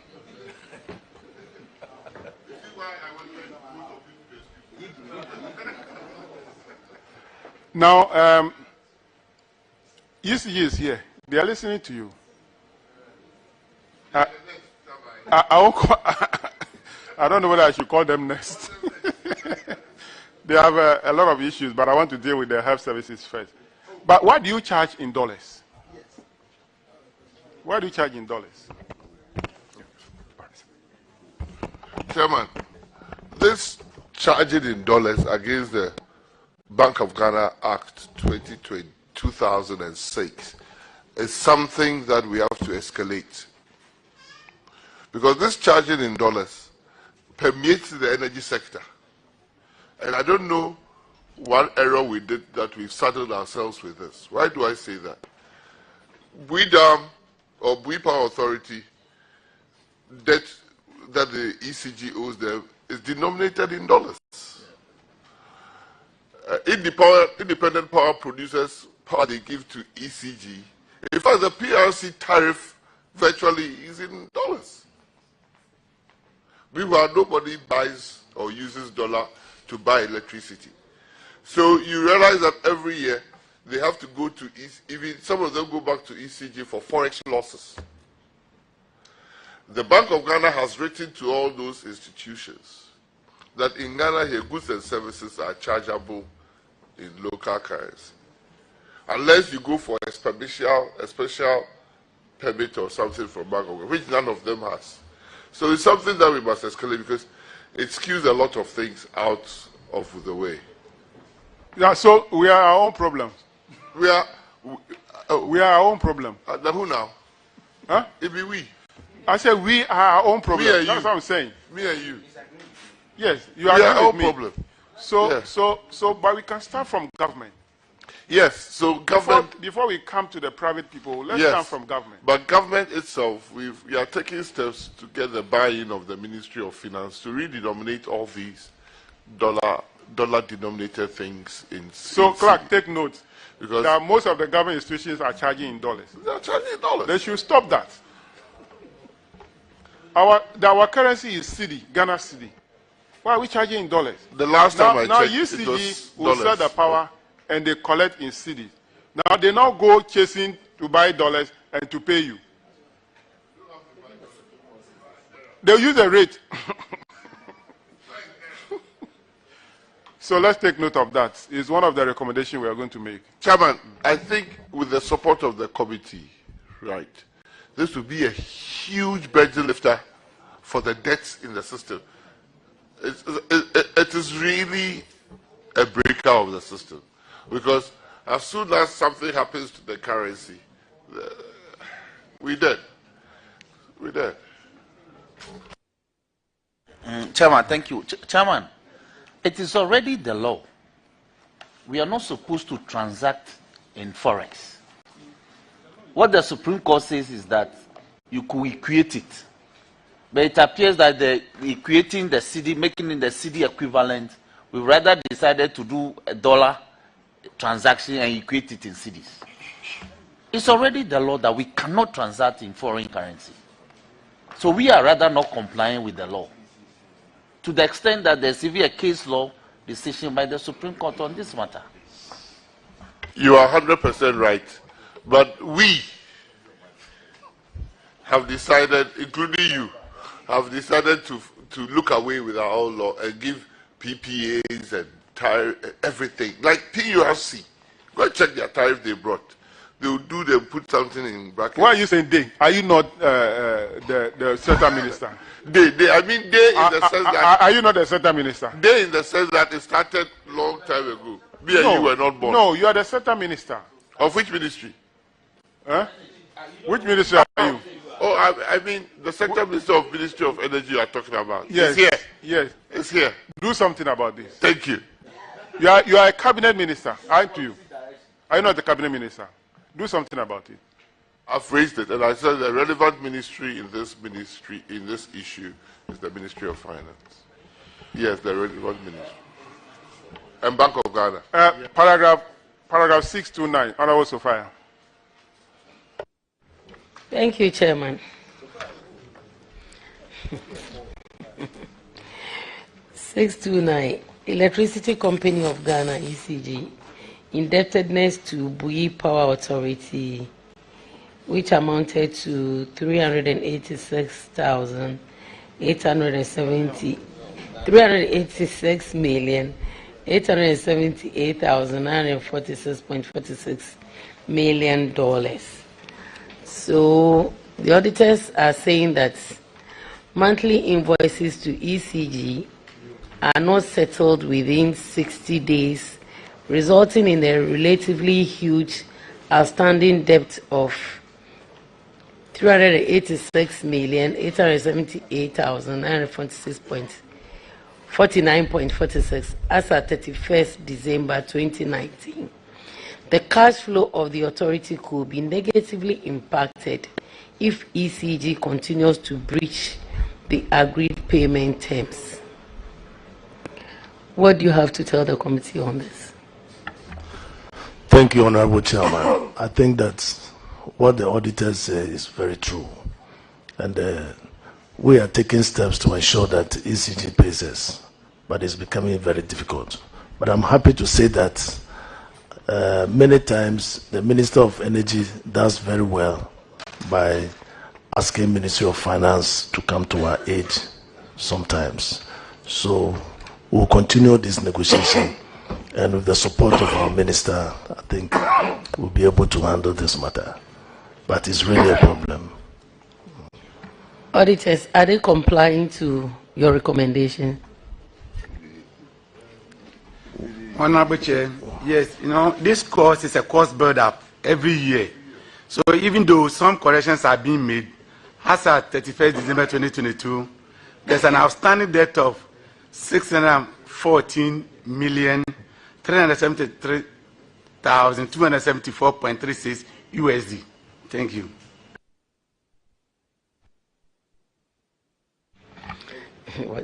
Chairman, please, let me... Thank you very much. I think that the indebtedness will not go out completely at any point in time. It will continue, because every day there is a production, there's sale, and then there'll be a repayment by the buyer. But what is more important is what is the rate at which the debt is being recovered. If the rate is such that it doesn't affect the operation of the entity, then it's good. But now you move from $386 million in 2020, you are now at 600. Does it mean that the repayment rates is something that is favorable to Bui Dam? Not at all. Not Otherwise, at it will not go up. So that is why there's a problem. Yeah. That's why the problem is. So the Minister of Energy will also make a recommendation that the Minister of Finance needs to take more steps to ensure that all these agencies settle each other, especially Ministry of ECG, that is the one buying the power all the time. They should ensure that at least they settle some of these debts they owe the other agencies, especially Bui Power, VRA, because they buy the power from these two sources. Thank you, Chair. It's an issue that we in the ministry have escalated to a committee to look at. You do realize that till we get it right for ECG, nobody is going to be happy. Till we get it right with ECG, nobody is going to be happy. So when we set up things to pay for independent power producers like Cash Waterfall and all these agencies we are setting up, we have to ensure that ECG, who is the buyer of all this electricity, or the main buyer, should be financially viable.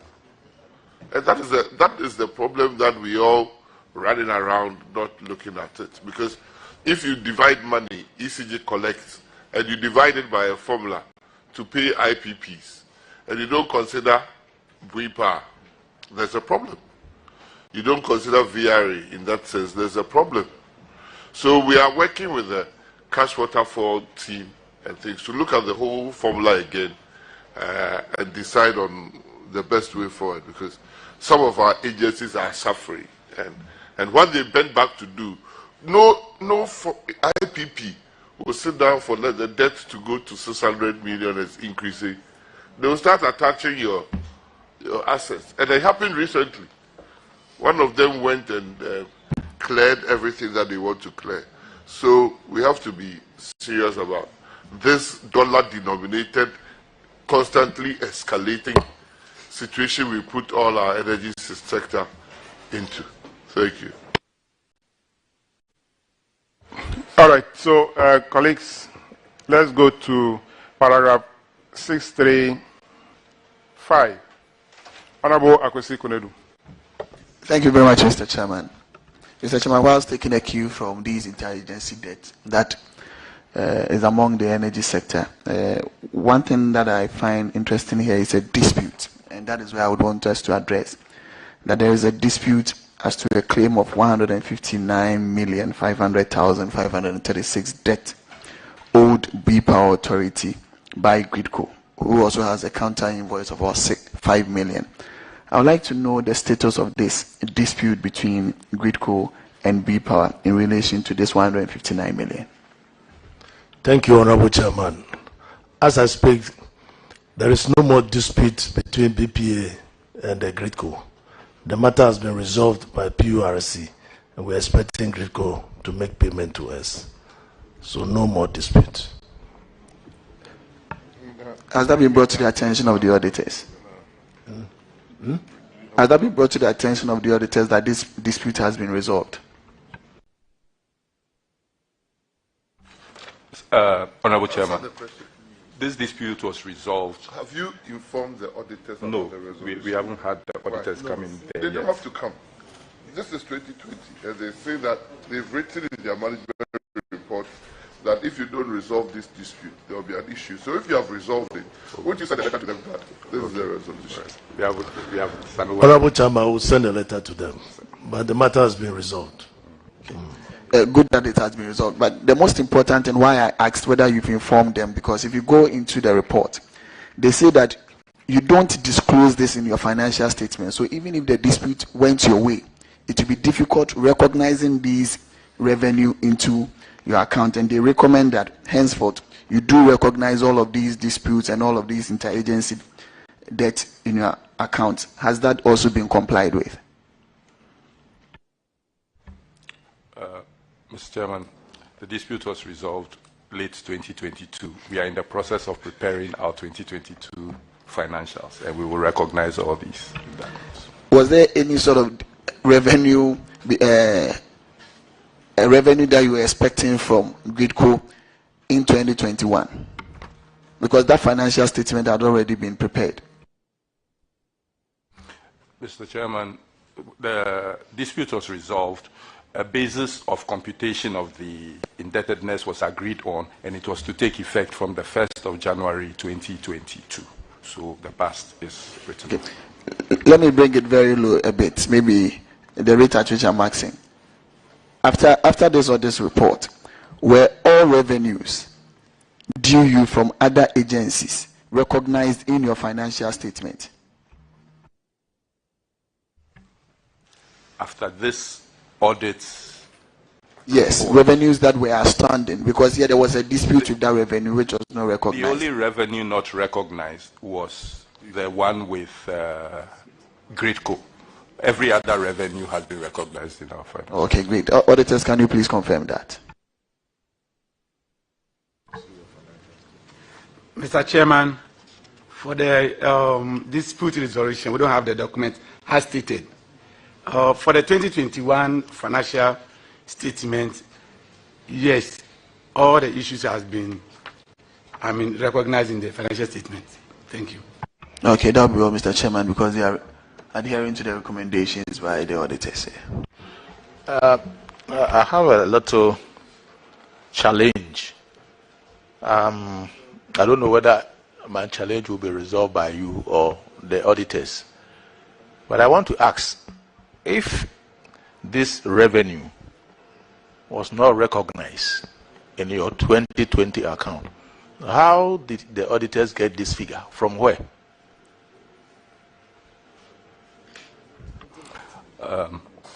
Thank you, Mr. Chairman.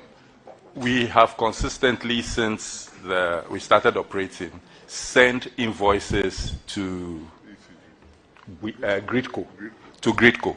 So from the invoices we send, we keep the record. But the issue has been in dispute actually for several years, and we thought it prudent then not to take it until the issue was resolved. But once you are sending invoices, it should be recognized in your account.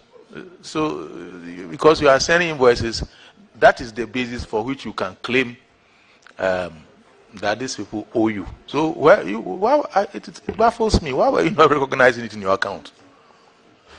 We were sending invoices all right. Gridco was refusing to acknowledge the invoices as sent. So we had our understanding. We kept sending the invoices, and Gridco also didn't think that they were to.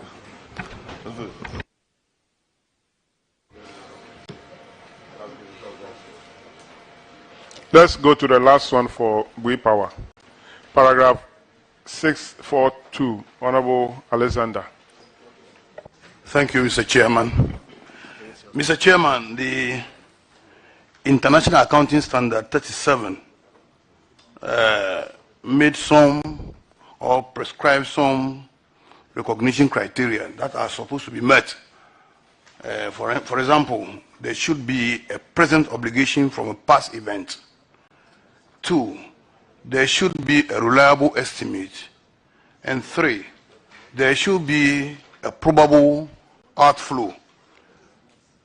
But the audit concern here is that the Bui Power Authority had failed to recognize a provision for the likely decommissioning of the dam in future.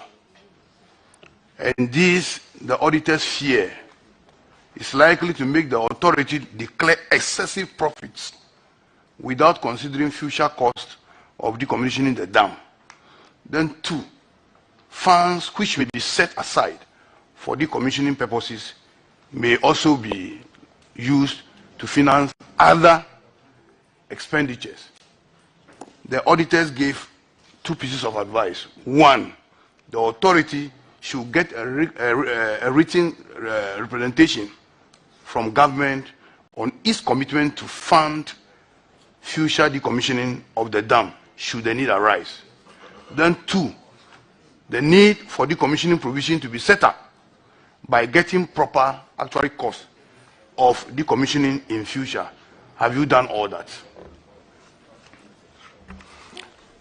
Thank you, Mr. Chairman. The remark or the comment by the auditors took us by surprise. We've been operational close to 9 years, 2013 to date. And VRA has been in operation much longer than us. Nobody has ever mentioned that the dam... Please, Chair, please.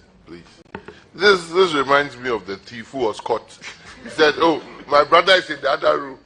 What kind of line of... You say yours. Don't Okay, bring VRA in. All right, sir.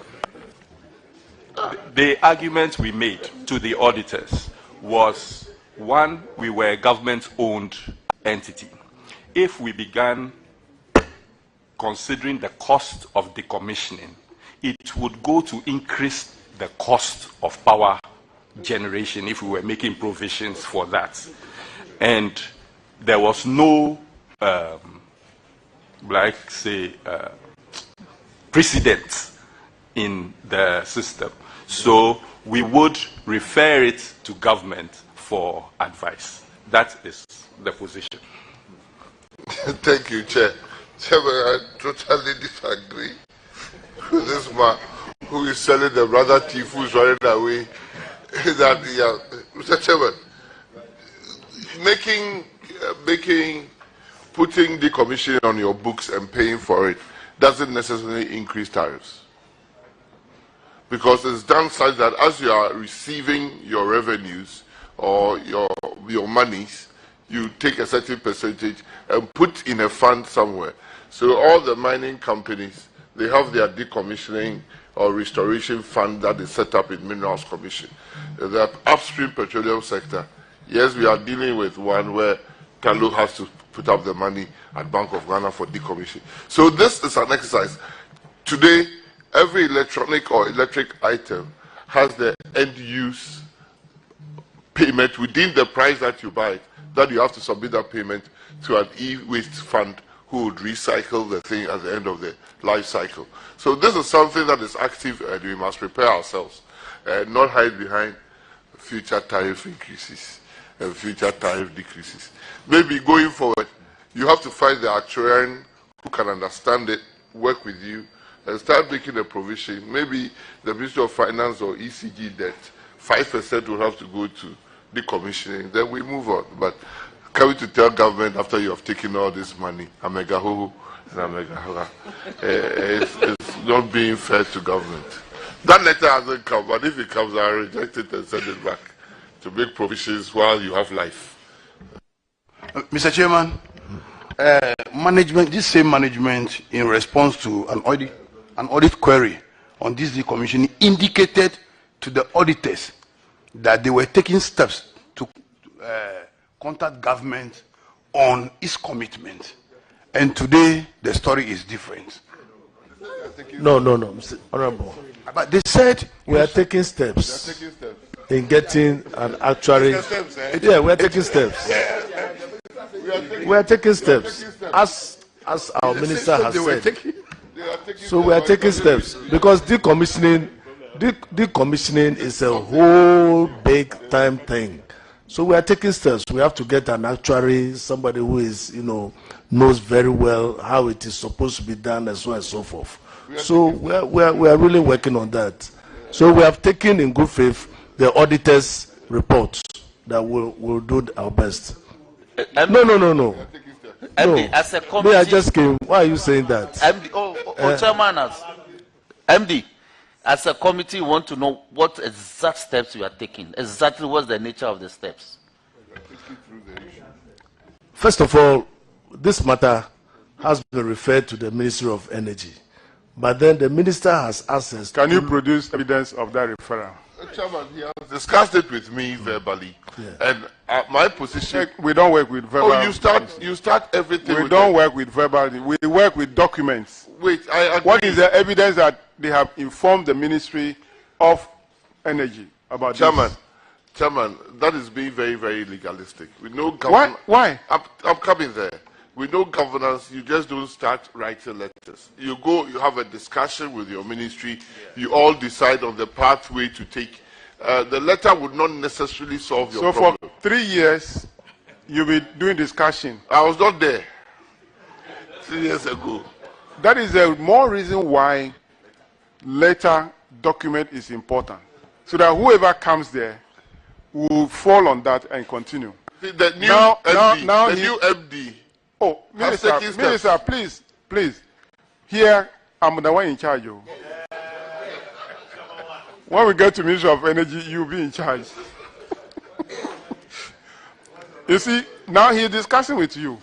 If you are reshuffled tomorrow, you are gone with the discussion. Where? You no more have the power as the Minister of Energy. That is why you need evidence. That's why we need evidence. So, take steps right to the Ministry of Energy. So that will be the first step.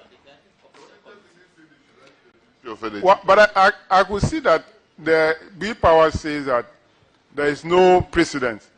They think that VRA has not done anything, so why do we do it? And then they also think that, but this dam, what is the lifespan of this dam? Many years to come. Why are we going to make provision for decommissioning? That is why you're not doing all these things. I could read your mind. Honorable Chairman, I think that as my minister has said rightly, I mean, we've started a discussion and we've taken into good faith what the auditors have said. So we'll proceed and then we'll ensure that the proper things are done. Thank you. By 2023 Auditor General Report, you will see the steps taken. Okay. Thank you. All right, that'll be all for We Power. You are discharged. Thank you very much. Okay, sorry, I've withdrawn the withdrawal, the discharge. There's a question from Honorable Yusuf. Public interest. Yes, Chairman, you should know that the Bui Dam and the Bui Authority is in my constituency. Is in Jama. Yes. So, Chairman, thank you. The first issue has to do with, I have received a lot of complaints from landowners with respect to compensation. And some are also of the view that they've not been treated well because they were supposed to be resettled. And you haven't done that. For instance, last year, a community called in Tereso was flooded. I had to go to help them. Your office didn't even come to say, we sympathize with you. What are you doing with respect to the issue of compensation and also resettlement? And then again, local content. Young guys around whose land have been taken over, even security for them to get is a problem in that area. I have followed up several times to get even security for them, and we are not getting. Can you respond to some of these issues? Thank you very much. Honorable Chairman, I can say with authority that all the people who need to be resettled have been resettled. But it is true that land compensations have not been paid to the landowners because most of those matters are in court. And until the court comes out with the findings, we cannot go ahead and pay. And even to add to that, it is not Bui Power who will pay, but the state, because the land belongs to the state.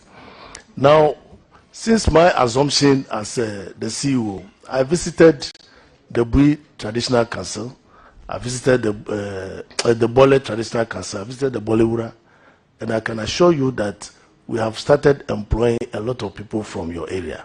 Maybe you are not aware, but I have an authority that we have employed a lot of people.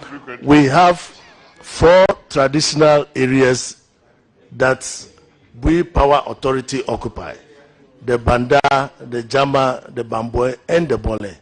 So I visited your chief, your paramount chief, and even in the palace there, we have employed some people. So, yes. So, maybe, but since I came, I haven't, me and you, we haven't met. And you know that I grew up in Bole. You haven't come, to you, neither have you come to me. So, let's meet behind closed doors and talk. Chairman, I can thank him. I can only thank him that he's making this information available to me. That some people have been recruited, and I don't doubt you. So I want to commend you for that, and I want to ask that you continue to employ, especially those who want this security job. I know 2-3 of them in Jama. Okay, one Abdul Razak, he has been following up for this thing for only God knows. So. I thank you for that.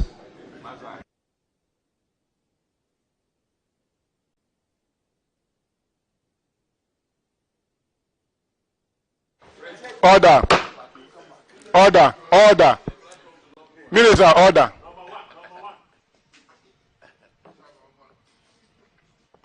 Is there any question on the floor? We Power, that will be all for your discharge. Thank you very much, Honorable Chairman. We are breaking for 30 minutes. Only 30 minutes. We'll come back at 3 p.m.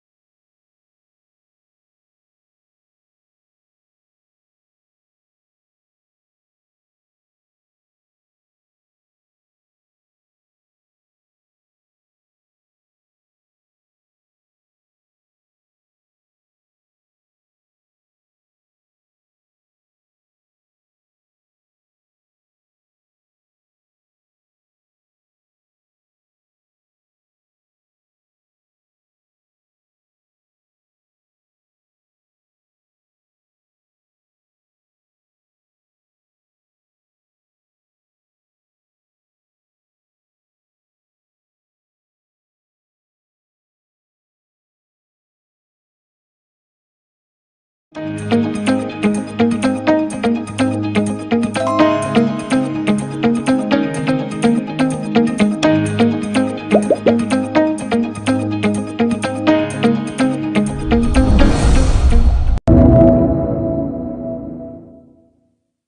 set out to find out budgetary allocations, releases and disbursements for immunization. What we realized was that at the national level, government expenditure on immunization, routine immunization and vaccine procurement constitutes just about half of the total funding for immunization, which suggests that our donors are funding immunization more.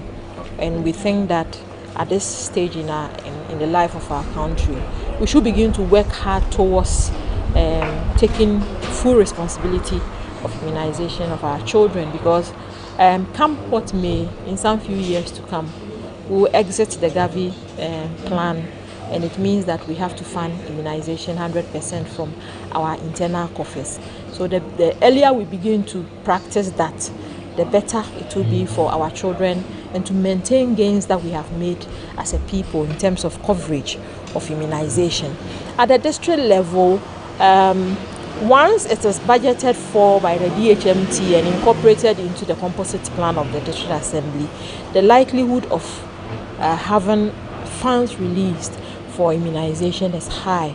But as we saw from the presentation, these are very low amounts, between 1% and 4% of the health budget of the district is given to immunization. And we are not saying it's low. In fairness, the districts themselves have said that it is inadequate and unable to help them to undertake their immunization activities as they wish to. And once they have inadequate funds, it impacts their coverage in terms of targets that have been set for them to cover a number of children. So it affects their targets, because staff are unable to move out. They need the transportation. Staff must be constantly trained to be abreast with, diseases that are breaking out. They must have their backpacks or logistics that they need to work with. If they do not have it, they will not be able to be efficient in their work, and that will impact on the number of children we reach. We have made gains as a country. We want to either maintain or move ahead, and so whatever it takes for us to cover every child, because according to the SDG, no child should be left behind. And so for us to move ahead and not leave any child behind, we need the resources. If government is contributing just half of what is required, then we encourage government to increase what it gives, and whatever is allocated, government must also keep its commitment by releasing the fund and ensuring that the staff are using it for the intended purposes and they are attaining the results. If you don't release the funds, you don't expect the health staff to perform magic to achieve the targets you have given them.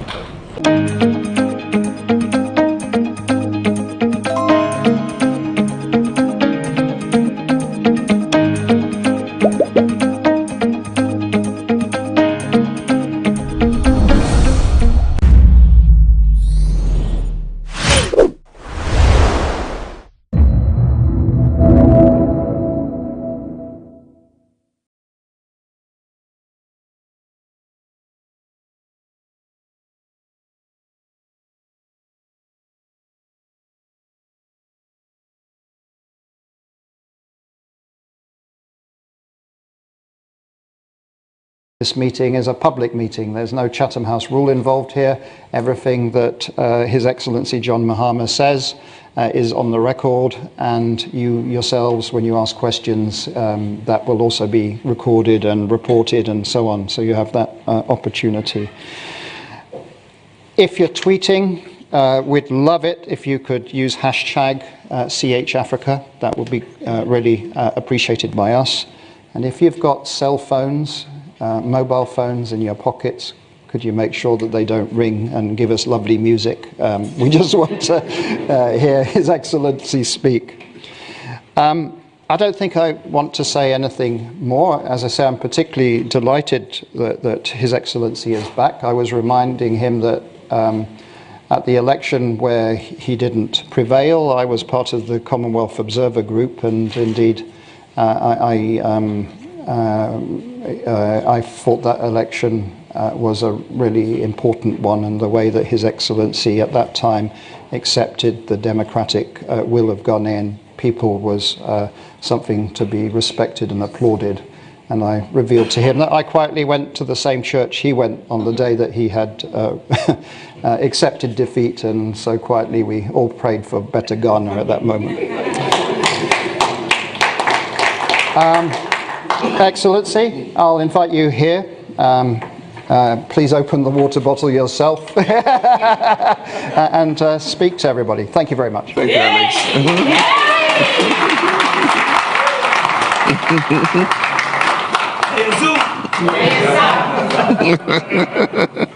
Thank you, Alex, and your team for your kind invitation and for the warm welcome you've given me coming back to Chatham House.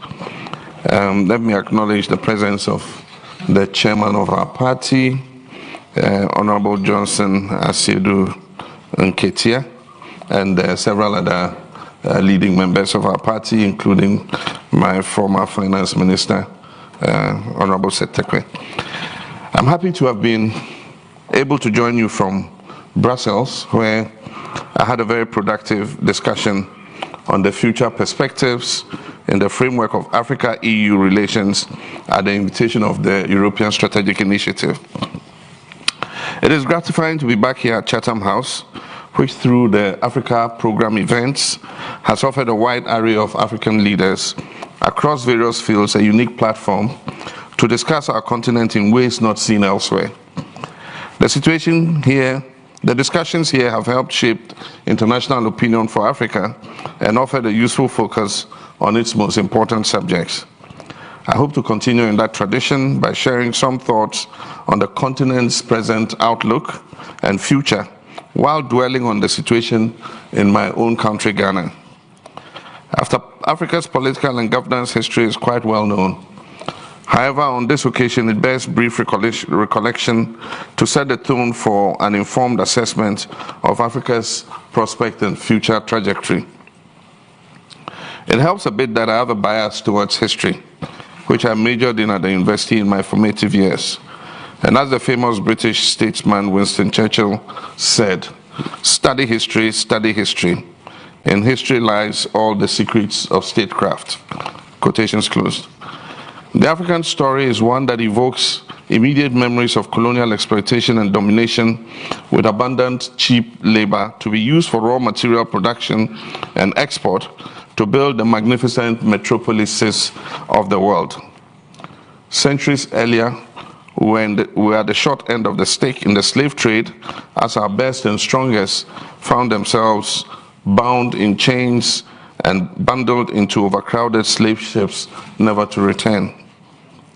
However, by the middle of the 20th century, there had emerged a young cadre of Pan-Africanists determined to free the continent from its colonial shackles. And these young Pan-Africanists worked at the peril of their freedoms and their lives. They eventually launched a liberation struggle that reverberated across the continent. Names like Kwame Nkrumah, under whom my father, Mahama, served diligently as a Minister of State, people like Nyerere, Kaunda, Sekituri easily roll off my tongue in this regard. Soon enough, after a spirited fight, colonialism fell in one country after another, culminating in the exhilarating liberation of South Africa from the worst form of colonial subjugation, which was apartheid.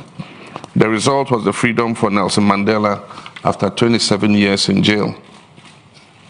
Africa in the post-colonial era was awash with hope for a much brighter tomorrow. We were, however, soon to be enmeshed in a contestation over the most suitable development paradigm and ideology to follow. While some face west, others face east.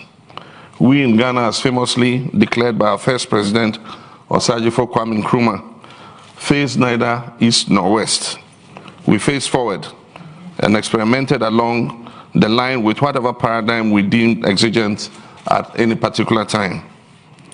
Not enough time was afforded for these experiments to yield sustainable fruits, because a combination of disillusionments and adventurism ushered in military dictatorships and, in many cases, wanton misrule across the continent. By the mid-80s to the early 90s, it had become obvious that democratic governance and economic reform were imperative to overcome the suffering and stagnation that years of poor governance under dictatorships had spawned. Under the aegis of the Bretton Woods institutions and other multilateral partners, several African countries launched economic recovery programs with varying degrees of success.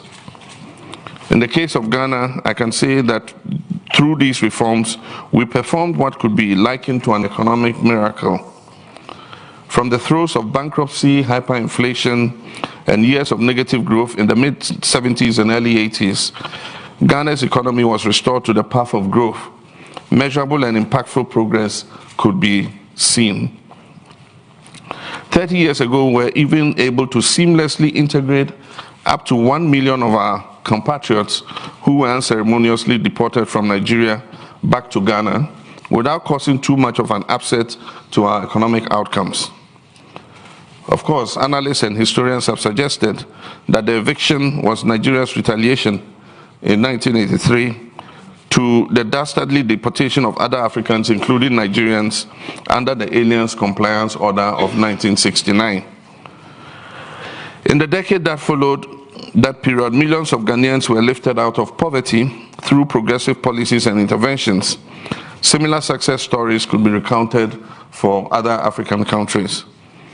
Between those heady days and now, the story of Africa has become patchy, even though progress has not completely eluded us.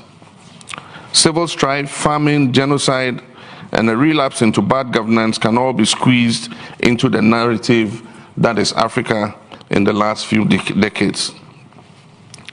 At present, save for a few countries on the continent, our economies are largely still underdeveloped and underpinned by the colonial economic model of raw material exports and little manufacturing and industrialization. Fragile governance institutions and corruption remain major bottlenecks. Insecurity, terrorism, and insurgency have all reared their ugly heads across some countries on the continent. In the last few years, we've seen a resurrection of what we had believed to be an extinct specter of military takeovers in some African countries, especially West Africa. Mammoth unemployment and limited economic opportunities continue to confront especially the youth in Africa. This has been exacerbated by the youth bulge and is projected to worsen by 2030 if not addressed. Obviously, a threat to the attainment of sustainable development goals and Africa's Agenda 2063. Africa, being demographically the most youthful continent, should have been an opportunity to be harnessed. However, the limited opportunities available to African youth has created a distressing scenario and culminated in the biggest threat facing the continent and the world at large. Africa has always been an opportunity. That has never been in contention. What is in debate is the extent to which Africa has been an opportunity for itself and exploited its advantage for the benefit of itself. The story of the contribution of Africa has always been one of fascination. From its origin as the cradle of humankind, the continent has through the ages left an indelible mark on the pages of history. The echoes of the Arab Spring, which took place barely a decade ago, still ring in our ears and serves as too clear a reminder of what possible and probable danger the continent faces if the situation does not improve, and quickly so. The prevalence of cyber crimes, including internet-based fraud, which is popularly called Sakawa in Ghana, and other offenses spill beyond Africa and affects the rest of the world. This must be addressed head-on. The foregoing by no means suggests that there's no positive news coming out of Africa. There's a lot to celebrate on the continent. There are many thriving democracies in Africa, with some well-governed countries and strong economies. Information communication technology uptake is one area where strong growth has been recorded. Just before the COVID-19 pandemic, Africa was recording the fastest rate of new broadband connections, and mobile data traffic was projected to rise astronomically between 2017 and 2020, growing by about 46%, according to Statista. The e-commerce sector was also experiencing exponential growth as our population attained more awareness and became more reliant on online retailing. That said, there's still very much to worry about. It is a fact that Africa has suffered historical injustices like slavery, colonialism, and an unjust world economic order, which have held us back for centuries and deprived us of a level playing field to develop rapidly compared to other continents of the world. But it's no longer tenable to continue to blame these events predominantly for our present state. That will be absolving corrupt African leaders of blame for mismanaging the resources of the continent. We've had sufficient time and opportunities over the last few decades to change our story and our narrative, while crafting and implementing visions that will transform the lives of the over 1 billion people who dwell on our continent. Yes, globalization has its inherent disadvantages for Africa, but Africa can and must rise to the occasion by building and working towards continental unity as we strengthen partnerships with the rest of the world. To achieve Africa's Agenda 2063 goals, we must let the world buy into Africa's priorities and global role. In most cases, we have simply squandered these opportunities. Ghana, my country, also comes to mind here. In a little under 6 weeks from today, Ghana will mark 66 years of nationhood. Far from being an occasion to celebrate independence and the successes and achievements of nationhood, we will mark this day under the yoke of the worst economic situation arguably in our history. We're currently bankrupt and burdened with a national debt we are simply unable to pay. You may have learned over the past weeks that the Ghanaian government has defaulted on servicing of both external and domestic debt. There's currently a huge uproar over a controversial debt restructuring program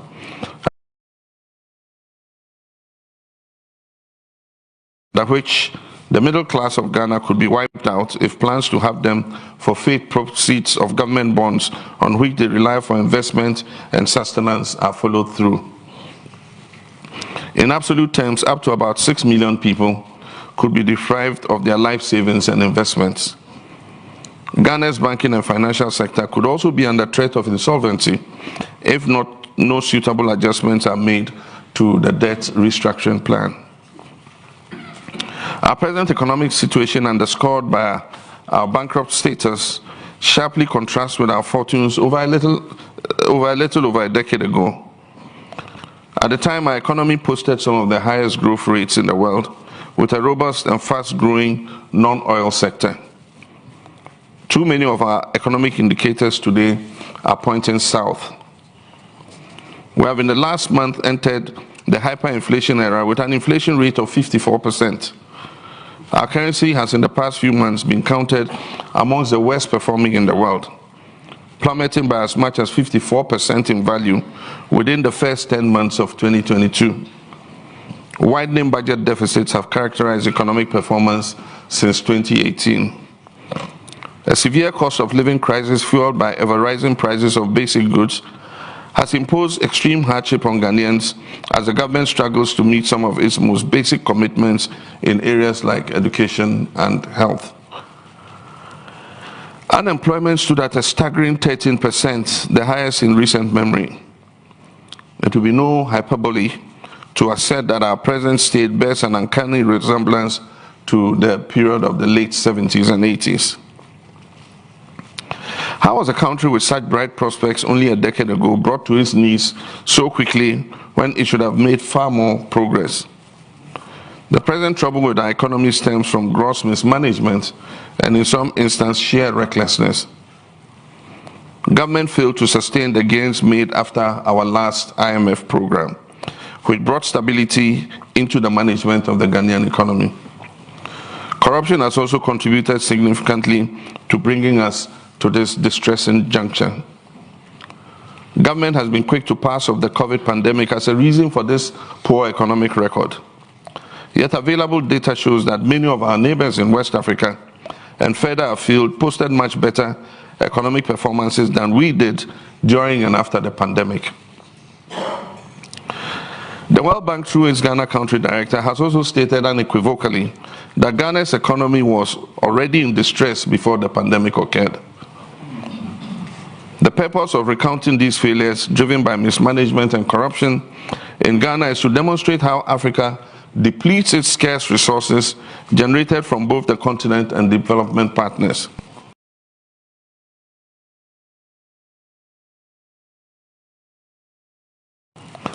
Instead of thinking innovatively to address the fundamental economic problems, many leaders, as a case study, my own country, Ghana, once a beacon of Africa, has come up for mention for dissipating domestic and donor funds. A recently published audit report by the Auditor General of Ghana into receipts and expenditures on COVID-19 exposes staggering instances of corruption running into billions of Ghana cedis.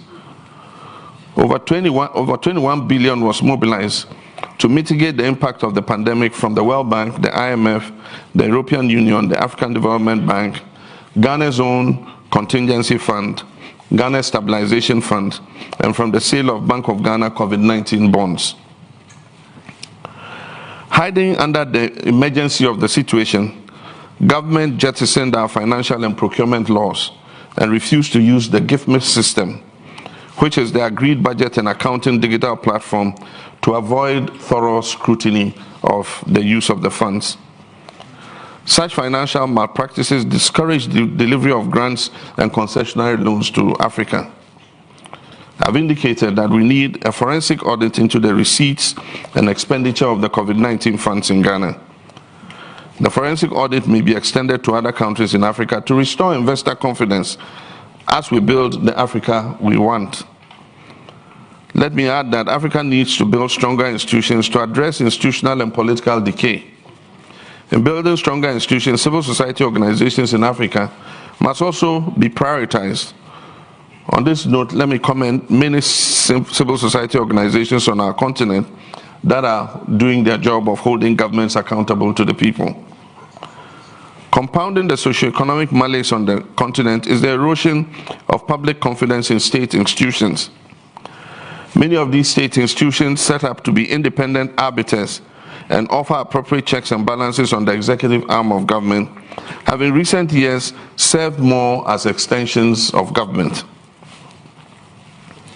In many cases, as is the case in Ghana, there have been overt efforts by the government to weaken these institutions and bend them to its will. A case in point was the ouster of the then chairperson of the Ghana's Electoral Commission and two other senior officials of the commission by the president over clearly flimsy and contrived reasons.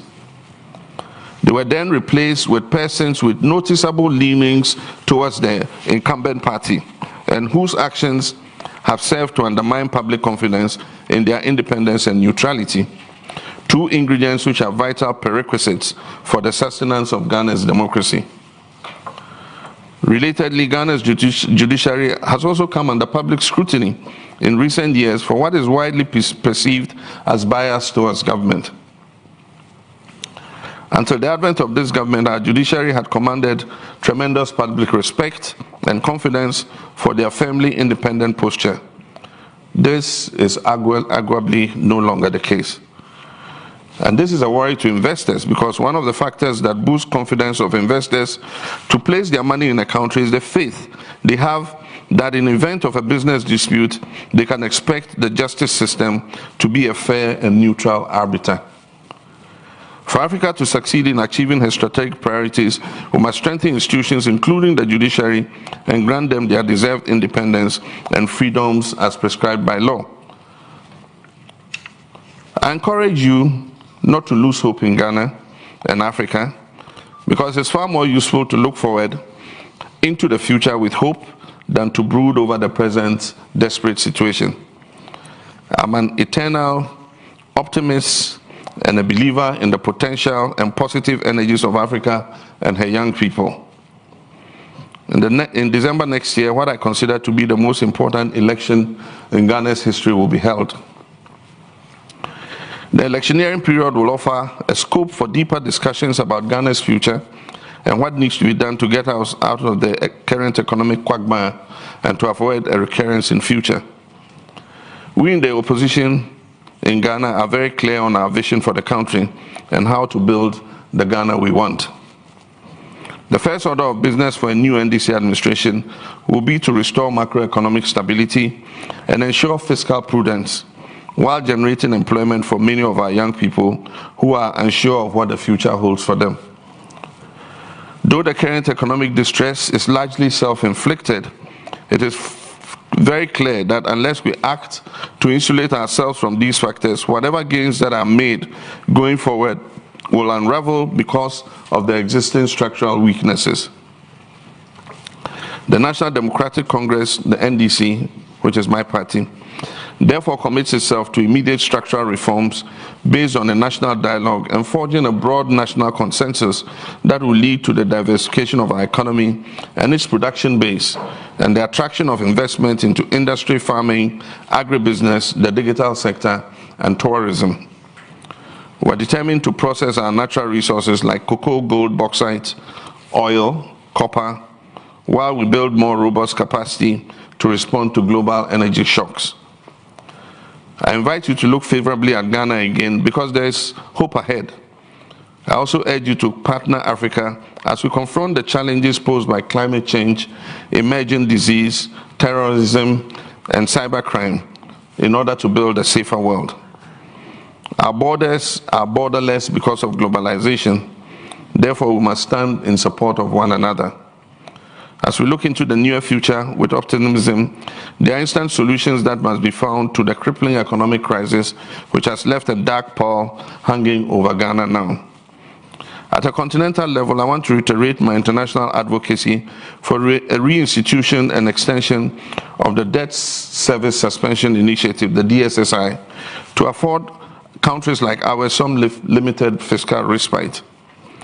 I will similarly call for an expansion of the common framework for debt treatments beyond DSSI to help African countries access debt restructuring tools and mechanisms. I've also had cause to state elsewhere, and I'll repeat that the time has come for an African version of the Marshall Plan. I note and applaud the Global Gateway Program of the European Union that seeks to mobilize over 300 billion euros over the next 7 years for infrastructure in Africa and the rest of the developing world.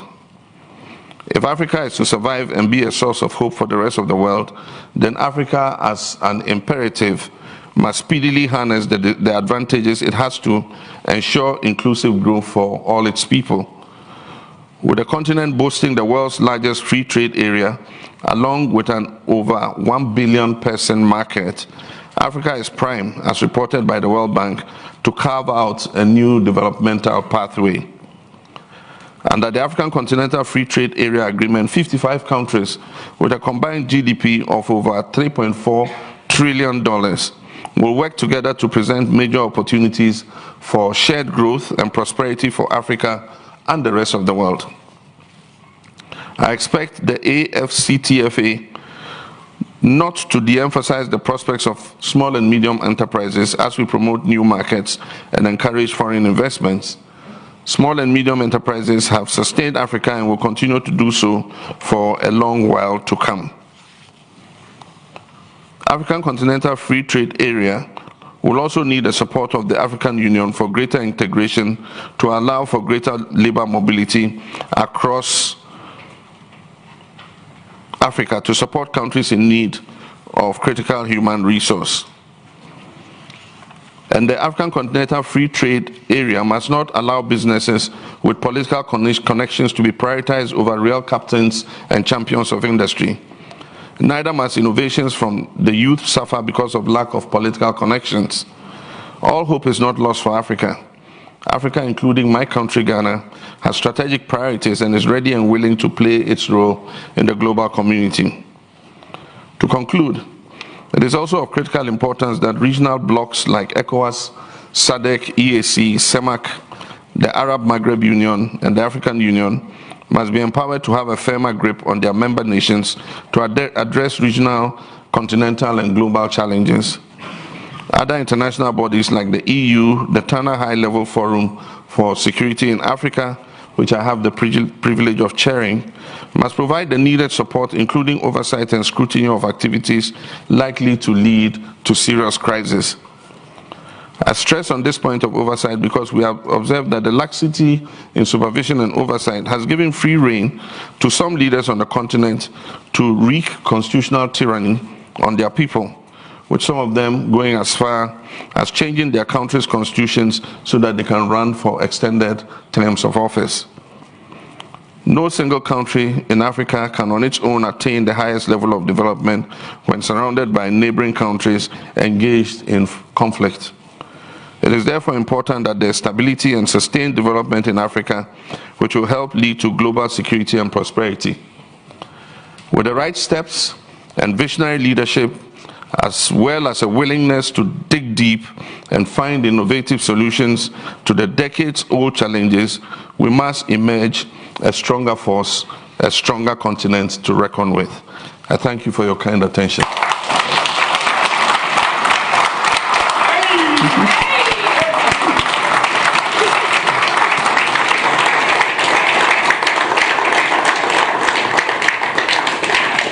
Thank you very much. If everyone sits down, we're going to have reasonable time for questions and for a discussion. There are lots of questions coming in on my screen also, so we'll do both. Excellency, you can sit, but answering questions, you do look a lot better and more handsome if you stand up. So relax for the moment. We'll take some questions, but with live streaming, you will get recorded for posterity too. So I'm sure you want to look your best. I think I need to go to someone I do know who is a friend of Ghana, and his hand is just there. He's got a scarf on. It's not a Ghanaian scarf, but it is nevertheless a Ghana, you know. And please do introduce yourself. Thank you. Nick Westcott, former High Commissioner to Ghana, now Director of the Royal African Society. Your Excellency, I'm sorry I didn't bring the Ghanaian scarf. I should have brought my smock.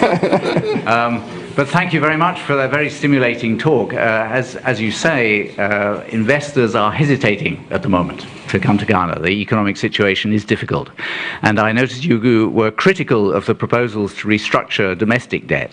But nevertheless, it's a real problem. And investors will be looking at what your solution is to this domestic debt, in fact, and the international. You mentioned some solutions, the international, but the domestic debt is particularly difficult. And do you think that the proposal for a Ghana compact to re-establish the sort of some economic consensus around the way forward is going to be part of that solution? Thank you very much. Thank you.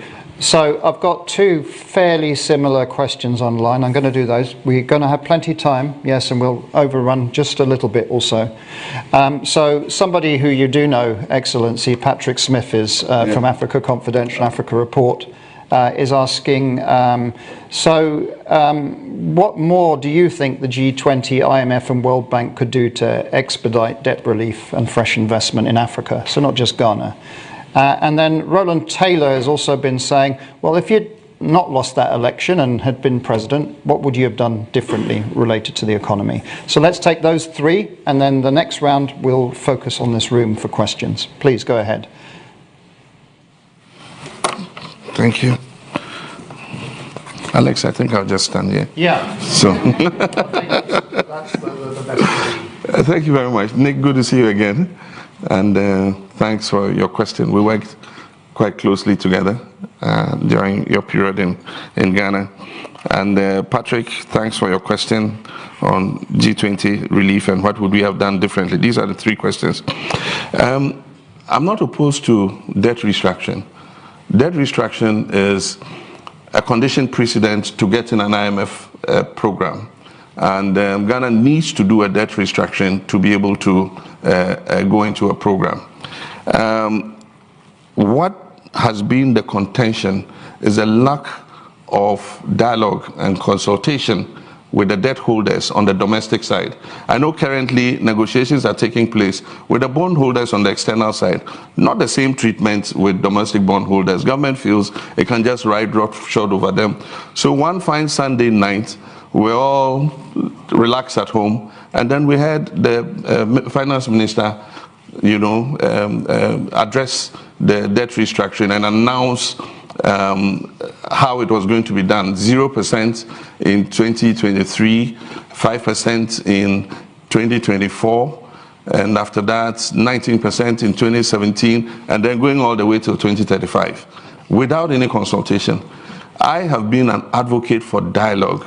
Before this whole crisis started, I advised the government, I said, hold a national dialogue on the economy.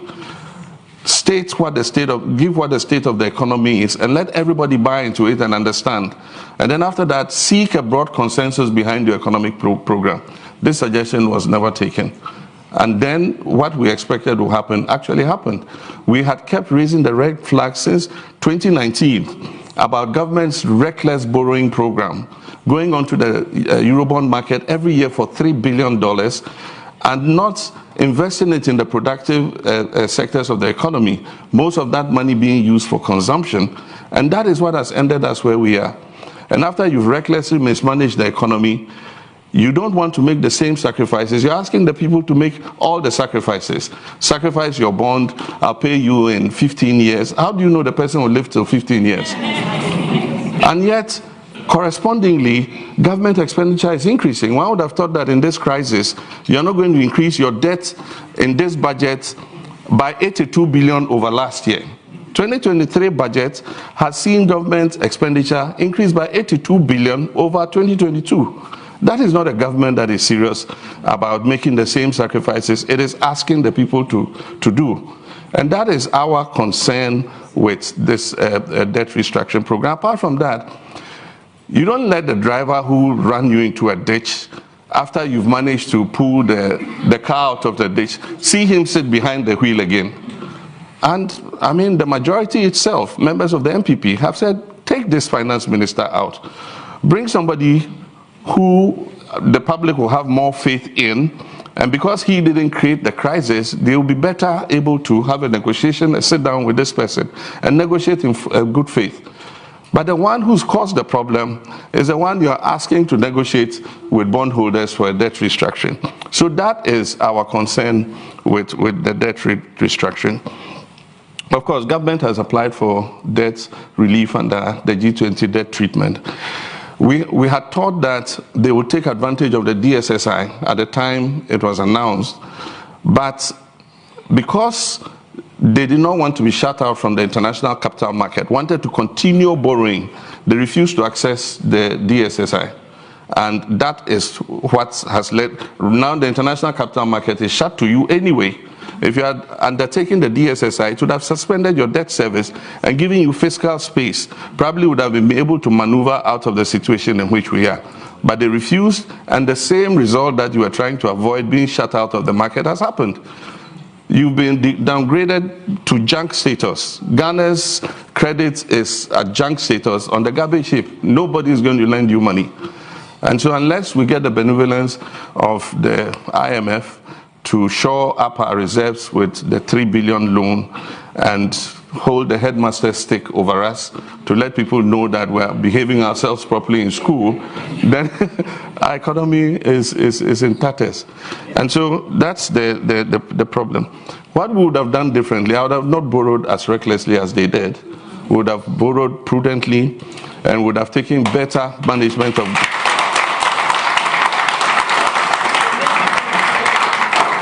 would have taken better management of our finances. I'll give you an example.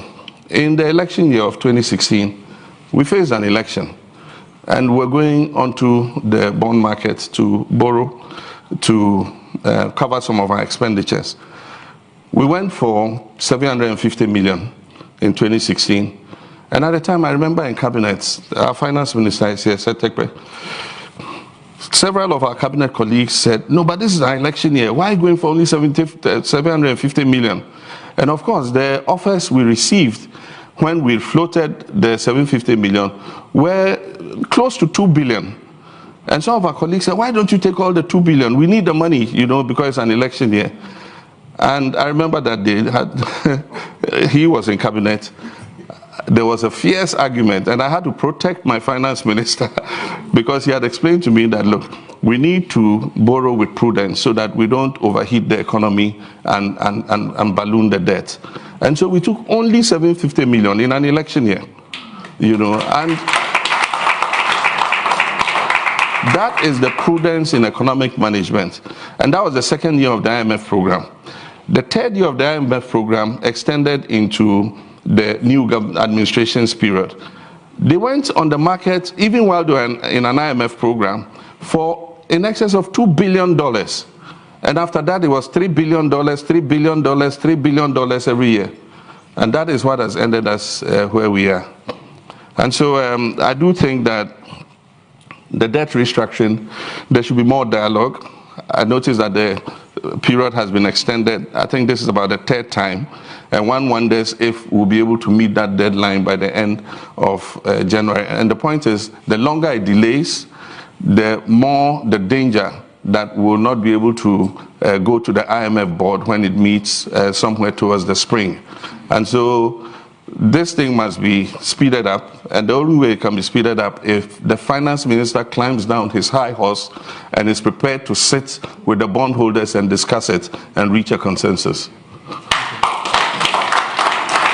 Right. Let's go around the room, but it was important to discuss the economy. We may have some more questions on it also. I have to disclose that it's touched my own family. My son, his first job was focused on Ghana, and the company laid him off because of the economic problems. He's now on the market, but it just shows that it's spread, I mean, widely, and even touches my own family history. So the lady over there, please go ahead. Lovely to see you. Do stand up, introduce yourself, ask your question. Mimi Achibade, former trustee of Chatham House, actually longest serving one. Sir, thank you very much. I would like to take you back to your point about history being important, because that, I think, rings true, especially when you ask about the role of Africa, and indeed the role of African countries in the world. My question to you is, given this framing I'll give you, what do you think? How would you rethink it, or what would you think about the role of Africa? So, to my mind, when I take a geopolitical perspective on Africa and African countries, Africa to me is no more corrupt than East Asian countries. Africa does not have more outlandish dictators than even Europe. We talk about, yes? Or East Asia. So what is it? And I say to you, sir, that it is the geopolitical position of Africa. The Africa continent is not a buffer continent for any reason in the West. And African countries individually are not. Why? There are a couple of reasons. First of all, we embrace, as you've just spoken, democracy. So they don't need to bribe us to go for democracy. We are not natural communists. There are other reasons. So I want to say, given that, and looking at the future of Africa, and the fact that Taiwan, Japan, South Korea were given transfer technology so they can be buffer states to China, and that's why they're great. Ukraine is feeding Africa on wheat, which is not even a traditional wheat food substance for Africa, because they wanted it as a buffer state for Russia. What is it that we in Africa have that we can say, oi, this is us? If you don't, we're not giving. Thank you, sir. Thank you very much. So I'm going to that gentleman there. I know who you are. I hope, Excellency, that you read his magazine. He's going to introduce you. Go ahead. Thank you. Jonathan Rosenthal from The Economist. Excellency, thank you for your fascinating talk. I think we're on the same topic roughly of geopolitics, but you spoke about stability in the region, you spoke about Africa's role on the international stage. Ghana itself has taken a principled stand with regard to Russia and Ukraine in defense of the Charter. A large number of African countries have not. We've seen Lavrov recently on the continent. We've seen South Africa fairly shamefully. And we've also seen some neighbors in your region bringing in Russian mercenaries. I wonder if you've got any observations on whether the continent broadly is playing a role it should be in these affairs. Thank you. Thank you. Does anyone have a third question that's around this issue of geopolitics so that we kind of cluster it? You have? Go ahead, please.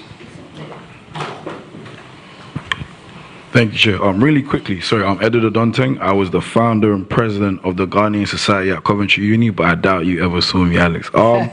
Really quickly, so Your Excellency, you were the chairperson for ECOWAS 2013 to 2015, if I'm not mistaken. I wanted to ask you, we've seen civil unrest in Burkina Faso, Mali, Senegal, the Casamance region, Guinea-Conakry. I wanted to ask you, on the topic of strategy, what is the direction that ECOWAS, in your opinion, should be going in? Okay, thank you very much. There is, Excellency, one question online, which is from Abdul Malik, and it kind of ties in on what is for kind of middle-level organizations like the Commonwealth. What's your vision for that? And you should be aware that we did have the Ghanaian Foreign Minister here recently, Shirley Bochwe, basically outlining her candidacy to be the next Secretary General of the Commonwealth, because the next Secretary General after Baroness Scotland will be an African. So what's your view of a Ghanaian becoming Secretary General of the Commonwealth and your vision for that? Thank you. Thank you very much. And thanks for the question, looking at the historical perspectives of Africa. I think I agree with you when you say that we're no worse than other parts of the world, but I do think that part of the problems we suffer in Africa is because of the erosion of our value system. And what happens is, I would say every continent and every nation has gone through stages of development. Africa's kingdoms, when you study history, had political structures, council of elders, the chief ruled with advisors and so on and so forth. They held town meetings where the whole town was called into the village square and meetings were held. So we had our own political systems. Those were truncated when colonialism came. And as you know, the policy of indirect rule, it was decided by the colonial power to rule through the chiefs. And so the chiefs became the agents of the colonial power.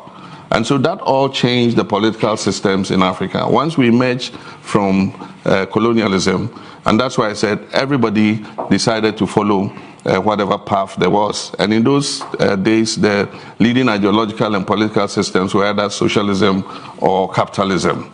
And so Africa was forced to make a choice. And in those years, there was the Iron Curtain, and you had to show on which side you were. And so we conveniently formed the non-aligned movement, and many of us went and hid there and say, we rather look east or west, but we look forward. Yeah, we were looking forward, but to get assistance from any of the blocks or to cooperate with any of the blocks, you needed to show that you were in alliance with them. With regards to democracy, I think that democracy, freedom are universal human values. And even though we might, for our Africanness, try to be protective of ours, I mean, still, when you have a leader who's old and senile, he has no business continuing to be leader. It doesn't matter whether it's Africa or wherever. When you have leaders who have problems in terms of thought, they have no business continuing to be in leadership.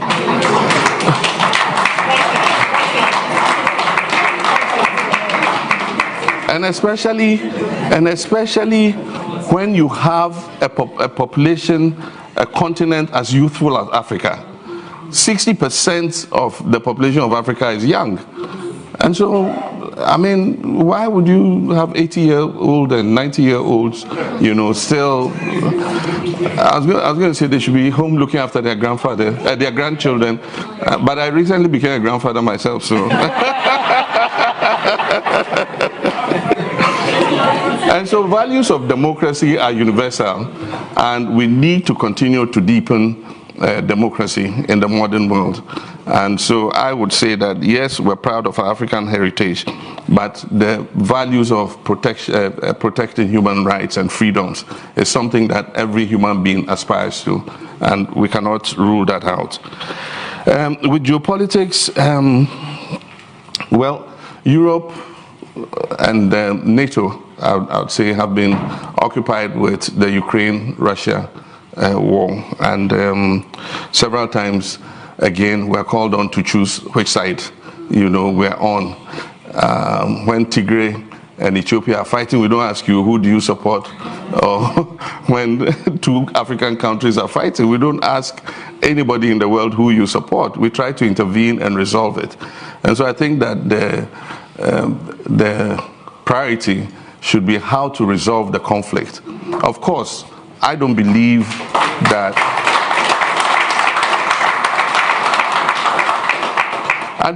that it is right for one country to make an incursion into another, because if we condone that, then you don't know where it's going to end. And so after Ukraine, who else? And after who else, and so we must maintain that geopolitics. And I do think that the international bodies like the UN, should be the arena where we dialogue and seek solutions to this issue. I studied in Moscow for one of my postgraduates in social psychology, and so I'm familiar with Ukrainians and Russians, and if I see two of them, I can't tell the difference between them unless they open their mouths and I listen to the dialect, And so they are one and the same people, and unfortunately this war is taking a toll on lives. Women, children are suffering. We watch on TV every day, and I think that the time has come for some dialogue. I don't think that this war is winnable by any of the two sides. NATO and the West will continue to pour in arms to help Ukraine to hold its own, which probably is a good thing to defend themselves. But this war is not winnable. It will eventually be solved by dialogue. Why make it eat up more human lives before we sit and talk?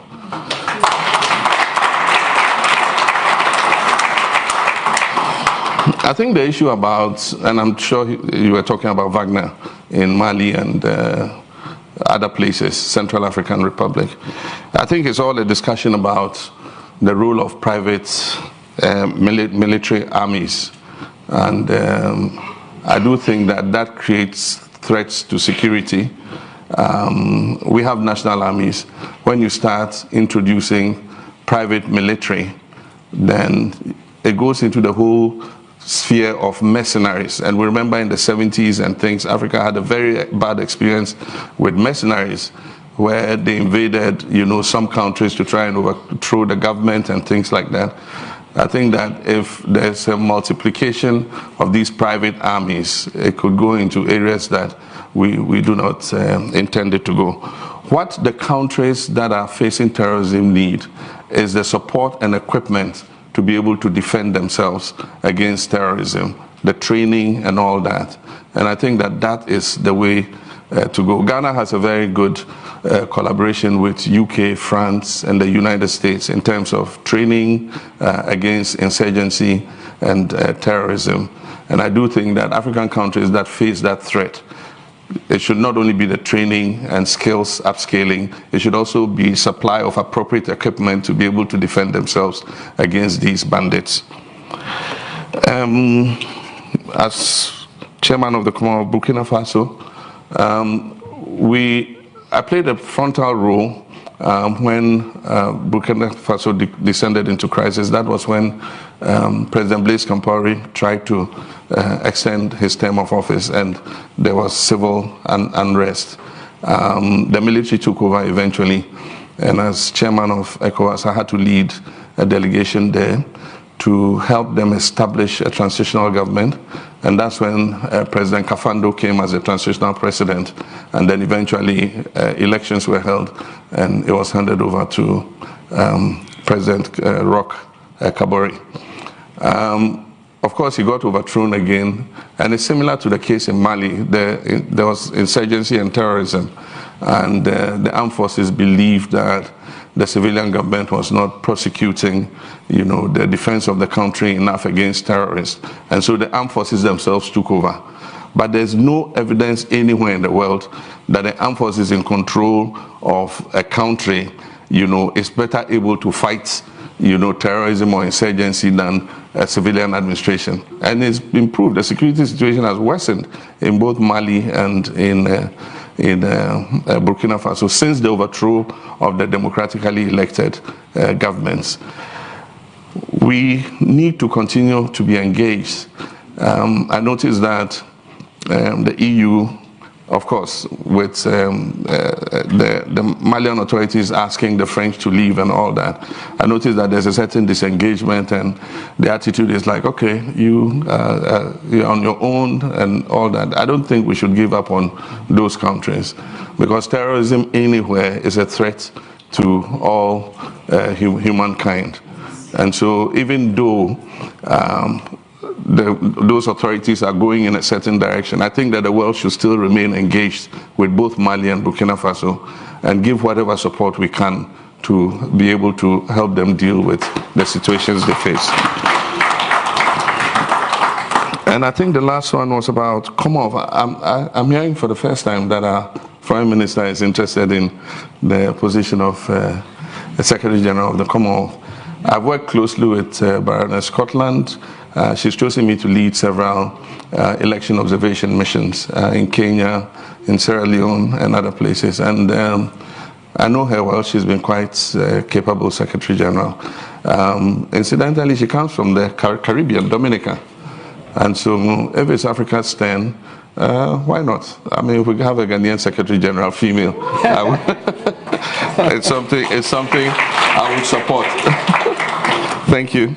Okay, so the gentleman here, yes, sir, and we'll move this way and hope to have more time. Hi, my name is Mark Boland. I'm a research analyst at Red Intelligence. I've followed the debt situation closely over the past 2.5 years. So there was a figure from an MPP official that they would seek a 30% haircut on Ghana's Eurobond holders and other external creditors. So if you were in office, would you seek a higher or a lower haircut, or the same amount, given the countervailing measures of, reducing the financial strain on domestic savers, but also to revive the Ghana's reputation as a global investment destination? Thank you very much. Thank you very much. We have a question that is also about finance that wants to ask it live, but isn't with us. So if we can unmute him and allow Carlos Lopez to ask his question, please. So hopefully he can ask it. I think he's in Cape Town. Thank you. Yep, please introduce yourself, Carlos. Thank you. Thank you, His Excellency. It's a pleasure to see you at Chatham House. I'm asking the question in my quality of Associate Fellow of the Africa Program. I just wanted to ask you about climate finance. It's now very topical. It's a discussion that is occupying a lot of minds and very much linked with the issue that you raised about debt. There is a consensus that major reforms are needed. And I wanted to seek your views about how Africa can build a common position to negotiate and navigate the difficulties that are going to be confronted during this year and the next year in negotiations about climate finance. Thank you. Thank you very much, Carlos. And Carlos was the former Secretary General of the United Nations Economic Commission for Africa, if you didn't know that. The lady just here. We're moving this way in the room, and if we have time, we come back this side. We need to be... There's a microphone here, madam, please. Go ahead. Hello, everyone, and hello, Excellency. Okay, I joined NDC because of you. No, seriously. I joined in 2012, okay? And sometimes people think that, why do you join a party? Reason why I'm using that as a platform was because you had foresight. You were talking about plans that you were going to do for Ghana, and it was more modern. Now, one of the problems that I think I continue to have is when we talk about democracy, we talk about finances, we talk about how Africa is run. As the lady said, we've got westernized people that they steal more than you can even think of, okay? We've got monies that when it's borrowed to the African countries, there's more interest on. Now, when we are looking at the structure of Africa and accountability, how do you do that? Because in 2019, I was at your Crossroads talk at Come to Ghana then, and you gave solutions, and they didn't take it, okay? Now, you know that the elections that we continue to have, it is more fraudulent, and it's more tribalistic. It is more, it's degenerating now. How would you put in place for the next election if you decide that you want to be a flag bearer? How do you do that? Because I was born here, and I'm looking for the next generation, because I do youth talks and stuff. How do we do that? How would you make that change? Thank you very much. So, this far end of the room at the back, is there anyone who wants to ask a question right now? No? You, sir? Okay. And then we do one more round after this, and then we will have run out of time. Go ahead. Thank you very much.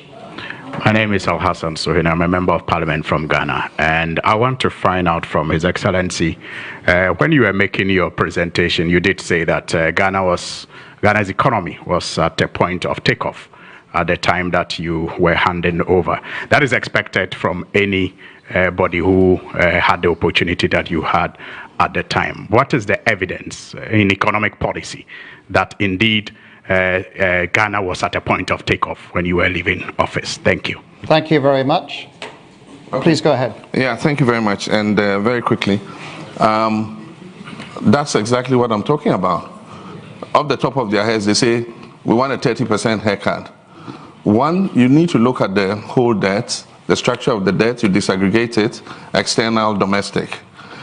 Then you must do a stress test and look at what the optimum debt relief you want is and in what period of time. And when you've done that, then you have a certain figure in mind. I don't know if that's how come they came up with 30%. But then the final figure would be based on negotiations with the creditors.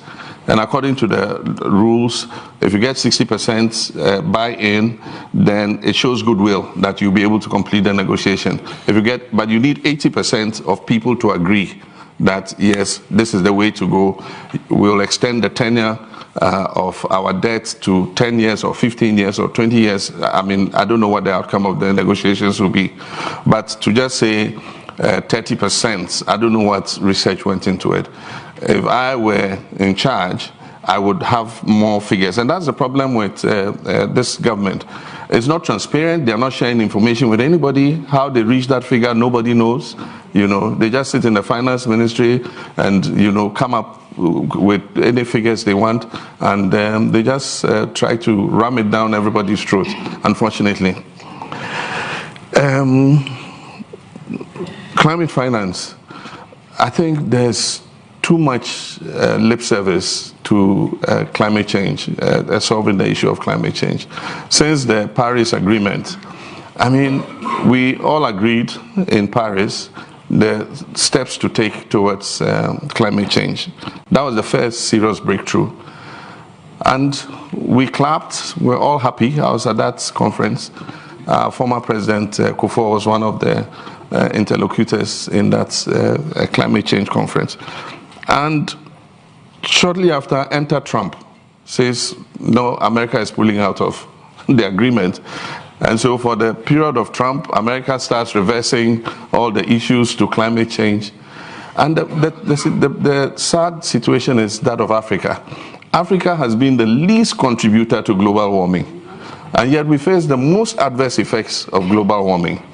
And so all we're telling the developed countries and those that are still polluting is that create a fund so that the adverse effects that we're facing, we can ameliorate and adapt to the changing global climate. And that becomes a difficulty. If there's a war in Ukraine, suddenly billions of dollars show up. If it is dealing with the single biggest threat to human existence on this planet, suddenly it's foot dragging and stinginess and how are you going to use the money and this and that, and all kinds of questions start coming up. And yet if it were Russia invading somewhere, suddenly EU, Britain, everybody would suddenly mobilize billions. It's not fair.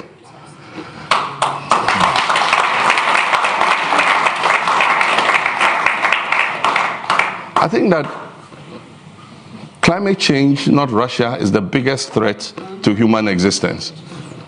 And we must be more ready to apply resources to it than to provide tanks and aircrafts and things. So that's my thinking on that. Thank you for...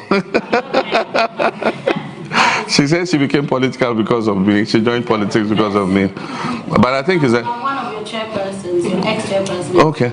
All right. Thank you. I appreciate that. Because there's a price to pay for aloofness. There's a saying that for those who... I've forgotten what exactly it is, but for those who refuse to participate in governance or something, the price they pay is to be ruled by fools. You remember something like that. Today, there are bondholders who said, I don't do politics. Me, I'm neutral. I'm not NDC, I'm not MPP, I'm not what. You see, when the disaster came, today all of them have suddenly jumped up. And yes, I mean, these politicians, if you had participated, we probably would not be where we are. And so everybody must take an interest in how your nation is run. And so nobody should be apolitical. Because when the disaster comes, when the bus crashes, you are in that bus. And the chances of you losing your life is higher probably than the one who was driving. You've seen accidents where a vehicle crashes, the driver survives, the passengers die. Yeah, that's what happens. With elections, we have elections in 2024. Our electoral system has safeguards for being able to avoid tampering with. And I know NDC is preparing to take advantage of all the instruments that will prevent anybody from rigging that election. 2020 was a very strange year.